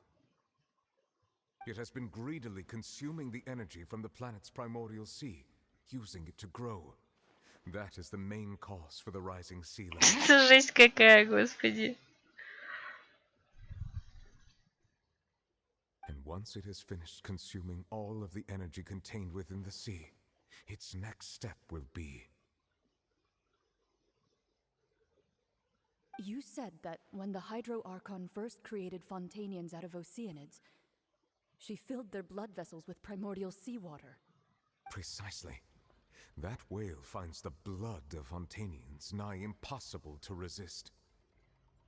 Therefore, when it left the primordial sea, it decided to make its next stop a packed opera house full of food. Ну, ребят, ну бред же. Ну, seriously, бредово. Жесть, конечно. We just barely managed to push it back, right? In that case, won't it come back to target the people again once it's managed to recover its strength? That is correct. Indeed, it is more accurate to say that we should thank that Harbinger for buying us some time. Without him, the whale would have likely come onto land far sooner. From the way he looked, he must have been fighting the creature for quite a long time. That battle maniac. We've always known that he had a special connection with that whale, but we definitely didn't expect it to help us out like this. Anyway, now that we know that this whale is the actual cause of the disaster recorded in the prophecy, all we need to do to stop the prophecy would be to find a way to beat it up, right? It is too late. It had already absorbed too much of the primordial sea's energy before we could notice it. At this point, it has become practically integrated with the sea itself. Even if the entirety of Tevat were to be destroyed, it could still survive and swim off towards some other world. That's not not something I will accept. We've already done everything we can, and we even found the true culprit. We've come so far. You can't just tell me that the last hurdle is some impossible foe. That's just not fair. Ты серьезно? Это нечестно. Я так не играю. Indeed, that's not how a grand performance should end. I'll fight it to the end, no matter what. So the prophecy will be fulfilled no matter what, huh?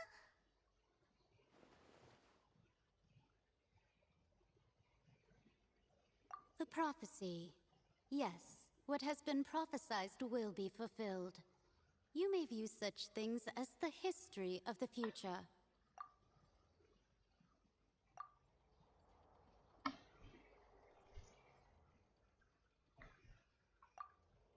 Just as prophecies are usually only the future as seen from the perspectives of the gods, could things be happening in hidden corners where the gods' gaze does not fall?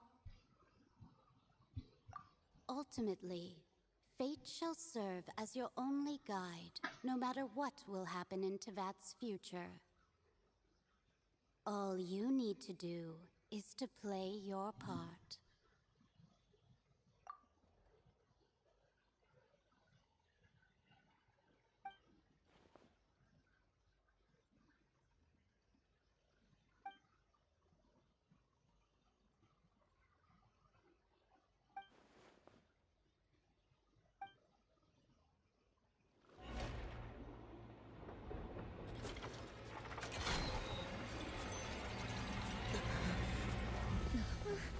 What's happening with the oratories? I believe it is preparing to carry out the death sentence.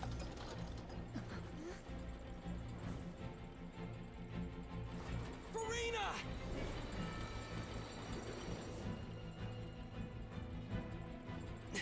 No, I still need answers.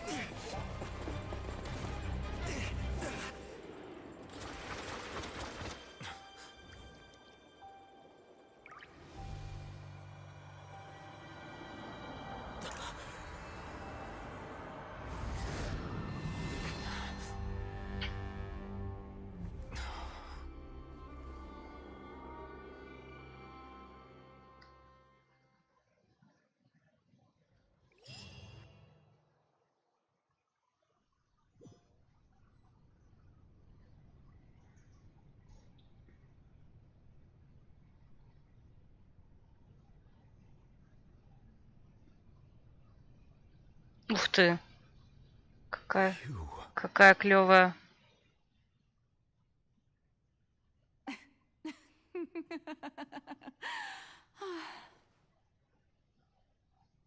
Sorry. That shocked expression on your face is just too amusing. I couldn't help myself. You are not Farina. Who are you? Ah, the sweet sound of bewilderment. Marvelous. A sure sign that my attempt to deceive everyone was a resounding success. But to answer your question, I am Focalor. You know, the god.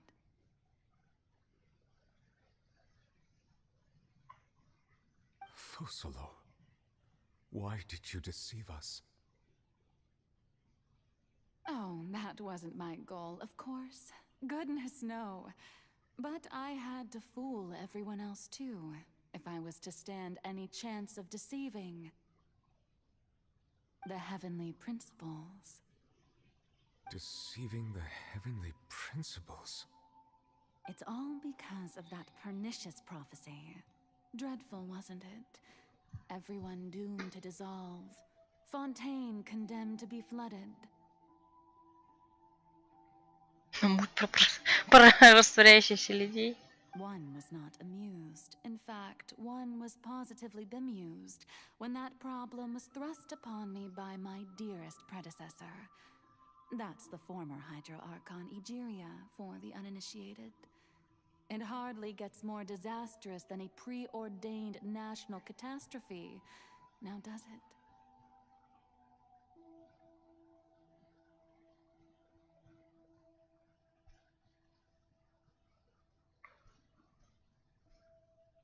She knew full well that the prophecy would surely come to pass. And as one of the seven, she also knew full well that one defies the heavenly principles at one's peril.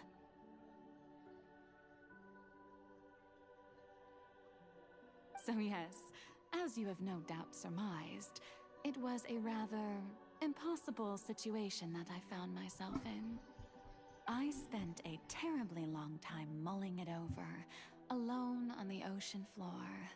And I was almost growing barnacles by the time I finally realized there was only one possible solution to this confounding conundrum.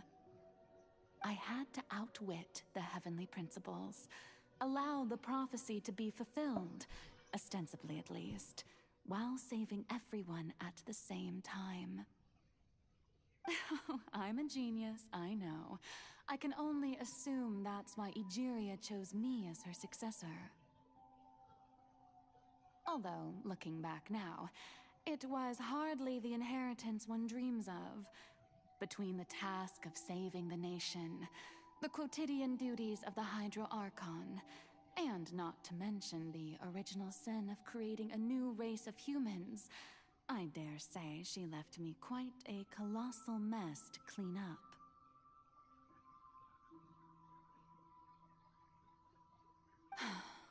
But one can only play the hand one is dealt.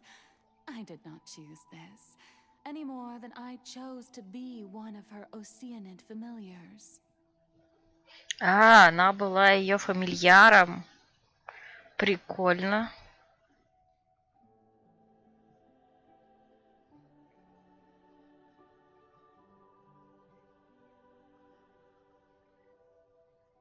So you were also once one of the Oceanids, transformed into a human by Egeria's hand.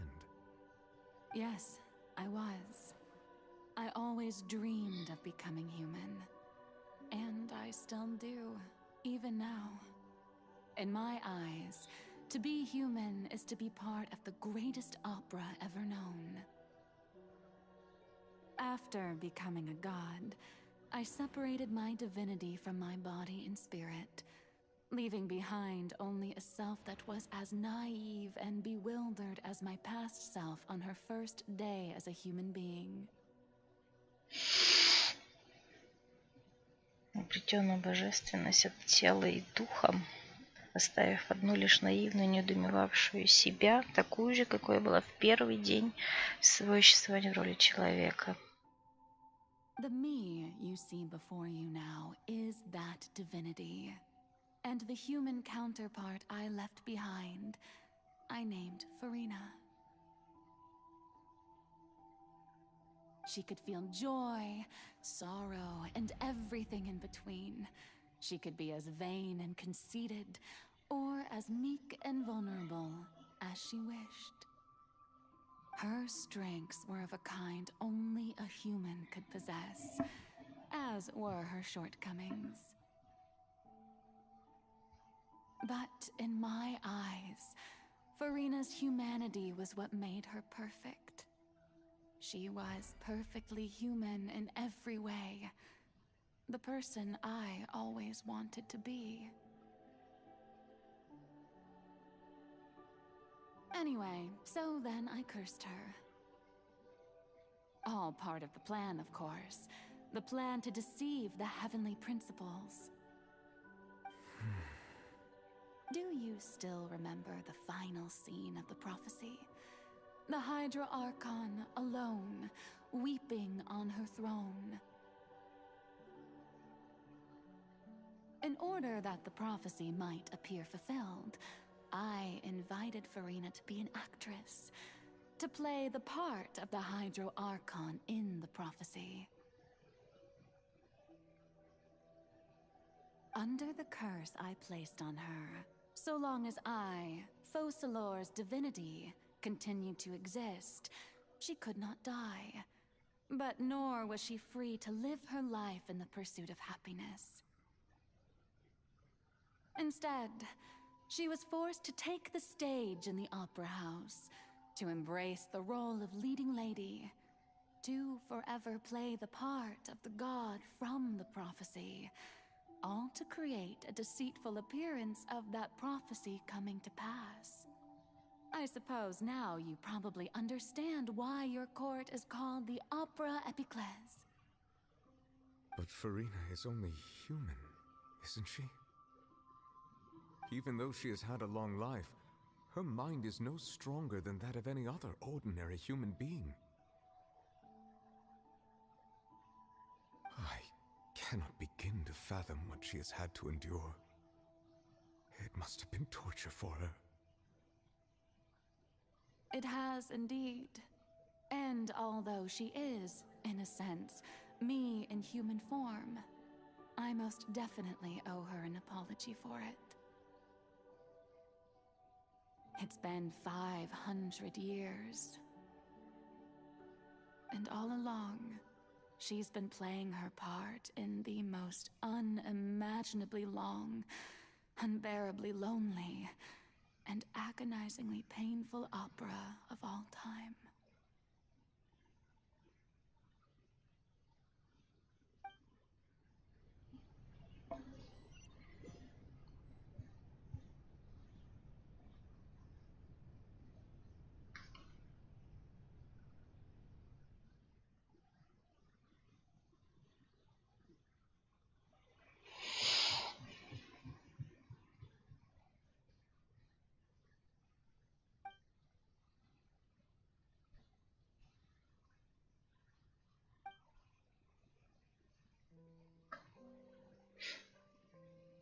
То есть пока мы видим это, Нью-Виолет разговаривает с Фокалорс, что происходит вообще?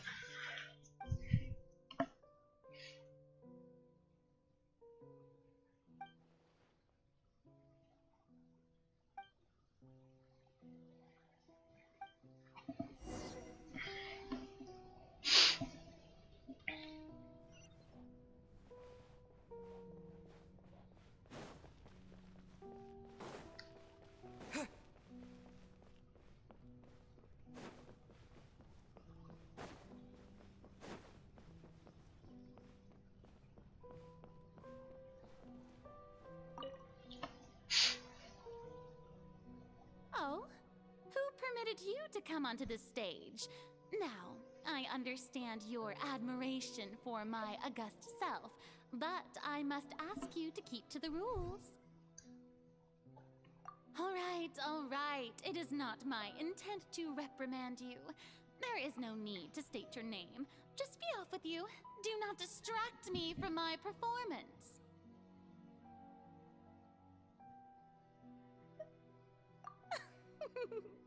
Oh, do not jest.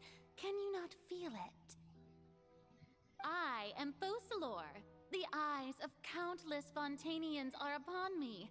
I must, at all times, display the utmost elegance and nobility.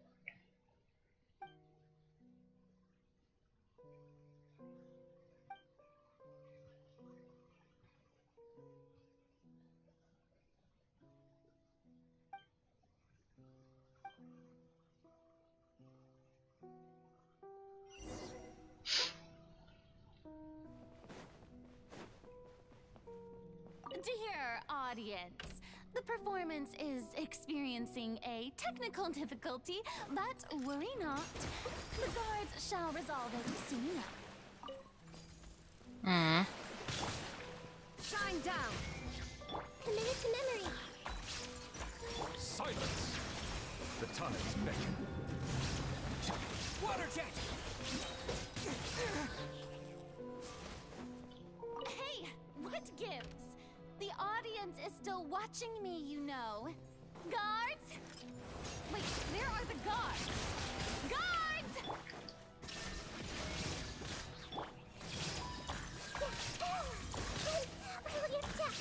Everyone hold hands.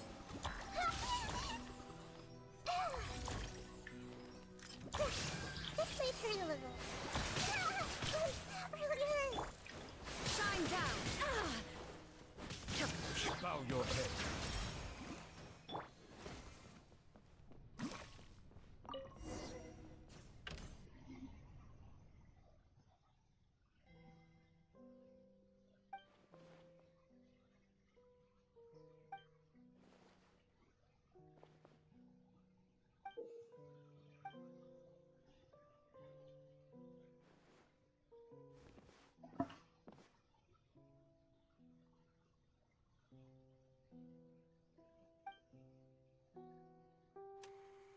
Фуриновое зеркало.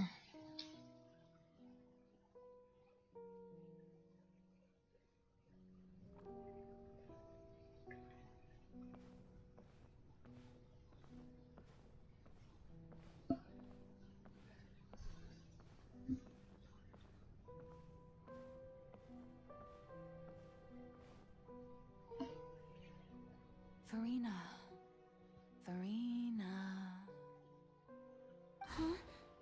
Who's that? Who's calling me? Where are you? Be not nervous.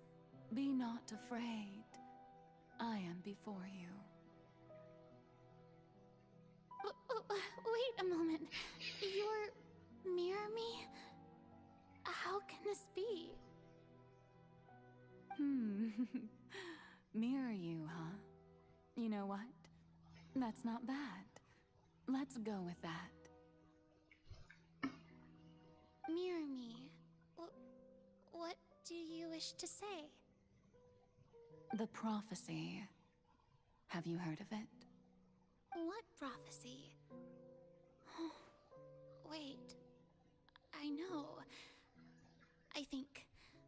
I don't know why, but it's in my head somehow. The people will all be dissolved into the waters, and only the Hydro Archon will remain, weeping on her throne. Only then will the sins of the people of Fontaine be washed away. Oh, very good. You know it well. What's going on? I can't seem to remember anything clearly. The only thing I know for sure is this prophecy. Will it really come to pass? Yes, it will. And that is why I've come to you. Disaster will come to Fontaine sooner or later. Things will develop just as the prophecy declared. There is no escaping it. But doesn't that mean everyone will die? I'm a Fontainian just like them. Will I dissolve too? Oh, don't worry. Magical meetings exist in this world precisely to give people a chance to turn things around. It is the reason why you met me today. I will tell you how to save everyone, but you may have to suffer somewhat. Oh, so there's still hope after all. Goodness, you frightened me. You spoke so much and with so much certainty. As for the suffering, well, I will admit that the first thing that came to mind was, why do I have to be the one to suffer? But if the prophecy will come true, I'll also die anyway, right? So if I've already met you as my magical meeting in this world, if there were scales, with all the people of Fontaine on one side, and my pain on the other, is it not obvious where the scales should tilt? You truly are the perfect human, my ideal. I suppose this would also be the justice that belongs to you. Huh? Don't worry, it's nothing. Listen well. Fontaine has just lost its Hydro Archon. I need you to play a role, that of the new Archon. Play as a god? That's right. You must begin a never-ending masquerade. You must never let anyone suspect your identity. If you can keep it up, then I shall have my way of defying this prophecy. But should your identity be revealed, then all hope will be lost. But How will I do this? A human assuming the role of a god without being exposed. Don't worry. What you must do is not to turn yourself into a real god. You simply need to play the role of a god as humans imagine them to be. Being a human yourself, I'm sure you already know what such an entity would be like. Remember, your true challenge will not be pursuing divinity, but contending against humanity. I'm still not sure I understand, but I'll try. I'll try to do this. So, how long am I going to have to play this role? To accomplish this mission, you will have to stay on the stage for many, many years. You will endure and not grow old until your task ends. But I promise you, all will eventually end in a magnificent and dramatic trial, and everyone will be saved. A trial, huh? How exciting. I'll be looking forward to it. Речь Фурины при вступлении в должность.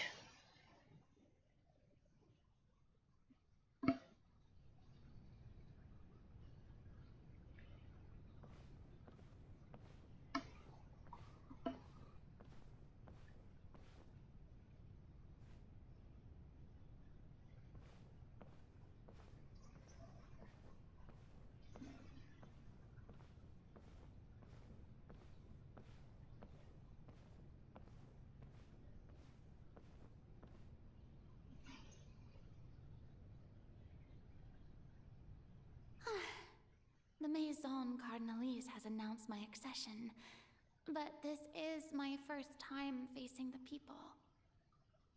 What should I say to most appear like a god? To be honest, I still don't know. Perhaps I should first try to act natural. Ladies and gentlemen, good evening, and welcome to the Opera Epiclese. I'm sure you've all heard about how I have taken on the role of Hydro Archon. Indeed, I am Farina de Fontaine, your new Archon.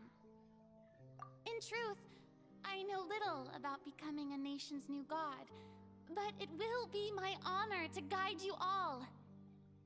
As the god Focalor, the god of justice, I shall do all within my power to lead you into an age of fairness and justice.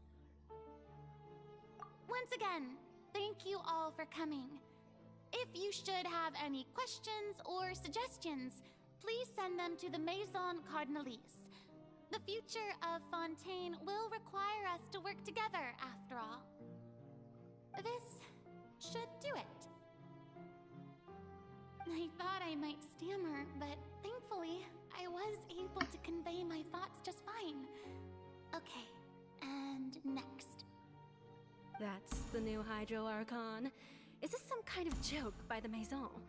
I would have thought that a being that surpasses humanity would be a bit more assertive. Hey, did you hear that? She even told us to send her suggestions there at the end. Shouldn't gods be all-powerful? She's being so modest. What's the difference between her and an ordinary person, then? If you ask me, perhaps the succession didn't actually happen.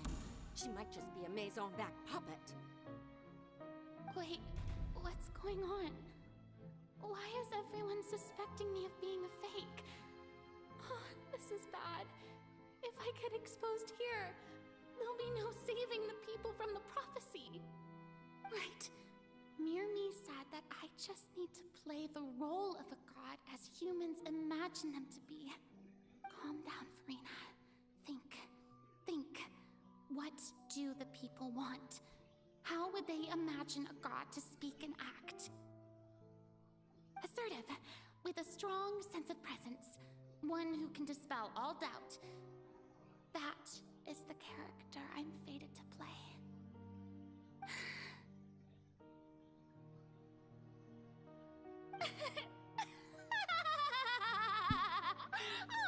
Oh, very good, my people.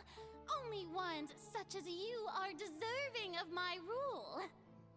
Now, I was wondering if some weak puppet were to one day come onto the stage and claim ownership of this opera house, would the children of Fontaine follow them? Well, it seems that you would all see right through them. Having passed my test, you are qualified to witness wondrous trials alongside my august self, here in this opera house. You may consider my previous act a door gift of sorts. I thought it was a debut that suited the atmosphere. Now then, let us be reintroduced. Ah, so that was just a performance. How could I have forgotten that we were inside an opera house? Her personality. It's quite shocking, to be honest, but I suppose it's a better look than before. Such a fascinating and bold deity. How wonderful! Her future may yet be bright after all. It seems I've turned them around. Best follow this flow and restart my accession speech. My dear people, whether you acknowledge me or not, whether you trust me or nay, I say to you, keep faith in your ardor for justice. We have heard it said that this nation's sins can no longer be washed away. Well, I say that justice is most fragrant when it blooms amid sin. The scales of justice should not weigh heavy in the hands of its God. On one side, it must carry fairness and justice. And on the other, praise and applause. May law be the prayer on our lips. May judgment be our worship. Let us light the fires and drink to the future of Fontaine. There is no trouble in this world that justice cannot solve. All that is needed is for you, my people, to believe in it, heart and soul. So long as I, the Archon Focalor, stand within the Opera Epiclese, so long as I stand before the Oratrice, I shall even judge the gods of this world!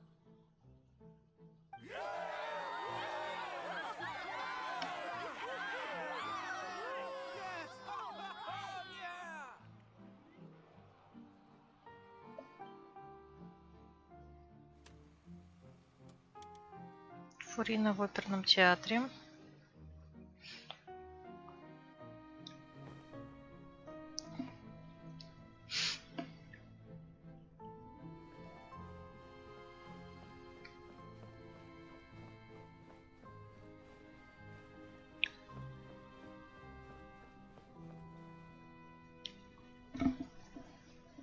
Lady Farina, here are today's case reports, as well as a summary of the follow-up for your perusal. Come now. Was I not just at the Opera House in person? Leave these kinds of things to Neuvillette. Besides, none of these trials were the one that I'm looking forward to the most. If I may be so impertinent, what kind of trial are you truly looking forward to? A magnificent, dramatic, and wondrous trial. A trial to end all things. How could you hope to understand?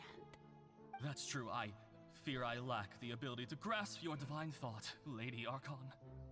No need for fright, and do not take what I said before too seriously. Go now, do your duties. The trial I await. It will come one day.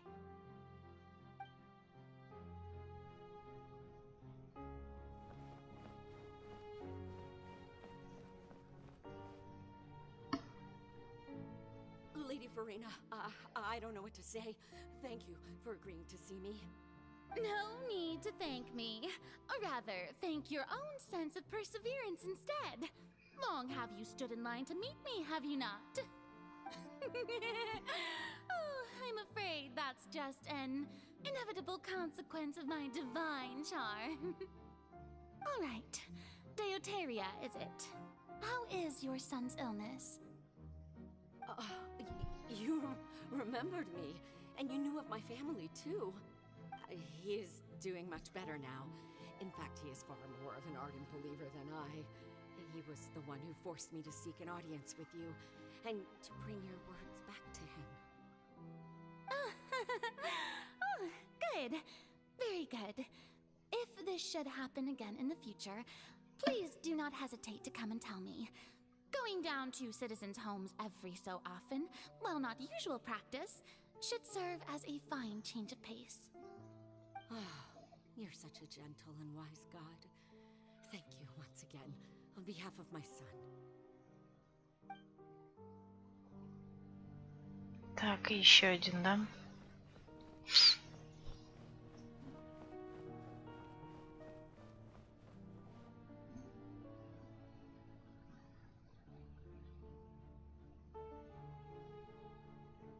Lady Farina, here are the latest hydrological reports. As for the specific parameters you asked to take note of, I'm afraid things still don't look good. I see. It's as I thought then. As your god, I did already expect this, but I wanted to see how far your human wisdom would allow you to analyze it. All manner of signs indicate that the prophecy will still come to pass. Forget it. That's not something you need to worry about right now. Well, as I understand it, the Fontaine Research Institute is also trying to find a way to counter the rising water levels. Really? Have they found anything? I'm afraid that they haven't found any effective solution thus far. Oh, is that so? Well, no wonder. This issue has reached the realm of the gods after all. Still, their spirit is praiseworthy.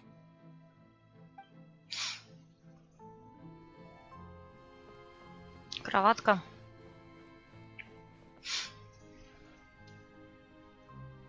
The day is finally over. I haven't had a moment to breathe this whole time. But it's good to see that everything's getting on track. There are no longer any voices of suspicion. Maybe this is fine. I just need to keep going, and everyone will be saved. All right, Farina, don't think too hard about this. You need rest. Да ладно.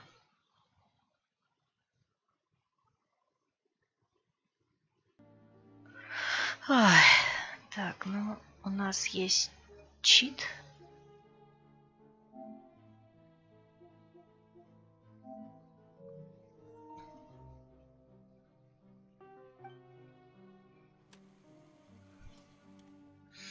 Опять Фурина в оперном театре. Так она вроде оттуда и не вылазит. Да, это опять... Эта штука опять шалит у меня.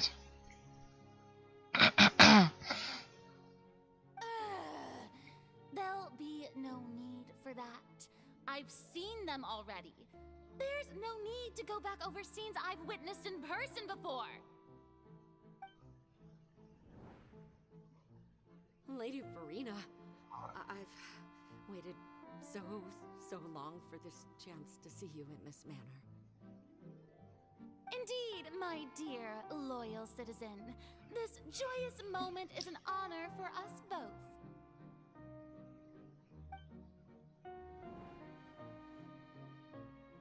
Lady Farina, we're detecting significant hydrological anomalies near Poisson. Understood. Keep monitoring. Keep me informed should anything come up at the Institute.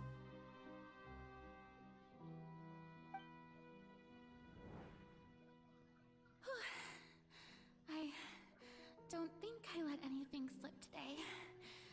I must show the people that there is nothing to worry about. just don't know when these days will end. I feel utterly exhausted. Best to rest early today, too.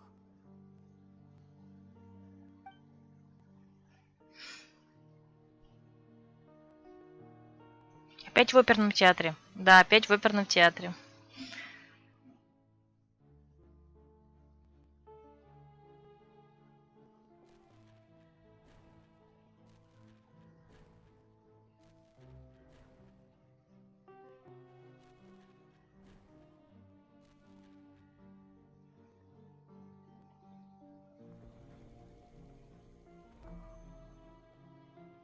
Акт 1082-375. Фурина в оперном театре. Lady Farina, it's like a dream being able to speak with you up close like this.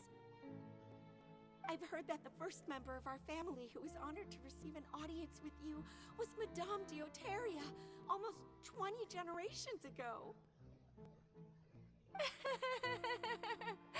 And what a fine family yours is indeed. It brings me great joy to meet such a faithful believer, a descendant of a line most ardent. Surely you exaggerate, Lady Farina.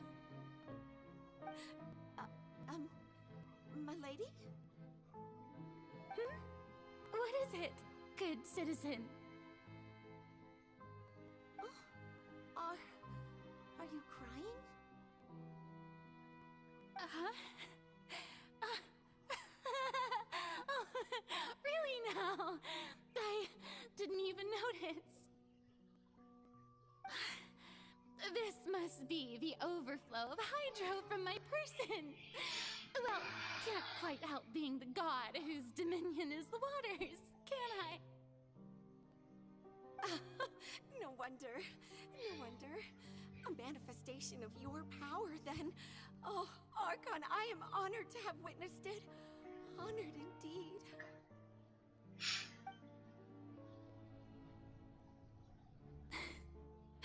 So interminable. So lonely. Just how much longer? Hundreds of years must have passed by now. Perhaps the show must go on for hundreds more. I never imagined that it would hurt so much. Have I reached my limit? No. Perhaps I reached it long ago. Today I didn't even notice my own tears. I want to tell someone, anyone, about this. But would that not destroy all I've done so far? Видимо, она готова была рассказать нам. I've conducted so many investigations across the centuries. But there's not even a sliver of hope that we might break the prophecy. All I can do is keep heart. I must maintain this act. It is the only way to save Fontaine. Please, mirror me. You have to succeed. Mirror Me она называет отражение.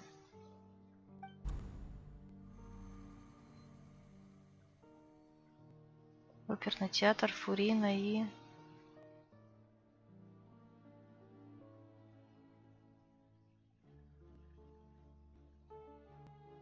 Farina, you don't have to shoulder this burden alone.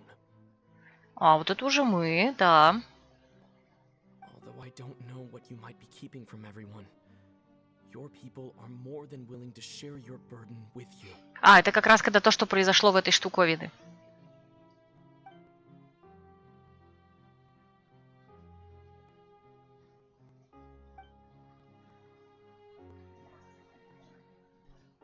share my burden. That's impossible. It was fated right from the start that this would be my duty alone. But even if your burden doesn't need to be shared, you can still choose to confide in someone. Just share it with me. I'm what you'd call a witness. A witness? Yes, I've heard that you came to Tevat from beyond the stars, yes? In other words, you never belonged here. And if Tevat is, in its entirety, a show on a stage, then you're just a spectator, aren't you? If that's the case... He's right. I could confide in him, couldn't I? But if things don't play out as expected, the people of Fontaine will be the ones to pay the price. No, Farina. You shouldn't be selfish. But what if it's really all right?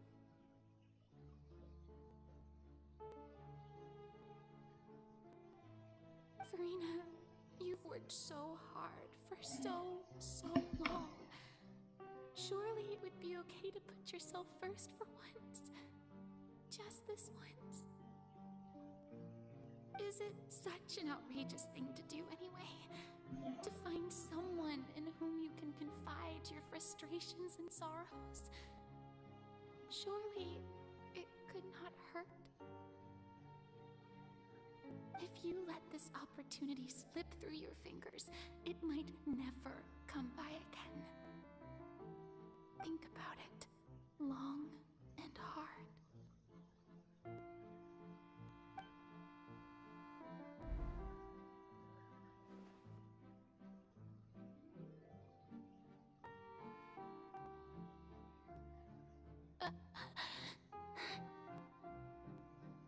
No, I have nothing to say. I am Farina, the Archon of Fontaine. Everything will surely get better. All you need to do, dear spectator, is to witness my performance until the curtains fall.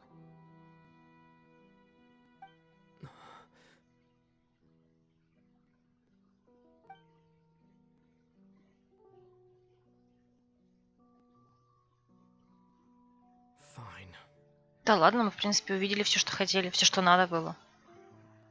Как по мне.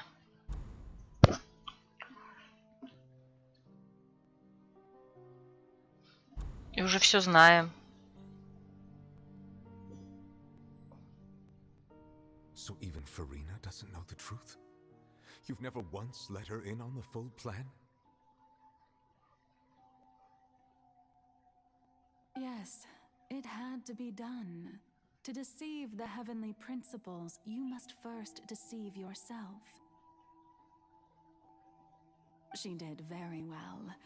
If she had let her resolve falter even once in these 5 centuries, Fontaine would have been doomed to the most tragic fate. It seems that trusting humanity was the right decision after all. I believe that I understand how your deception works, but that is only half the truth, is it not? How would you build on this foundation to save the people of Fontaine? That is the most important thing. Ah, good, good. Of course, the Iudex of Fontaine has pinpointed the crux of the issue.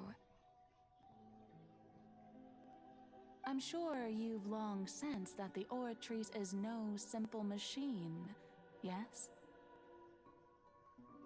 I've always suspected that it had its own consciousness, and Lenny did mention that he heard a human voice within the core chamber. It now seems that that person was you, hidden within the machine all along. Am I right? And then I became one with the Oratrice, taking Fontaine's gnosis with me. Yes, it would seem so, wouldn't it? Alas, your understanding of this device still lacks sufficient depth.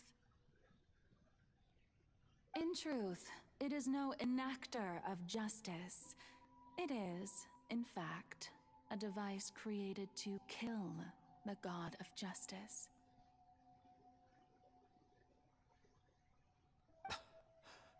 I beg your pardon? Oh, you have it. And to be more precise, not only will the Oratrice take down the god of justice, it will also take down the divine throne upon which she has been placed. I mean, did you think I would be the sort to enjoy peaceful repose while Farina suffered? Вот то, чего, кажется, я знаю, к чему идет, и мне это прям не нравится.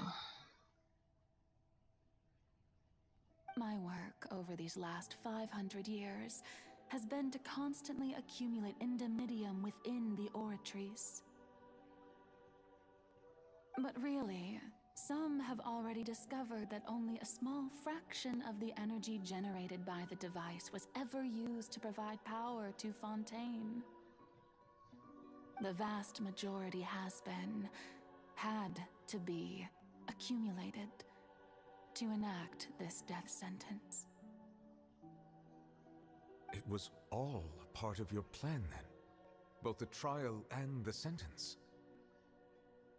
Indeed. This power, accrued over 5 centuries, could have sustained Fontainians for millennia, had it only been used for that purpose.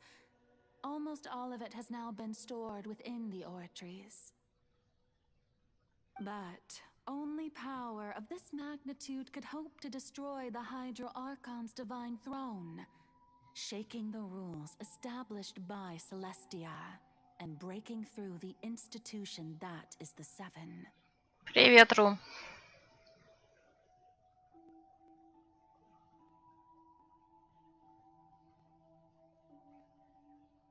So the Oratrice's call for death was for neither Farina nor Focalor, but for the Hydro Archon.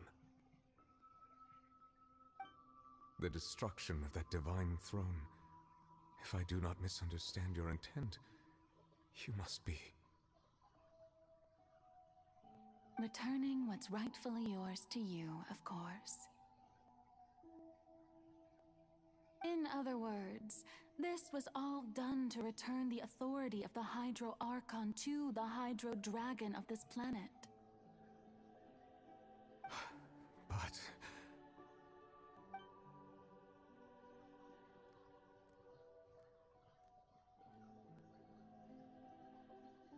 Oh, what? Getting sad again, are we? The authority of the ancient dragons shall soon be yours once more, O Hydro Dragon Sovereign. And this is the face you make.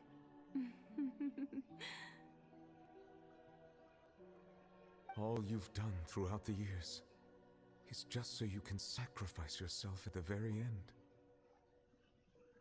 I've never quite seen it that way, you know.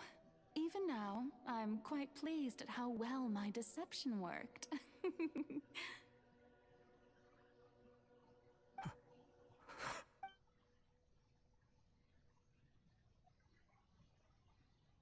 Hydro Dragon,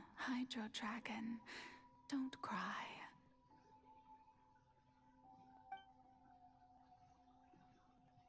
I must say, had it been within my rights, I would have loved to judge the heavenly principles themselves.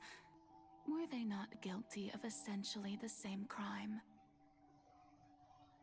Egeria stole the power of the primordial sea, and the heavenly principles stole the power you ancient dragons possessed.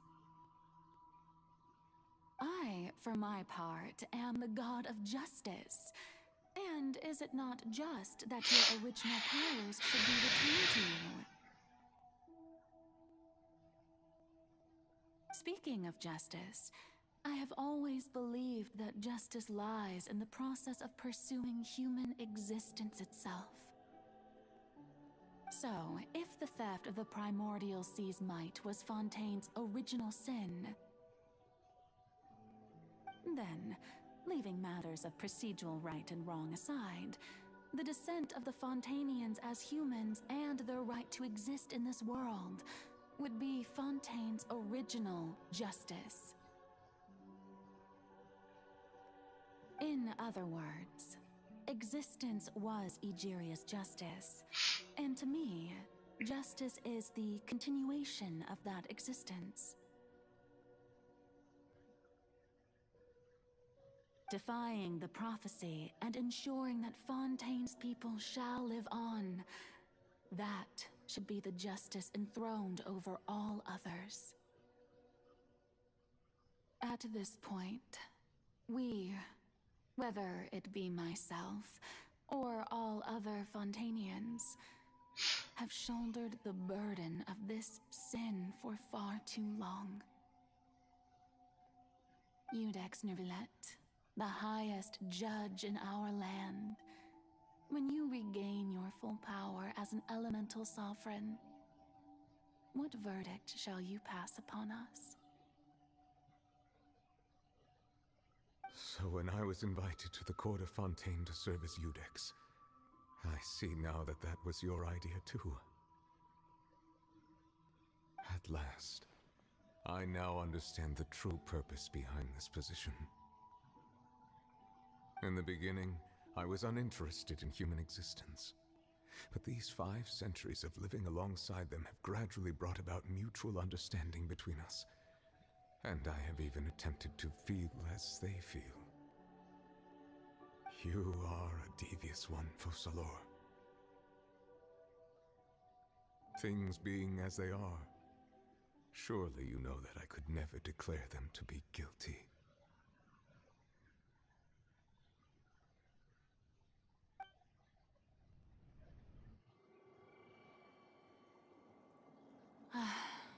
The hour of my execution is almost here.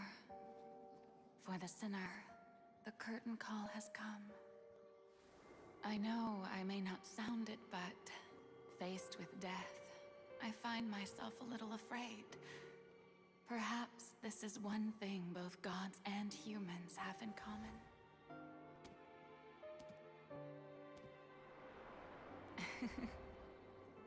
Farewell, Neuvillette. I hope you've enjoyed the part you played these 500 years.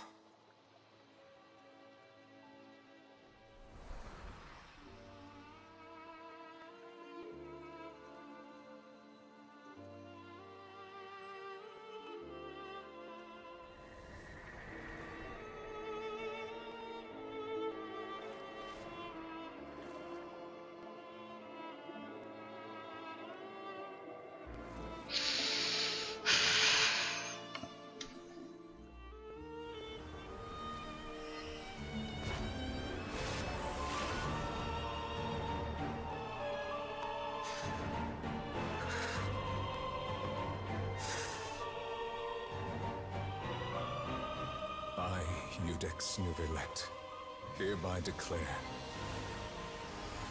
people of Fontaine, your sins are forgiven.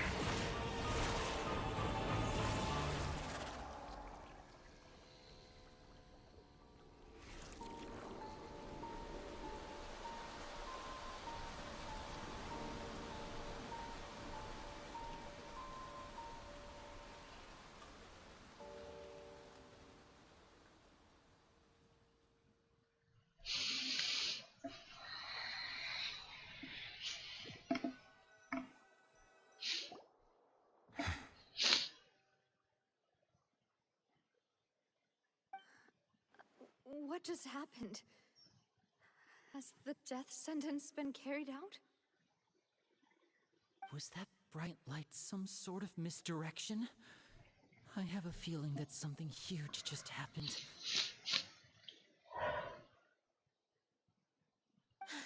But since we're all still alive and haven't been dissolved, I assume whatever happened was good for us. It's time to end this. We must mete out punishment to that beast. Didn't you say just a moment ago that it can't be defeated? I have gained the strength sufficient to deal with it.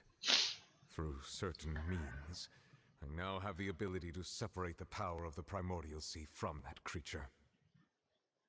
We should seize the opportunity to pursue our quarry. Traveler, now that the oratories can no longer function, I require an executor to help me mete out justice.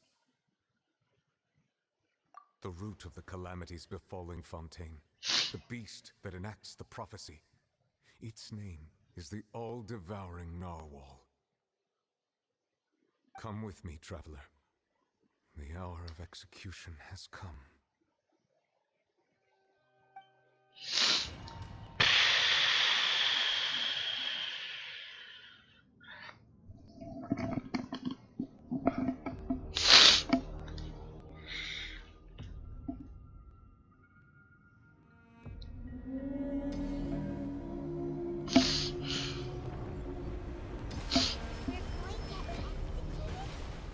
But how are we going to do that? It's huge! I've already done my best to separate the power of the Primordial Sea. Considering the sun's list, I cannot reach the power source. Unless we can find a way to attack it from within. I shall share a part of the ancient dragon's power with you. We shall look for an opening together.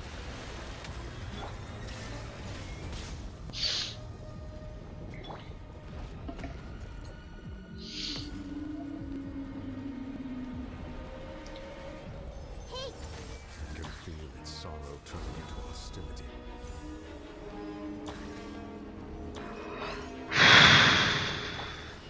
Illusion shattered!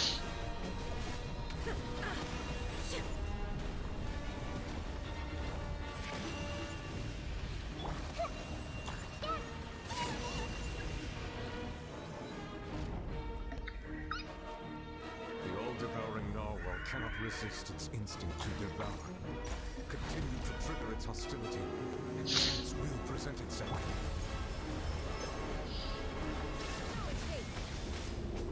Committed to memory. Grow, grow, grow.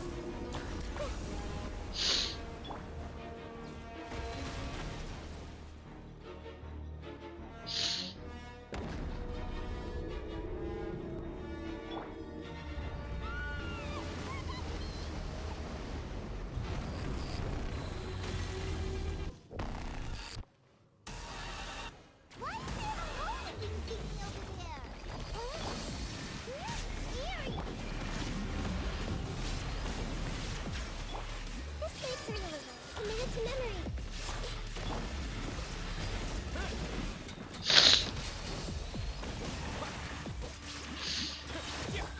I have granted you my protection.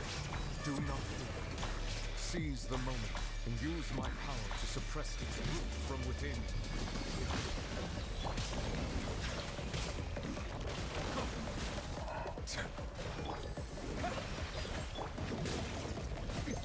Erase all threats. The tides beckon.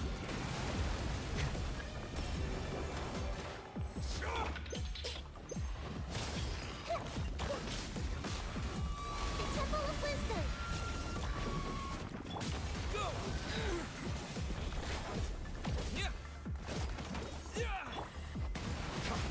Justice is blindsided.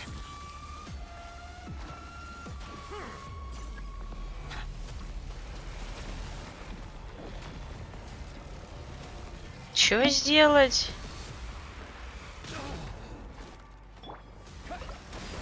There is no escape. Grow, grow, grow. Отвратительный бой.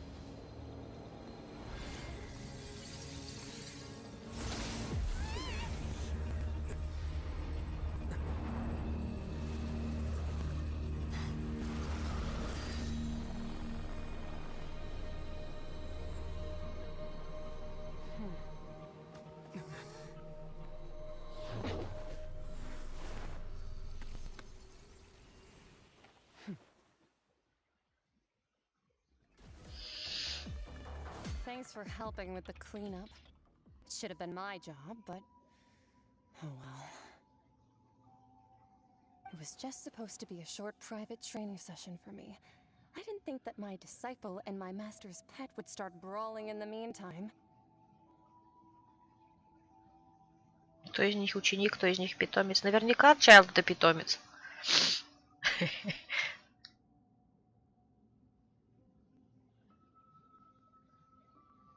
Well, actually, I had a feeling that it would happen at some point, but they bumped into one another earlier than I thought. What a blunder. I suppose I'll have to swing my sword 3 million times as penance. That power. Who are you exactly? Hyman has an idea. From what she said earlier, she must be Child's master. Skirk, right? It's just that he gave us the impression that she was the less talkative person. I simply did not have anything to say to the weak. But you, on the other hand, managed to defeat the all-devouring narwhal without using power from beyond this world.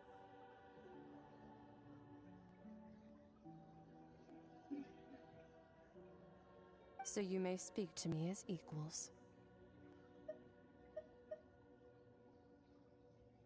I have to agree. It's a strange use of a planet's primordial waters just to raise an all-devouring narwhal. That kind of power is wasted on it. It's not cooperative. It eats too much. And I have more important things to do with my time than pet sitting. The only thing that creature has going for it is its looks. All in all, it fails as a pet. Miss Skirk? I think you might have missed the point. The point being? Well, being that this pet almost destroyed an entire nation. So what sort of person is your master? Well, Child's master's master. Wait, is that right? Oh, right. So you don't know him. Sorry, I assumed you did. His name is Sertologi. Huh? I am unfamiliar with that name. Huh. So Master isn't sufficiently famous. How should I describe him then? Have you heard of the name The Fowl? Подожди, Фаул это вдруг стал рыцарь скверны? Серьезно? The fowl?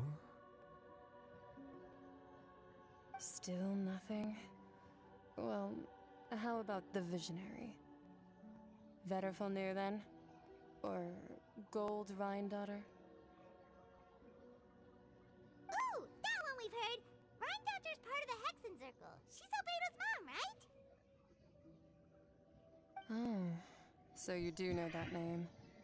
To be honest, I also heard all of those names and titles from my master. I don't actually know them either. But I suppose you understand now, yes? My master is likely a similar sort to Rhindaughter. They are both pursuing some form of perfection. Wait, didn't you also mention a visionary person? Paimon didn't quite catch their name. Actually, never mind that. I believe it expedient to inform you that the all-devouring narwhal used up nearly all its strength fighting you. Such roiling hydro energies will prove difficult for the planet's deep seas to digest. As such, the fontaine back on the surface has most likely been thrown into chaos. In other words, the prophecy that you've been fretting over should now be in full swing. What?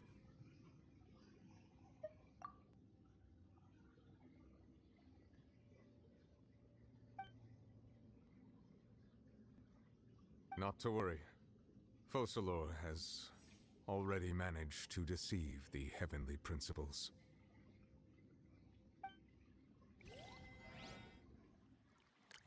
end, the people will all be dissolved into the waters, and only Farina will remain, weeping on her throne.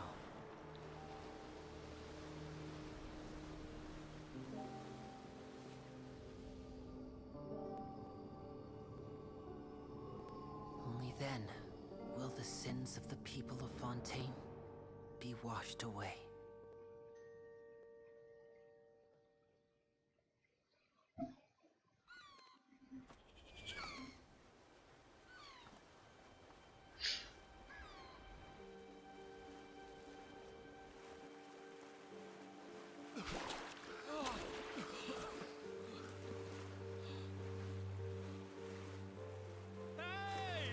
Help!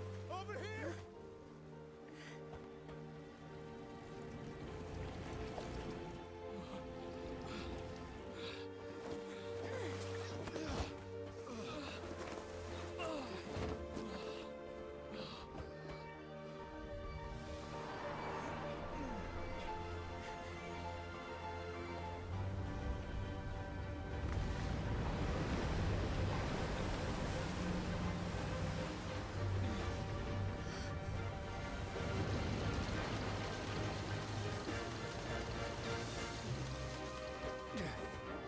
All hands, initiate emergency rescue!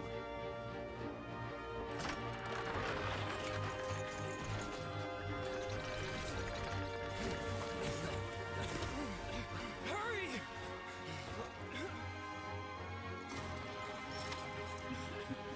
Hey, lend a hand!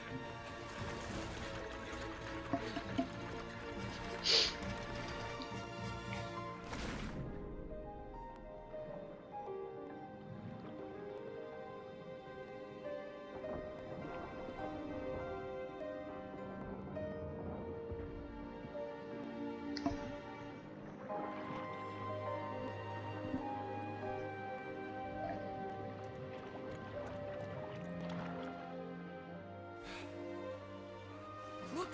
The water's receding!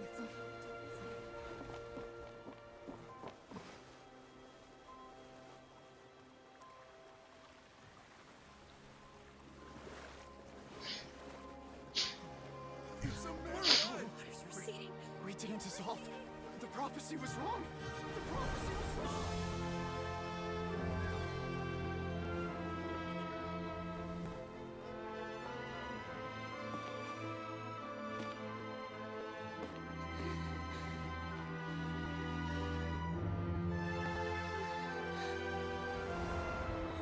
Are you alright?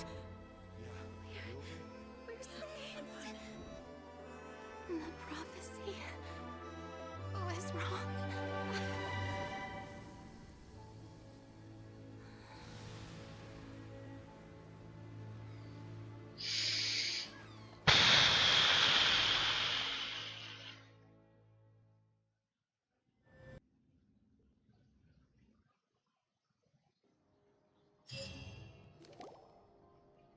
The soil renewed.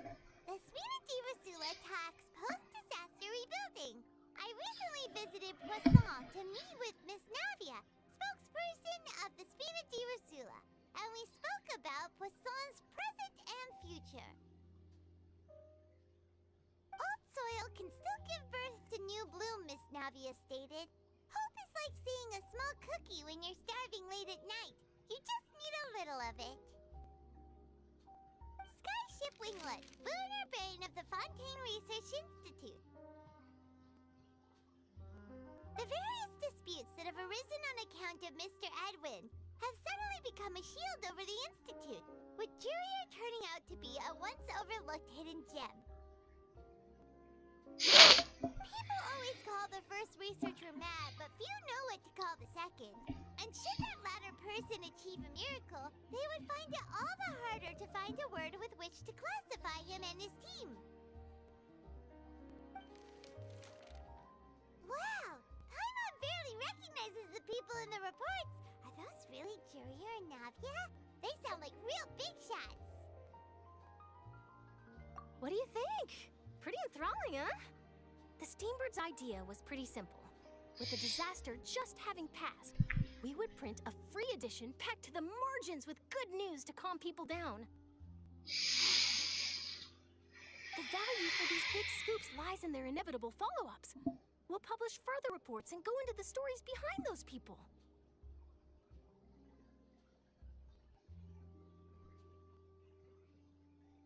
Edwin's assistant, Jurier, created a true flying ship, while Navia is leading people in the reconstruction of their home. I'm sure that these stories could draw even your well-traveled eye. Pyron's curious too! Wait a minute. Didn't we watch everything happen from start to finish? What's there to be curious about? And that's exactly why I'd like you to come conduct interviews with me. You're the best incubators of news, if you haven't noticed. And also, with you around, I'm sure I'll get to see that Duke. Are you sure? Hasn't he turned you down several times already? Она их выкинула как мусор, Чайлд Кита. Да, реально как мусор.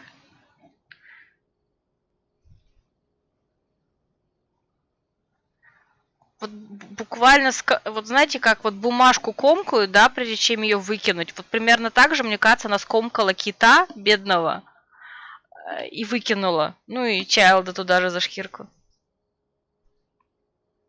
Oh, this time will be different. Come on, let's head to Poisson first, and then make a trip to the fortress. There are some things you'll only know when you get there.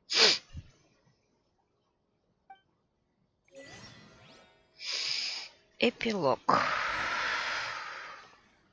Так, куда нас... А, нас Пуассон отправили. Так, Пуассон у нас где? Так, давайте сперва сюда. А то что-то мне не понравилось, как меня... Нарвал.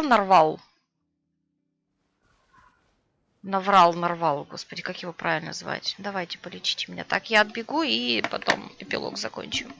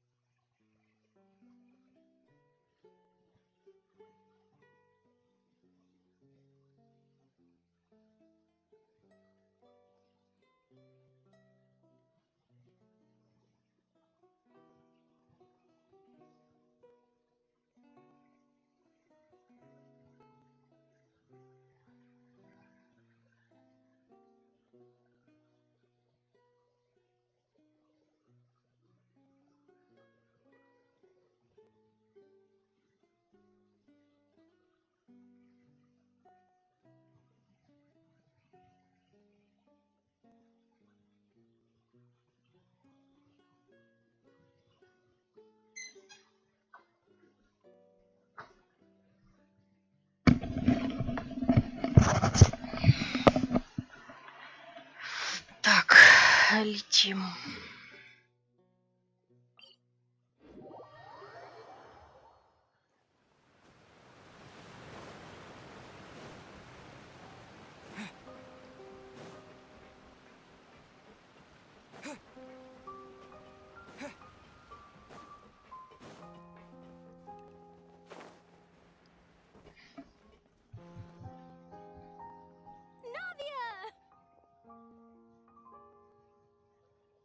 Oh, it's you.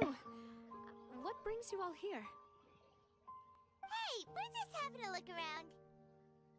I'm here to update myself on how things are going here. Oh, the Fatui are here too. Let me introduce you. This is Mr. Garunt Snezhevich. He represented the Knave in sending us a large amount of supplies, and is helping with our work. Our residents are hard at work as well. Thanks to everyone, work is progressing nicely. We've lost a lot of people, but we're moving forward. That will have to be enough. Hello, Miss Charlotte. I'm a big fan of yours. I especially like that article you wrote last year about Fontaine's stray cats. But if you don't mind, could you not emphasize our role too much in your report? It's not charity we're doing here. We just happen to share the same interests as Espina. I get where you're coming from. I'll keep it as simple as possible. Or would you be willing to feature as friendly neighbors? That would be fine. Thanks. Oh, you're back too. How are things? We finished laying down the construction materials. It'll be another hour before the workers are able to go over there. Huh? You're here too, Clorinde? Well, her reputation's greatly risen after that whole duel business with Miss Farina. So she's here in Poisson to wait out the heat. All right. She really came here to help me out. There's too much to consider in the reconstruction of Poisson. The Spina has need of more decision-makers. And, well, I do already happen to be connected to Mr. Callis. Oh, wait just a moment. Do you mind me asking a few questions? You know, about how you felt before the duel, about what it was like facing down a god. There's lots of exciting material there, I bet. Forget it. I'm sure you can find a better theme than that, Miss Charlotte. I see you're the same as always. Couldn't you do me a favor, for Navia's sake? Well, if we're talking about doing things for my sake, you might as well just take a few more photos of me. Or of the Traveler. It's better than wasting time persuading Clorinde, at any rate. Of course I will. I'm not gonna let him off that easy. All right, then everyone who wants to be in the photo, gather up. And smile.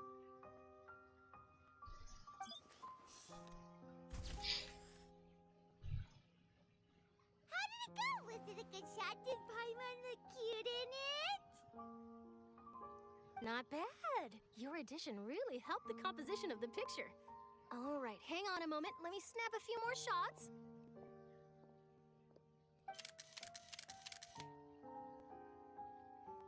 All right, that should do it. I'll be back here later anyway, so let's call it a day.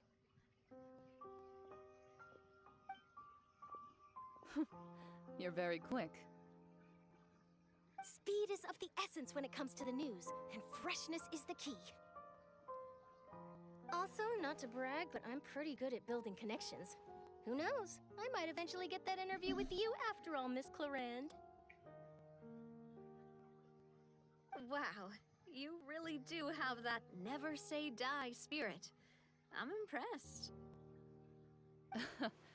I'll hazard a guess that this is how you got that interview at the Fortress of Meripede.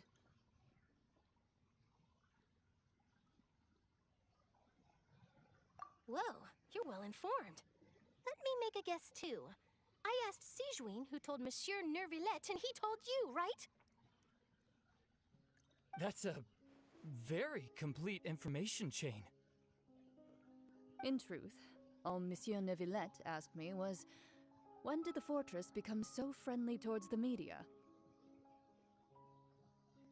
I told him that it was best not to speak too soon. There's no guarantee that Ridesley will make a personal appearance. You're right. I've got to treasure every moment I have with them. In which case, I'll be making a move first.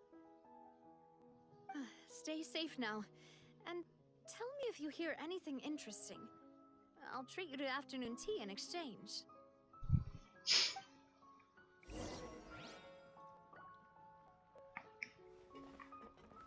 You seem curious about the fortress. Of course. That Ridesley. I still remember going down to the fortress to grill him for information on my father's case. Boy, did he take me for a ride. Without telling me anything, of course. But he did invite you to tea, didn't he? 2 large pots of it, in fact. It was good tea, though. I have to agree. The tea there is very good. Speaking of that, would you like to have some today? I mean, you've got time, right? Well, I'd be partial to some shortbread. Wow, it's like we've got a menu or something. Sure. Good. What flavor of biscuits would you like, Mr. Snežević? Me? I'm fine with anything. but I would prefer chocolate should you have it. All right. Leave it to me. I'll go over the newly arrived supplies with you later, Mr. Snezhevich. We should be able to finish the preparatory work today. That works great for me. Huh. Is it just me, or did you get a new lipstick? I did. It was a gift from Sijuin.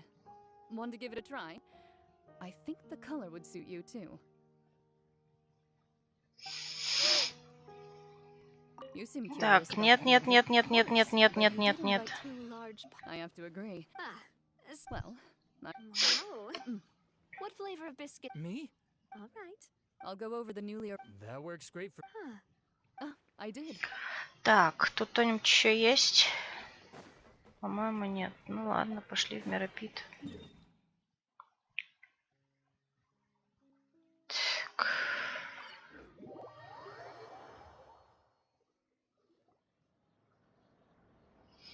Зачем надо шляться нам вместе с Шарлоттой?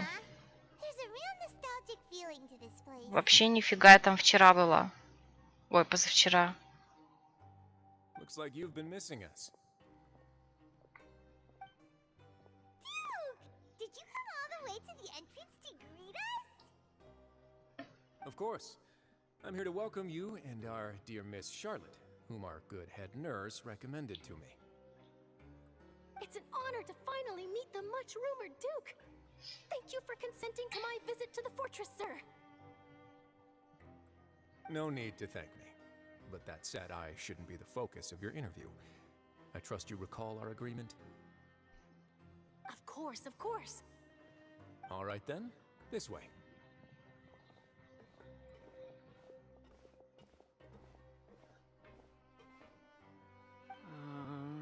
А, это он, Жюрье. Господи, я забыла, кто это.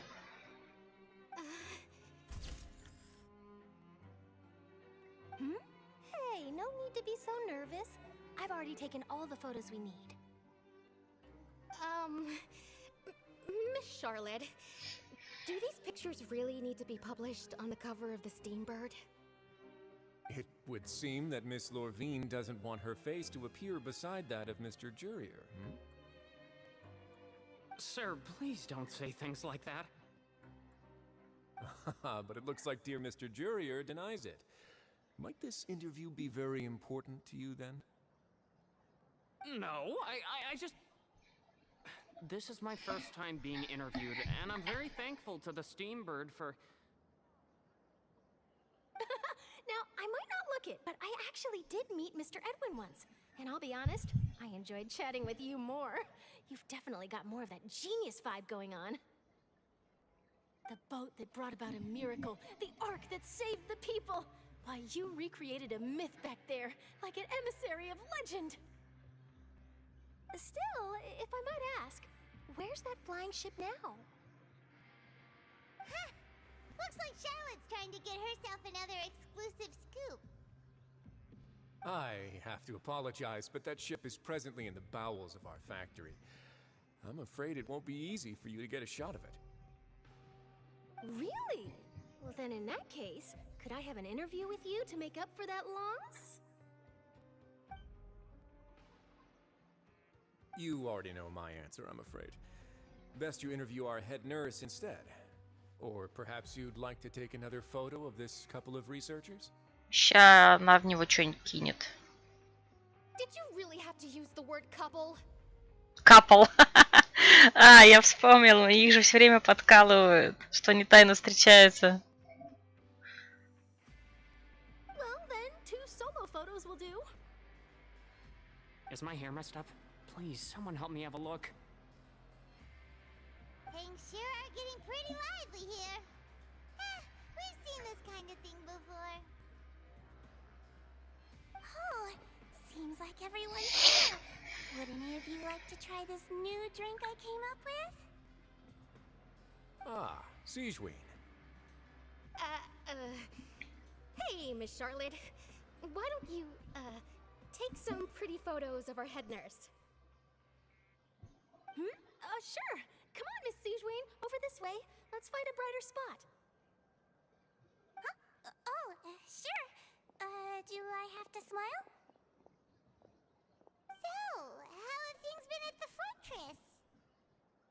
Same old, as you can see. Fontaine's undergone some changes, but this place is still more or less the same. Other than that flying ship, it got a tad too much attention, I think. That's why I decided to let the interview go through. We should direct more public opinions toward the behind-the-scenes heroes. Am I right, Mr. Jurier? Miss Lurvine?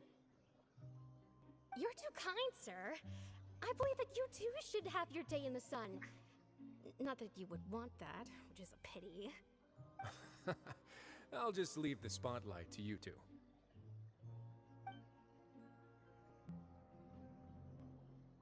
I see. Lots of things happened that day, huh? Anyway, regarding that Harbinger, I'm not sure you remember, but his 3 young followers are still waiting for his return. He sure did win them over, huh?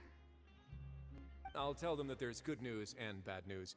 The good being that their boss seems fine, and the bad being that they must face extended sentences for abetting his escape. Oh, actually, what about you? Are things gonna change for you too? What change can there be? The fortress will keep chugging along, and so will my duties. As to what Miss Farina's departure will mean for the nation, and if our laws and governance will be transformed, we'll leave those to the folks in the overworld.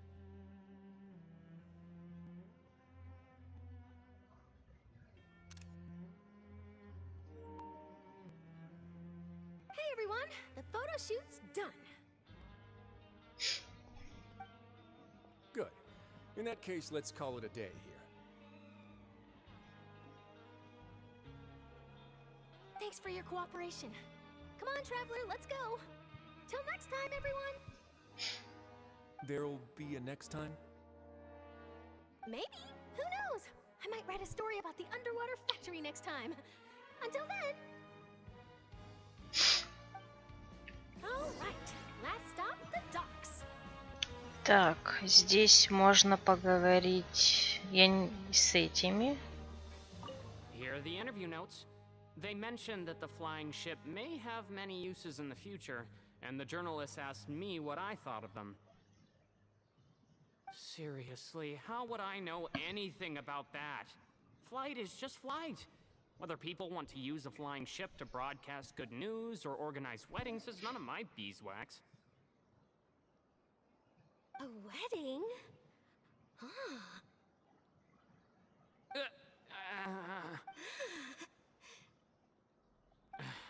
Why are you looking at me like that? So the flying ship can be used for weddings?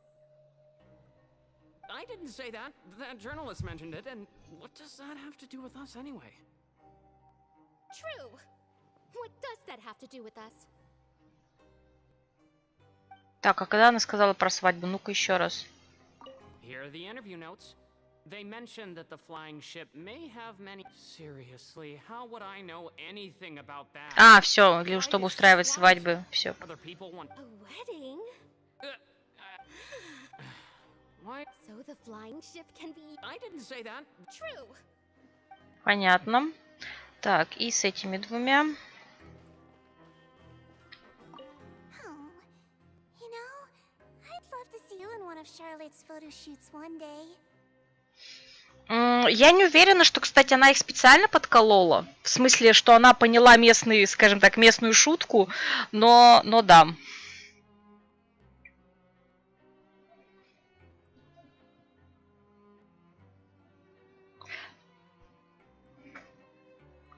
Is that really necessary? Our line of work doesn't really require much photographing. It's precisely because we don't need the picture that they'll have value as keepsakes. You don't really look all that opposed to the idea, you know. Maybe I'm just happy that I managed to once again avoid the spotlight. I think this interview went well either way. Yes, you successfully kept prying eyes away by using Mr. Jurier and Miss Lurvine as shields. Very good. You should be happy for them. They have a bright future ahead of them. Угу. Так, здесь вроде все. Так, порт. Господи, а здесь-то что?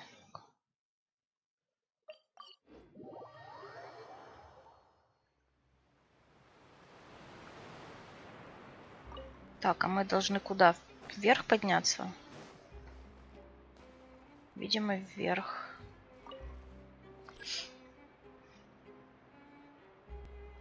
Или не вверх?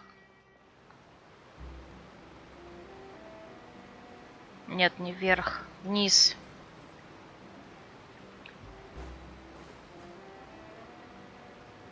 Ой, нет, я сейчас разобьюсь.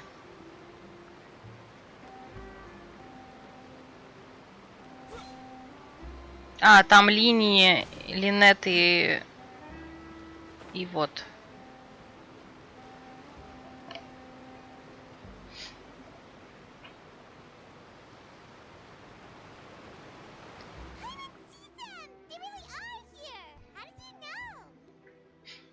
Navia mentioned that she stayed in touch with Linny and the others after working together. Apparently, they've been at the docks distributing these strange pockets the whole time since. Traveler, Paimon. Ah, and Miss Charlotte, too. Would you like a magic pocket? What sort of gadget is it? It's a wondrous bag that can be used to carry many things. The water level has returned to normal, but if you see any of your things floating around, you can use this to carry them. Or you could trick a friend into doing it for you. Trick a friend? I wonder which of my friends would fall for that. Мы с тобой не друзья, если чё. You could just make a friend like Fremine here. Isn't that right, Fremine? Is this what you meant by, I'll help you make some more friends? To be honest, that sounds pretty sweet. Could I have your contact, please? Sure. Please, write down my address. You sure are working hard to help Fremine socialize. He was the one who proposed doing this. He even wants to assist in our magic shows. Yes, I was planning to first introduce Pear as an assistant, and later Fremine himself. In the future, I think we can leave underwater escape magic to him too. That said, would anyone want to see a diver escape underwater? Oh, it'll work out. Every journey begins with the first step. He'll become a part of our show eventually. Lynette, could you come over? Miss Charlotte says she wants to take a picture of us. Got it. My, that Charlotte is rather perceptive. She got rid of everyone the moment she realized I had something to say to you. So, how have things been, Traveler? Father says that you did a great deal during the latest events. She's very grateful for your contributions to Fontaine. That's all right. We were more than happy to help. So, what's she doing now? Oh, I guess you haven't heard. Well... After Lady Farina left, Father and Monsieur Nervillet opened negotiations, during which he gave Fontaine's gnosis to her as a diplomatic gift. Ну, конечно, просто отдали. А чё бы и нет. Ай, понятно. Я вообще не понимаю. Мне кажется, царица могла просто попросить у каждого архонта его гносис. Seriously, они бы наверняка не возражали. Все. Зачем такие сложности? Просто попросите.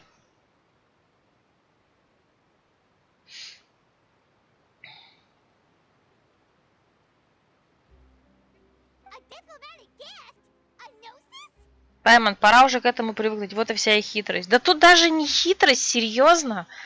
Я уже поняла, что всем архонтам плевать на это сердце Бога. Я не понимаю, зачем такие сложности.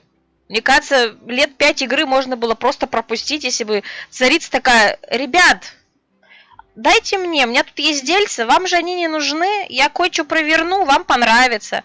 Полюбас бы все согласились бы на это. И не надо было столько драматических событий устраивать ради этого. Yes, I was quite surprised at first myself. But when I thought it over, there were actually a number of things going for it.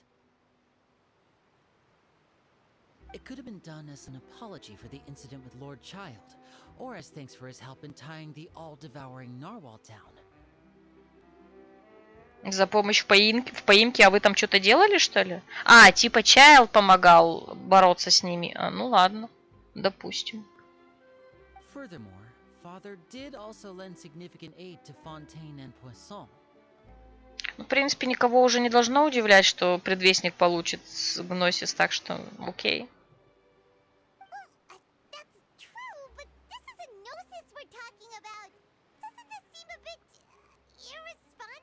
Паймон, камон, привыкнуть пора. Какой это сейчас? 5-й регион уже. Ничего ж не изменилось с тех пор. I would agree, but I've also heard that it seems that Monsieur Nervulet has had a significant change of heart regarding the matter. So there's some reason for this that only Nervulet knows about? I suspect you'll have to ask him about that yourself. Ah, yes, speaking of which, I did see him strolling around the entrance to the Fortress of Meripede a while back. Isn't he real busy and stuff? Paimon didn't think he'd have the time for that. But back to the topic. The Gnosis was given to the knave, right? What about Child? They say that he's returned to Snezhnaya to recover from his wounds. I hear that the recent disaster really did a number on his health. Серьезно? Просто так? То есть его куда-то там закинули, а теперь он уже просто в Снежной? Seriously? Теперь я могу считать его боевым товарищем. Да не надо его считать боевым товарищем. Ни товарищем, ни боевым.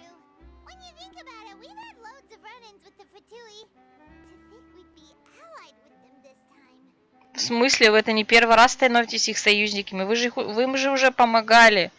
Паймон, камон, сайд-квесты давай не забывай. So shocked by such a simple switching of sides? Нет, мы не перешли ни на какую сторону Орликина. А, нет, подождите, или это? А, да, Орликина. Father. Well, what do you know?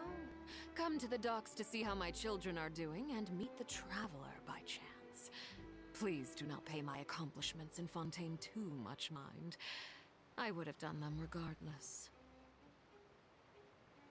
Are you going to take the Gnosis back to Snezhnaya? That is our duty as harbingers, yes. Don't be too preoccupied with sides. The goal of the Fatui concerns not a single place or person, but the entire world. With such a grand goal in mind, it is inevitable that we must wear many masks. Switching my masks is something I've always done. Well, that depends on many things. No one truly knows what the future holds. What good is honesty if you can't rely on it forever? As for you, I very much look forward to our next collaboration. Good things cannot be achieved alone, and you've proved yourselves to be great partners. A vision? All right. I'll remember to return it. Thank you for keeping it safe for him this entire time.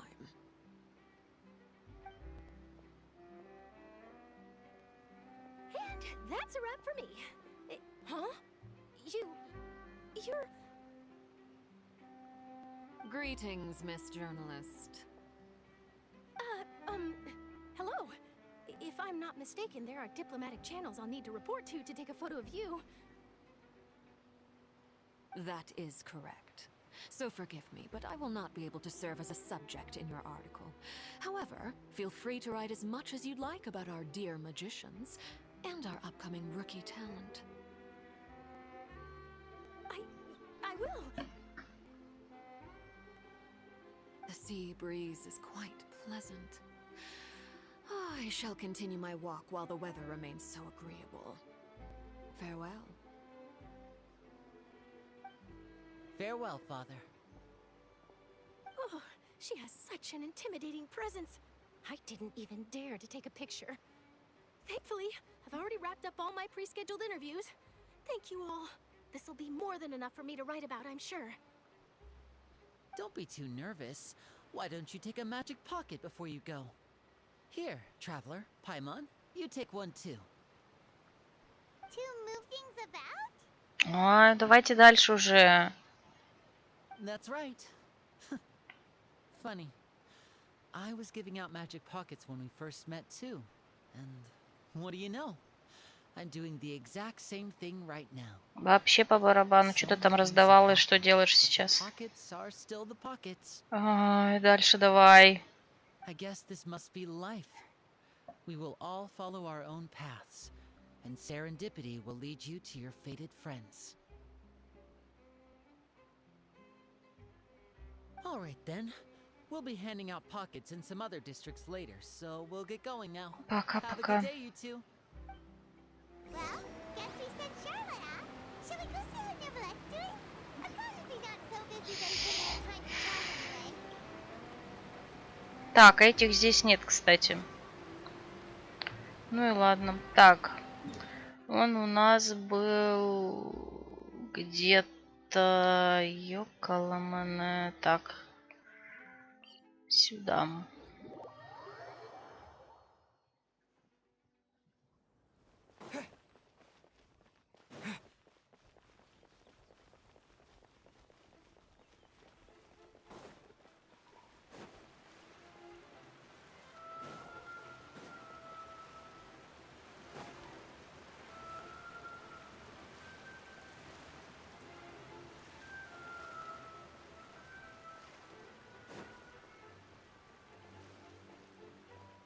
А, точно, это же нам надо не к нему в кабинет.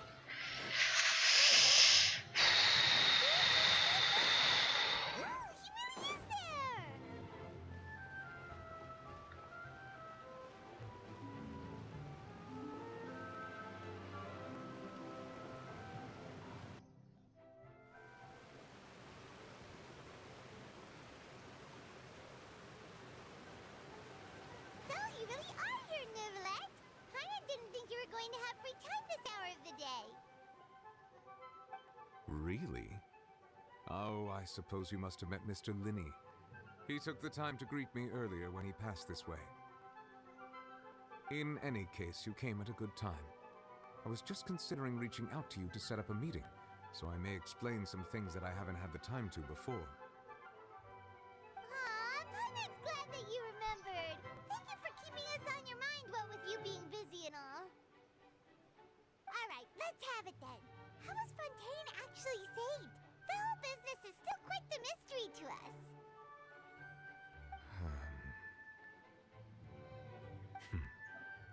It is strange how words can often leave a bitter taste in the mouth when it finally comes time to say them out loud.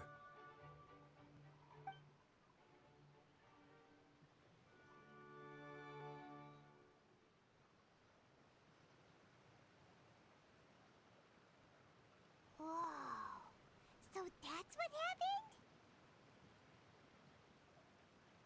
Focalord destroyed the divine throne of the Hydro Archon and restored your power to you, transforming you into a fully fledged elemental dragon sovereign! But Paimon still doesn't quite get what you did to save the Fontainians from dissolving. For me, the authority of the ancient dragons refers to absolute control over the hydro element. Fontainians were incomplete humans born of Egeria's use of the power of the primordial sea, with constitutions similar to that of mimics. But so long as those primordial energies remain within them, I could use the ancient dragon's authority to grant them true blood, after the fashion in which life was first brought into being on this planet. In other words, when I gave my verdict, Fontanians became true humans, and thus would naturally no longer be dissolved by water from the primordial sea. Fossilor must have counted on you to make that decision as well. Your verdict was the key to making the prophecy appear to have come true while saving everyone. Yeah, and in a manner of speaking, Fossilor finally managed to fulfill the original Hydro Archon's wish to turn Oceanids into real people too.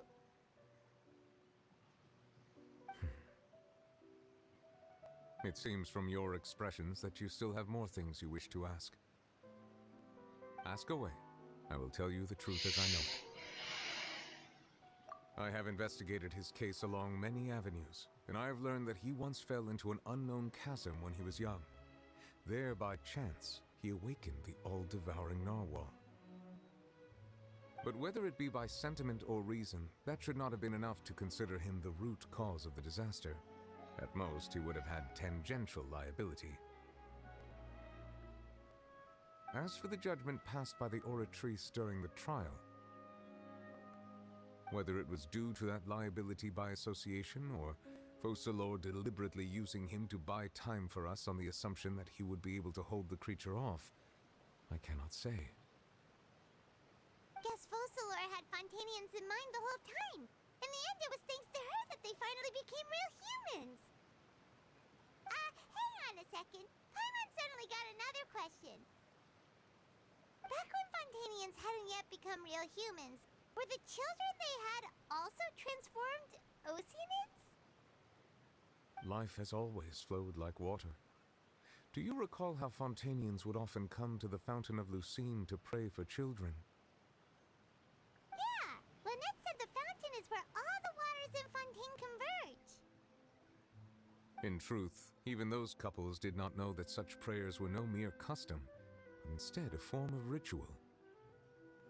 Those Oceanids who were blessed within the spring water would later descend as new humans in the coming months. Paimon sorta gets it now.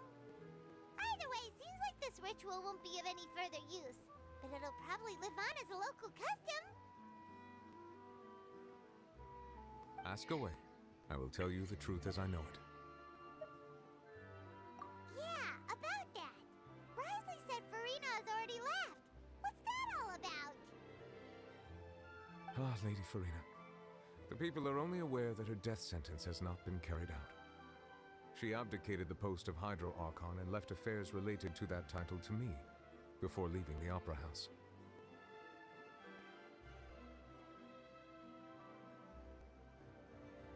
I related Fossilor's words to her faithfully and completely.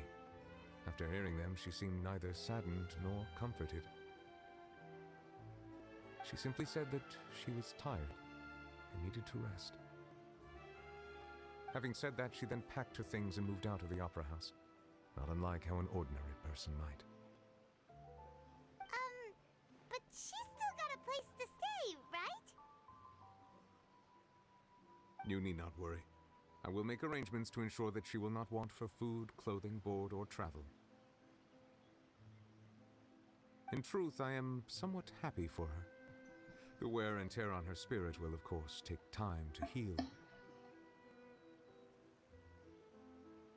But now that she no longer has to play the role of Fossilor the Hydro Archon, she can finally lay down her burdens and lead a normal life. What about you then? What are your plans now that you've regained your full powers as the Hydro Dragon? After Fossilor passed on, the Oratrice also ceased to function. This matter will directly affect our trials. After much careful consideration, I've decided to take over its role in our courts. From now on, I shall hear cases and pass verdicts by myself. Looks like you're still considering stuff from the perspective of the Udex, huh? As an elemental dragon, there are indeed many things that I must do. But this power and this duty, in a manner of speaking, you could say that both were granted to me. As such, before I attend to my other responsibilities, I must first and foremost continue to serve Fontaine as its highest judge.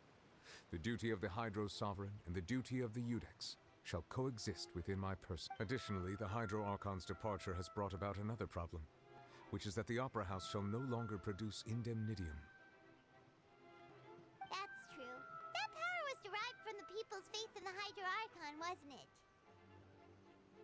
Wait, but the various mechs and machines in the city are all still okay. Where are they getting their energy from? As I am now, I have full command over New Musia, and it can serve as a complete substitute. Another reason why I cannot quite leave Fontaine immediately. Wow. This ancient dragon's authority stuff is really quite useful, huh? Ask away. I will tell you the truth as I know it. Oh, that's right! They say you've given it to the knave as a diplomatic gift or something! Leaving aside their intentionality, the two Fatui Harbingers have indeed done much for us during this crisis. Their sole remaining goal in Fontaine, at least at this point, would seem to be the Gnosis. The oratory shall cease to function. The Hydro Archon's divine throne is now no more, and I do not need the Gnosis's power. As such, it has lost all meaning for Fontaine. If the Fatui have impure designs, we might as well accede to their request now, and avoid unnecessary conflict.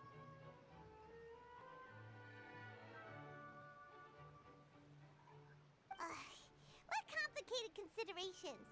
Paimon thought you were just giving it to them out of gratitude to the knave and as an apology to Child. Ask away. I will tell you the truth as I know it. You will soon be heading to Natlan, I presume? I'm afraid that I have little talent as a travel guide, so all I can do is tell you what I know about that land.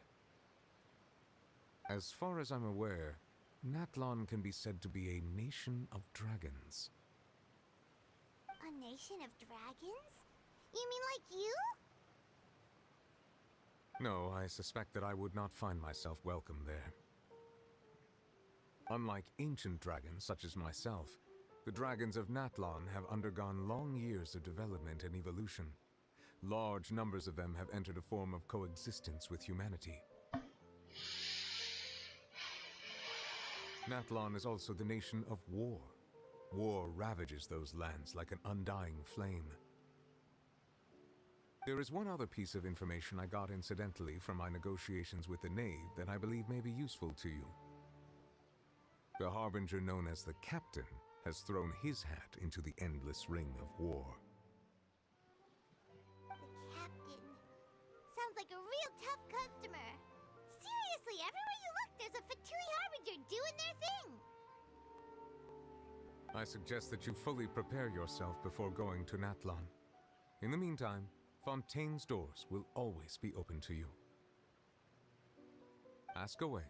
I will tell you the truth as I know it. Так, ну мы вроде все спросили. Hang on a sec. Paimon still got a question about the Gnosis. When we spoke to Linny earlier, he mentioned that your attitude towards giving away the Gnosis had clearly changed. We guessed that there might be some reason for it that only you were aware of. No wonder the House of the Hearth is the Fatui's intelligence division. They are certainly sharp. So regarding this specific issue, I was just getting ready to share something with you. What is it? In truth, I exchanged some further words with that lady named Skirk after sending you two back to the surface. It went something like this.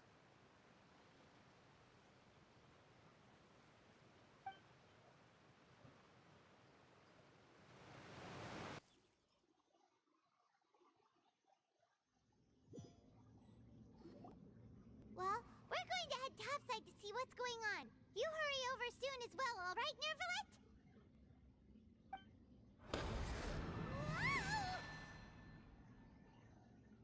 What next? The all-devouring narwhal isn't here, so I'm no longer getting any interference. I can finally catch the scent of your power, what it's made of. It is the authority of the planet's primordial dragons, but with something very similar to a god's curse mixed in. It's quite a novel blend.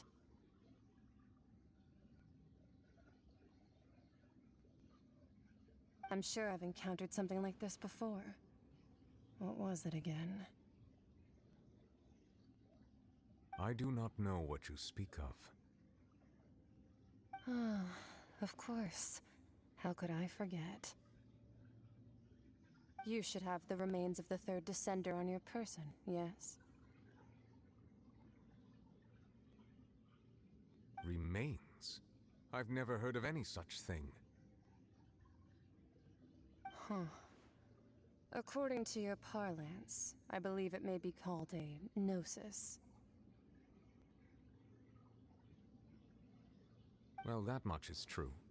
After Focalor's divinity faded, she handed her gnosis to me. But I fear I have never heard of it described in the manner that you just did. I've been training with my master, the Fowl, ever since I was young, and I have never returned to the surface since. So most of the information I possess, I got from him. It is only natural for those who are greater than humanity to possess a different sort of common sense, which is why there are so many problems in our attempts to communicate with humans.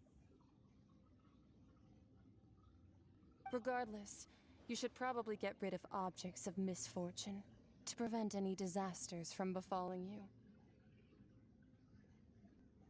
To live in itself is a blessing, but once a person dies, the bonds he once had with this world shall all turn to curses.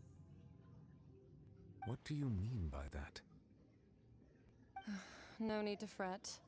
These are just my personal thoughts, and my reason for no longer wishing to return to the surface.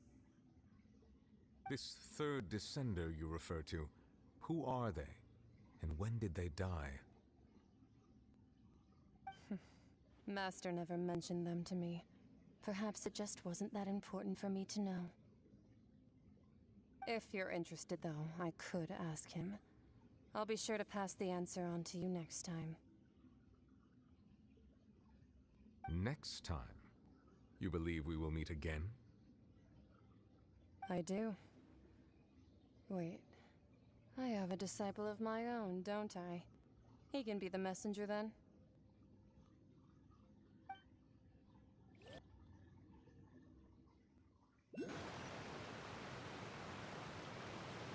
That's what she told me. Whether it would prove useful or not, I wanted to pass that information on to you. The remains of the third descender? So that's what the Gnosis actually are. Paimon just thought they looked like chess pieces. How could they be a person's remains? All the same, assuming that there was no misunderstanding or special metaphor at play, that is what she meant to say. And she said that it would bring misfortune and that you should chuck it, which is why you gave it to the Fatui. If she speaks the truth, then I would simply be putting Fontaine at unnecessary risk by keeping it here.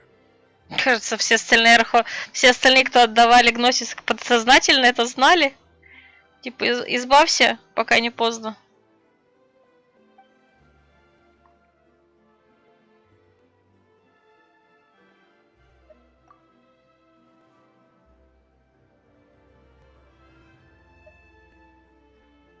I had guessed that you might already be familiar with this concept, but I did not expect you to be one of them. That means that the Gnosis, which are exceedingly element compatible and can even enhance elemental abilities, do indeed come from the third descender.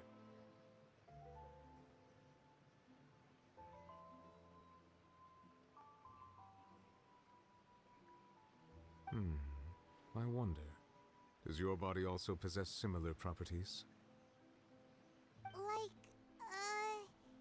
Like being able to use elemental powers without a vision. That does sort of count as special compatibility, right? No, let's not think about this stuff right now. It just feels creepy. Comparing the Traveler to the dead third descender and all. That's what you say, but this topic still feels like bad luck. Once Child recovers, let's get some more answers out of him. Or go look for his master and get the answers that way. I too believe it unwise to make too many blind guesses when information is lacking. The same is true of being at court. Alright. Whatever the case, it seems like the crisis here in Fontaine's over for now. Yes. All of Focalor's efforts were for this moment as well. But she sacrificed herself in the end as a god, and she suffered through all those years as a human. Was that really what she wanted? I suppose that would be the mystery of a god's will. I suspect not. But once in a while, I too would guess that if wishes were like the clouds in the sky, they will one day return to the earth as raindrops.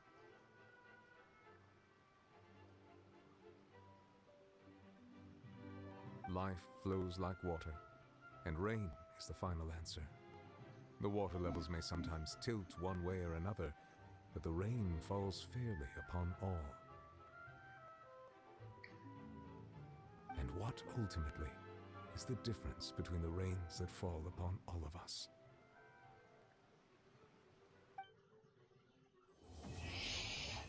Закончили.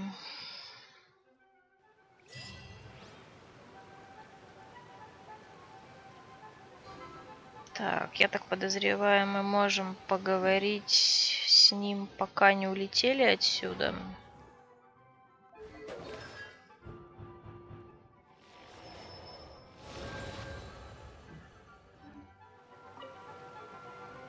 It seems from your expressions that you still have more things you wish to ask. Ask away. I will tell you the truth as I know it. Не, вопросы те же самые. I suggest that you fully prepare yourself before going to Natlan. Так, ну что? В принципе, все. Сюжет мы прошли Фонтейном. Завтра, получается, будет квест Фурины.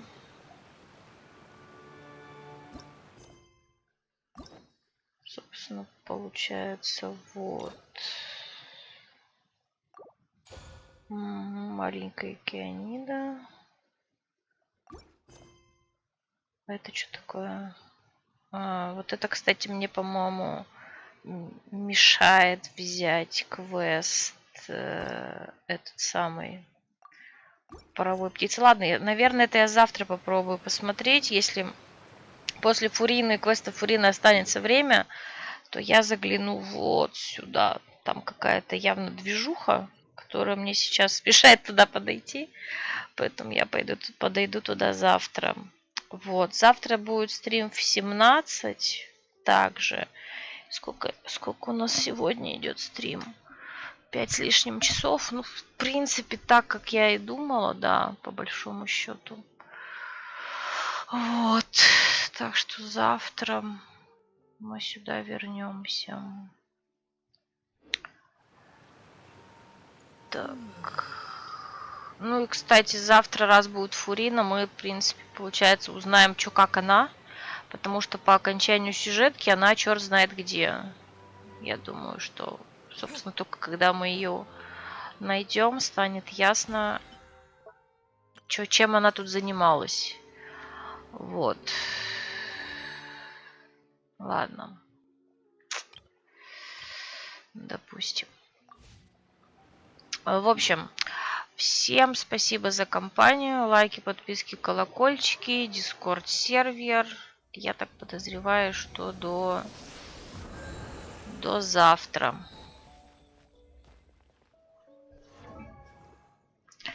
Всем пока-пока.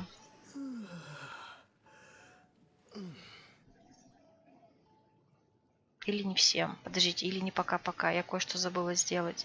Ладно, сделаем это завтра. В принципе, почему бы и нет. В общем, всем пока.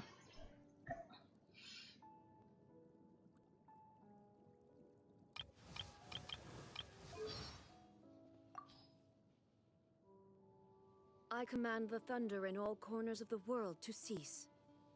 Rest well tonight.